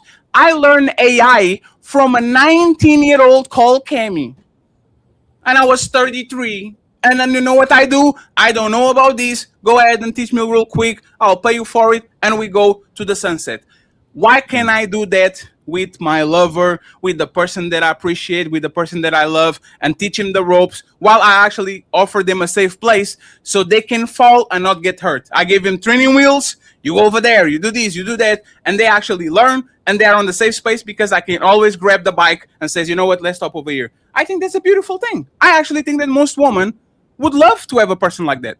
If they don't have it already, I think most women would love to look up to the men that they have and say, God damn it, this dude over here, if I don't know something, he finds a way of actually putting me upon game. If I don't know how to go there, even though I take pride of learning things and be better and all this, I would love to be with a man that actually can show me the ropes, can show me the world, can show me how things are done. I think most women will love that. And there's you at 32. It's not you at 22. It's you at 32, 42, 52. So, I don't know. Amanda, AVG, and Ghosty. Ghosty already said a lot of mean things about age gap relationships. AVG and Amanda, please. I actually have to run. I don't really have a whole lot to say outside of I really like what Little Black Book was saying about there just being a difference between mental and emotional capacity, but also, like he was saying, someone who is 40 who's dating someone that's 20, they may actually be on the same mental and emotional plane. So the age gap in and of itself would really just be age is nothing but a number. So as a nurse, I take care of patients all the time who are in 80, 90, 70-year-old bodies who are 5-year-old children emotionally and mentally. And that's your average person.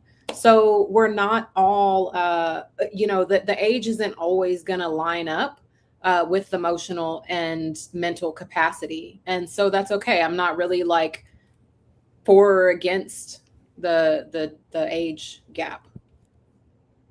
But I did want to say thank you so much for having me. This has been unexpectedly a great time. Like I guess I kind of had these preconceived notions just based on the shorts and the videos, but it's been a really great time. So I just really appreciate the invitation and the welcome. I appreciate you. So too, hold on, man. Patty. So you enjoyed your time?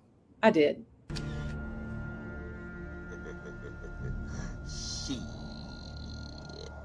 Got your ass. That's just Thank a you. funny, so you get clipped for something good, you know. It's Yeah. like I know you saw a clip, so it's for something Thank you good. very much, Amanda. I appreciate you. And if you need anything from us, just let us know, okay? Thank you so much. Thank you very much. I appreciate you. And even though Little Black Book is mad at me, when I get rich and famous, I'll take him with it. Theo and Little Black Book are going to Afro Nation with me when I get rich. Okay, there's a promise. We'll buy him a night. We'll buy him a nightclub. He can only. Yeah, we're going to go to Afro dance Nation parties together. I'm going to show how I am a way better dancer than the Little Black Book. I'm going to embarrass him in front of his family and friends. AVG, thank you very much for being here too. Final thoughts on this age gap, and we'll read the super chats afterwards. You're muted. And thank you for the membership. Somebody offered you a membership on your side. Thank you very much. I appreciate you. I'm Whoever you monetized. were. Yeah, so I see age gap relationships in 2 points. The first is obviously the typical feminism argument, right? The prefrontal cortex is informed until the age of 25. That's bullshit. It's been debunked. Specifically, McGill University debunked it in a study that they did semi-recently. The secondary component is at what age exactly does the negative adversity that somebody has acquired negate something that could be attributed to lack of experience? We see this with women who have excessive baggage, right? They reach the age of 30, they have, a couple of babies from different fathers, or maybe they've had a failed marriage or engagement. Not all adversity or experience is good. And this is no more true than ever it has been in 2026. And so what I would say to someone who would say, well, the 21-year-old, she's not as experienced in life, I'd be like, well, is the experience that she's going to get between 21 and 30 really good for her? Is it? Think about that.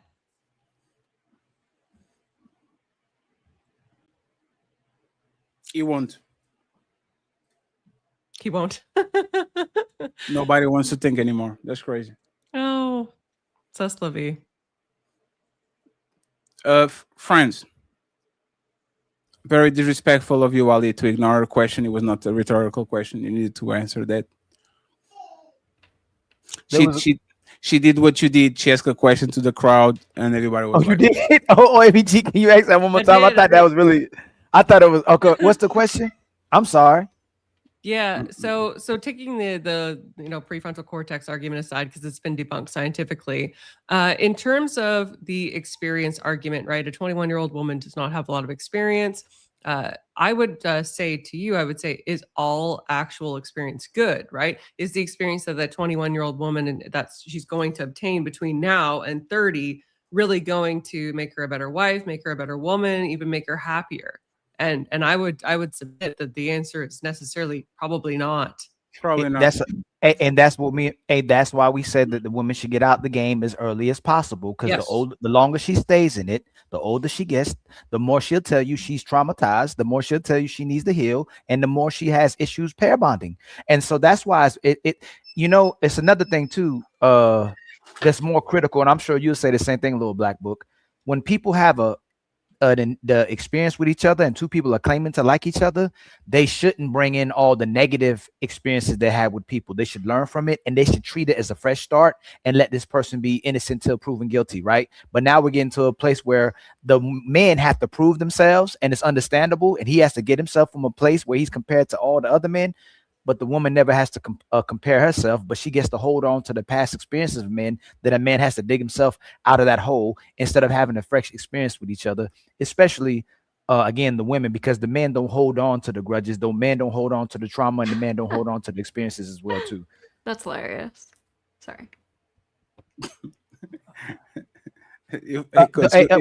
Hey, can you tell me the name of the guy that says he's still healing and has to go to church and get baptized for having experiences with women? 2 or 3 of my ex-boyfriends. What did you do to them, Ghosty? Oh, oh no. What did you do to them, Ghosty? Huh? They tried everything they could. You're just not good enough. Hey, Sorry. Ghosty, why do your ex-boyfriends all need therapy and healing and all that? What's going on? No, I'm saying when I started dating them, they held on to a lot of shit that their ex-girlfriends did, and then automatically thought that I was going to do those things to him too. So And did you that's do all I'm them? saying. And did you do that? No, absolutely not. So everybody good.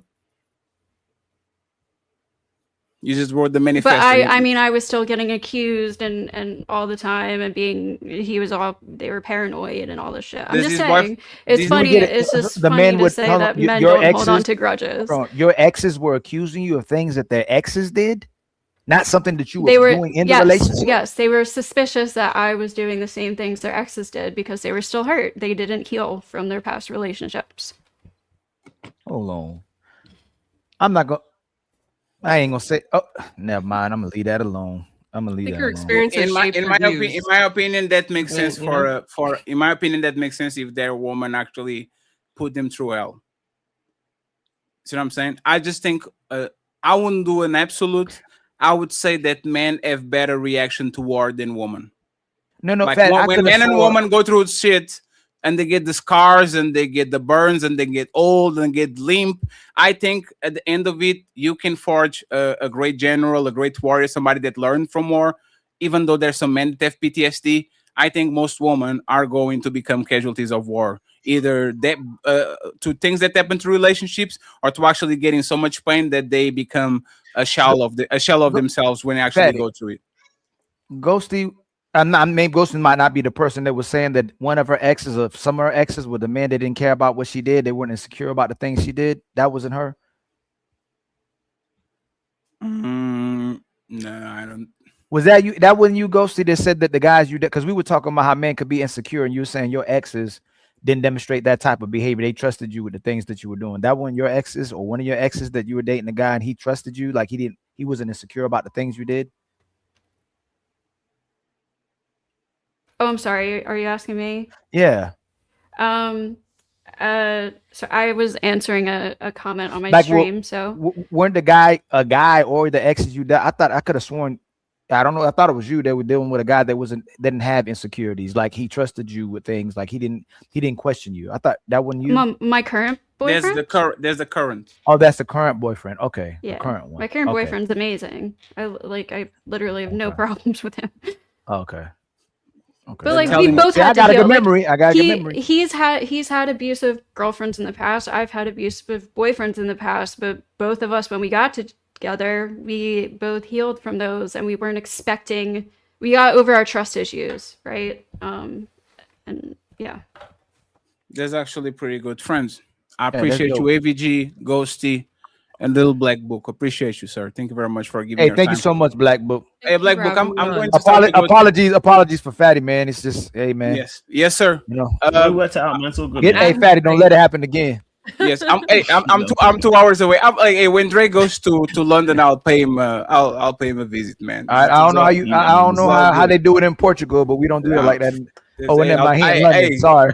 Hey, I'll take him to a Brazilian restaurant next to that I used to go when I go to London. He's going to forgive me. Okay, appreciate you, Little Black It's Book. forgiven already. Don't worry, it's forgiven. Now, hey man, No I need to pay reparations to this And, man. and give us a little Black Book. We like you, man. We want you to come over here and build with us. Give us grace, man. You know we gonna bump heads every now and then. Somebody gonna interject, but you know we bring you here because we like you. That's fair. No, that's fair. Grace can be given. I need to also be graceful. I have to also be aware. So No, I you can't appreciate be. the All right, lesson now as don't well. let your don't let the don't little beat black me. books Hey, don't watch. beat me Don't with let the the little black book ecclesiastical shit. watchers. Yeah, don't be letting the little black book people Yeah, watching, and you ain't showing that grace. Hey, VG, this man No, is no, hitting no. me with Bible verses and shit. That's fucked up. Is he a Protestant? Yeah, I have no idea, but he says the forgiveness and grace needed. And I'm And like, damn, sometimes that's he crazy. forgets the religion altogether. The other day he told Fatty, "Listen, Fatty, God forgives. I don't." Damn, that I heard that too. I He's didn't like, know. I was like, God dang. Friends, Let them do that to you. I appreciate y'all. Now get the hell out of our house. I appreciate y'all, friends. I see you later. This is Sparta!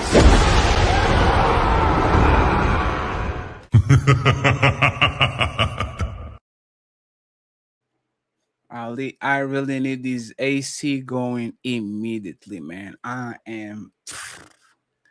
Ooh, and it's 2:20 a.m.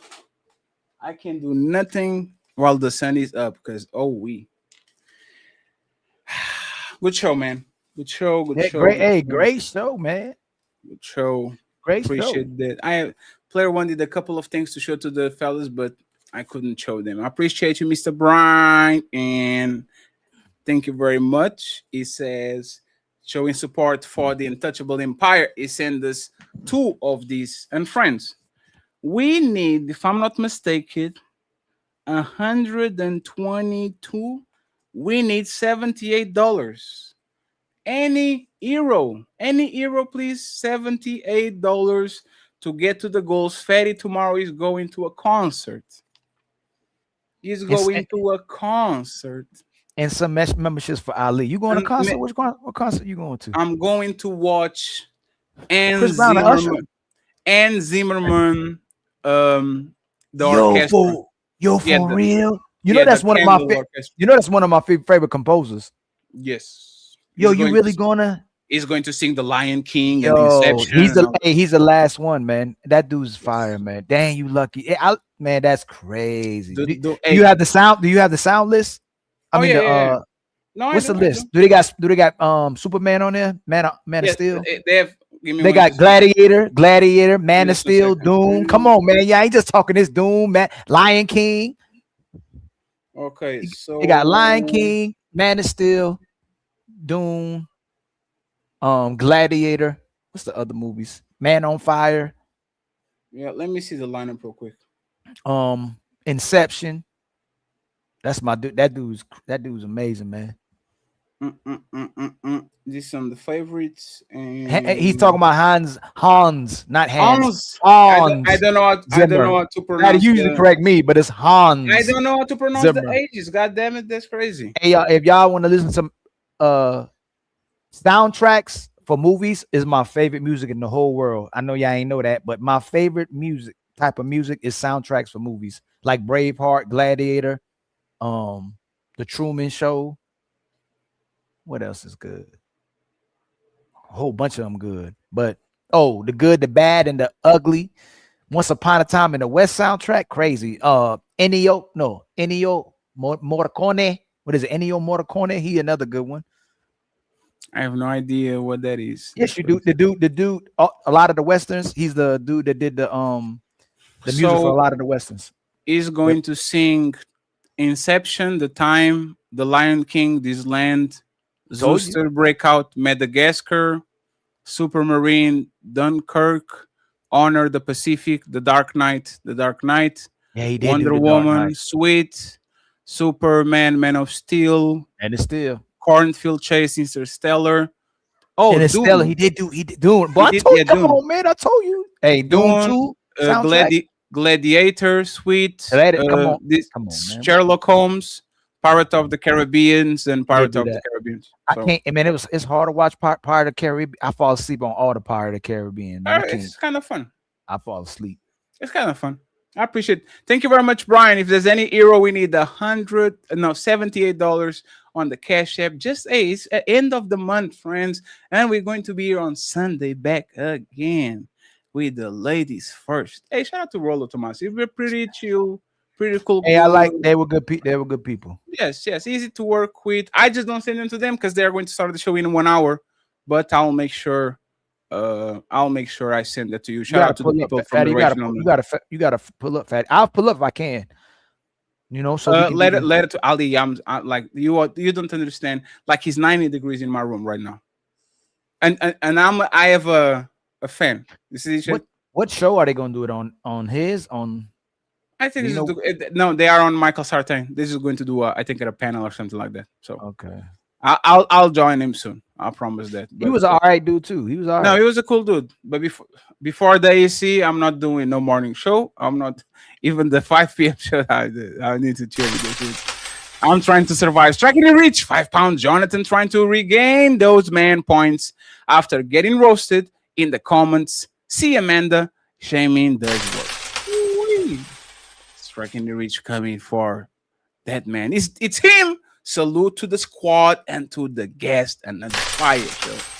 I appreciate y'all. Thank you very much. We have all long Nate, rank and file delta ear, Rollo Nate. The machine became an untouchable. The untouchable empire, baby. Big head, Rollo, you are cool. Brandon, it says nothing. It became a member. The untouchable empire, baby. We appreciate you, friends. You can find us in Team Fatty and Ilkan Ali, respectively. We are trying to be famous too. Zero Fallout to $10. It's all about leverage. An 18-year-old man has no power. Woman at 18, a woman has so much leverage. The problem is they can manipulate the old man they talk about. The reality is most older men get got. What they say, Fatty, with that? The problem is they can't manipulate. Yes, the problem is that like they don't want the disadvantage, the inherent disadvantage. So when you actually go through this shit and you find a more mature man, it's not about. Notice that they never actually mention the good. It's always he's going to manipulate me and going to be with me for the wrong things. All of these is I can get my way with him. You know how many older men I meet in real estate that has been married 3 to 4 times? Sure. They're looking for a wife. They're looking to settle down. They're looking for love. They love our boys, but society is going to call them they're conflating it to the ladies' man who don't want to settle down. They're conflating it to the minority, the man who moving that way versus the men who are looking for relationships. Most of the men looking for love, man. All these guys, hey man, you got married 3 times. She changed my mind. At this point, man, we don't have to convince him to do nothing. The woman understands exactly what type of game it is, and all the age gap conversations is very creepy until Idris Elba knocks at your door and tries to cuff you. Now all of a sudden everybody's okay with that shit. Thank you very much. I appreciate you. Ghosty, I'm allowed to judge. So when men judge women based on their body count, Ghosty considers it shaming. Feminists always argue in bad faith. Thank you very much. Striking with reach. I appreciate you. Zero Fallout in the building saying hindsight is 2020, but women don't like to take up. Damn. Not Voltaire. He becomes a YouTube member. Untouchable empire, baby. I appreciate you, sir. Thank you very much. We have Dom Adams. Date woman in their prime, not in their decline. Oh, we came with a rhyme and all. And then he comes back again and he says, oh, John Henry with that. John Henry says, Little Black Book is incorrect. Relationships are built on commitments, which are deliberate choice, requiring proof and effort, not emotional attachments, which are fleeting based on one's mood or demeanor. Damn. John preaching. All long night. Q for the panel. Do emotionally mature men help teach woman maturity? Yes, they help them teach restraint. Absolutely. If they don't, means that nobody can teach them. Karn. I was about to say. That's if they don't. It seems that nobody can. If they want to learn, if the person gonna learn if they want to, man. As simple as that. Yes. If they don't want to learn, they ain't gonna learn nothing. Karn, sorry, but people maturity doesn't grow with their age. Being different and complements helps relationships. They don't have to share love for makeup or cars. At 25 and 45 can have a healthy relationship. Good. Thank you very much, sir. I appreciate you and agree. World Radio. Become a member. Untouchable empire, baby. And then we have All Long Night with 5 memberships. We appreciate you. In World Radio with 10 memberships. Thank you very much for supporting Rolo and E-Stream. We have Karn back again saying, "Darn you, Michael, dating younger, causing trouble." And John Henry with the 50. Hola. Ba, ba, ba, ba, ba, ba, ba.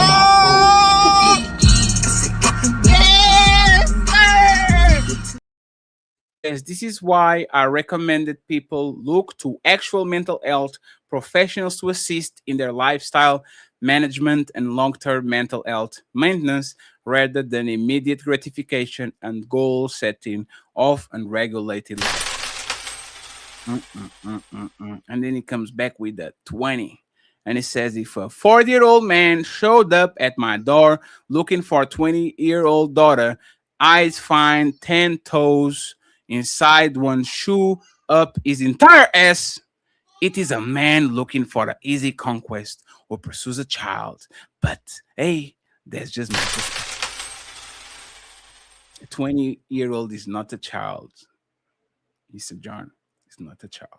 World Radio with 10. 12 to my membership. Thank you very much, World Radio. Appreciate you. And finally, John Henry saying, what Ghosty said is applicable to both. So, friends, I appreciate y'all. Any final thoughts, Mr. Connolly? As always, man, thanks for the special guests that came through. Phenomenal show, and much love to the people who support us, man. Always, man. Yeah, without y'all, I'm gonna keep saying that we wouldn't have no show. Yes, I'm going to take a shower.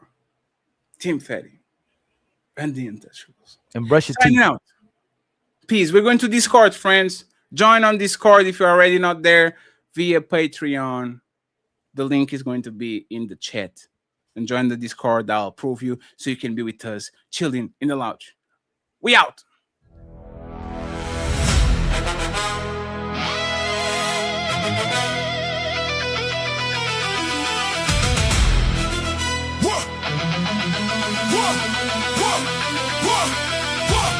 Coming in heavy, the super panel ready with Fatty and Ali and SH, the host. We doing the most, we making the toast, the untouchable empire running the coast. They stepping to us, but they moving too slow. The orchestra hitting, we running the show. The 808 is bumping the violins, jumping at 5 p.m. EST.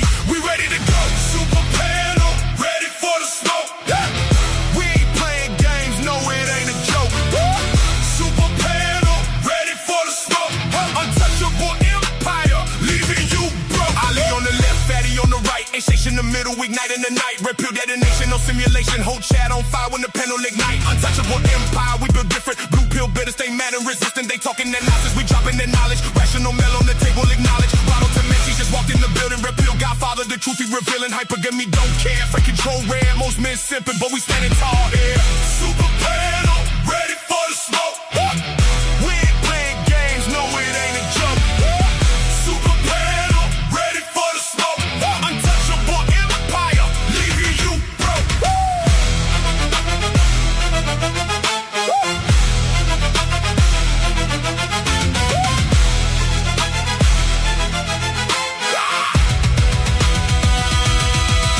Rollo domestic king of philosophy, dropping them chapters like bombs on their ideology. Rational mail in his hand like a sword, every man in the chap in the calibrate. No more cap, no more simping, no more blue pill lies. We killing Fatty and Ali, tag team in the mic. SH on the switch, we taking the spike. Empire, untouchable movement, too strong from the south to the world. We ringing the gong, high energy slaughter. Friday.